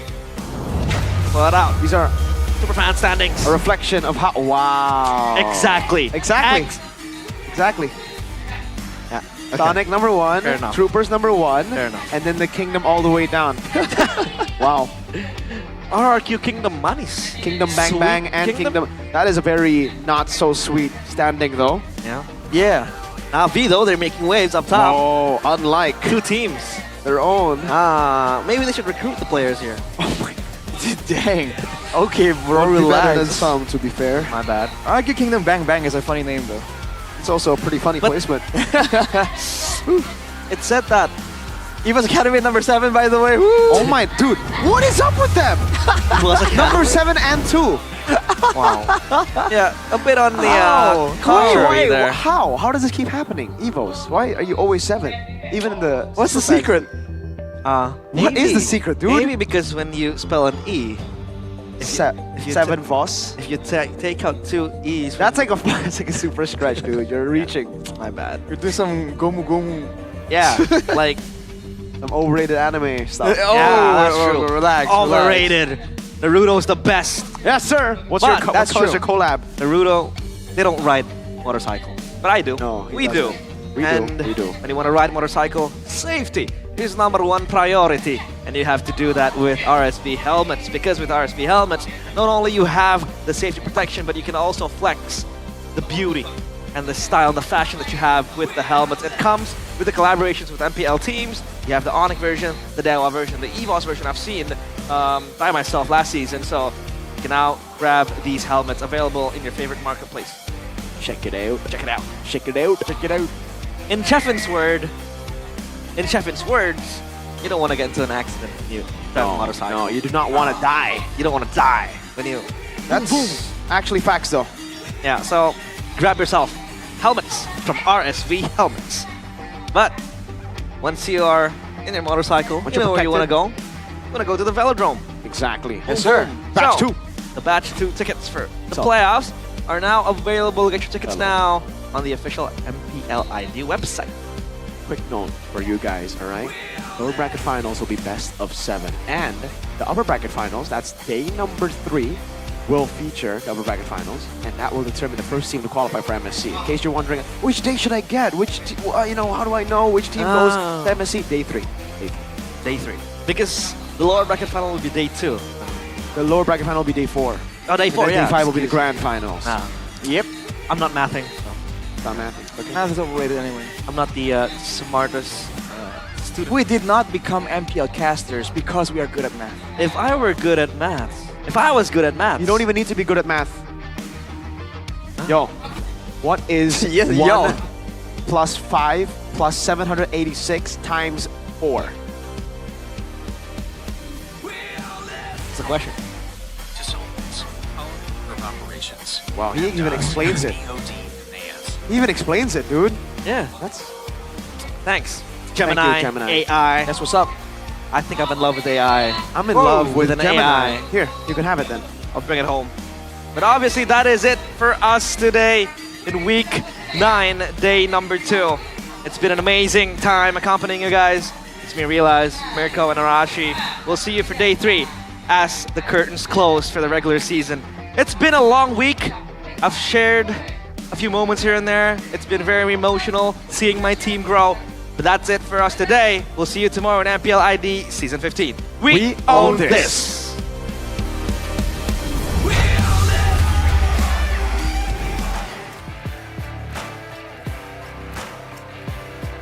Hari Sabtu, ternyata tim-tim memang tidak ingin menunggu. Karena 2-0 di 2 match terakhir membuktikan bahwa tim-tim mereka siap untuk masuk ke dalam babak playoff dengan lebih kuat. Namun juga ada tim-tim yang mendapatkan pelajaran.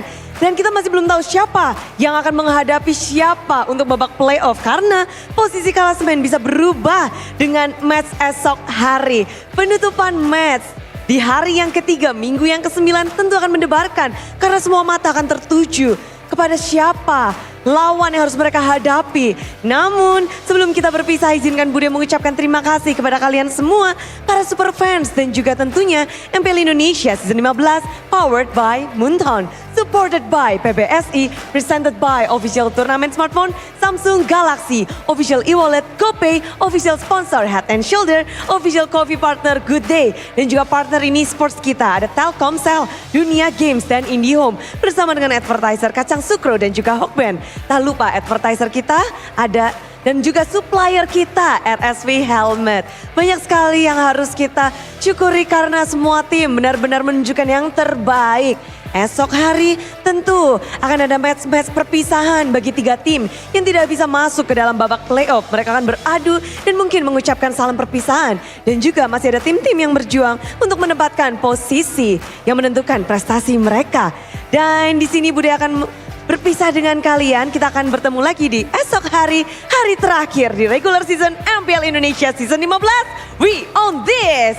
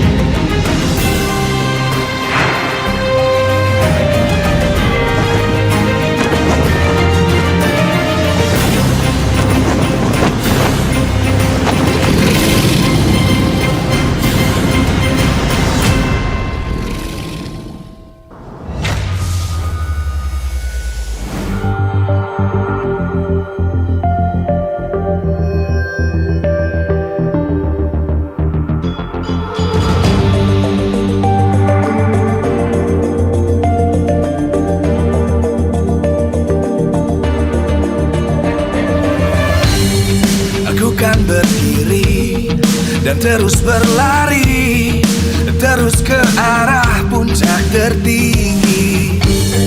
Ku takkan berhenti, hanya sampai di sini. Kemenangan abadi menanti. You know we won't miss if we unite our focus. And if you haven't noticed, we all live. Nyalakan apimu, hadapi semua tantangan, hadang semua serangan, jatuh bukan halangan. Bakar semangatmu, janganlah engkau menyerah.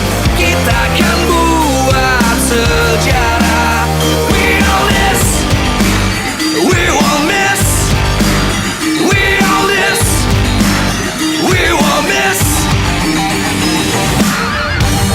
Saatnya beraksi, jalani ambisi. Aku kan menyawakan hari ini.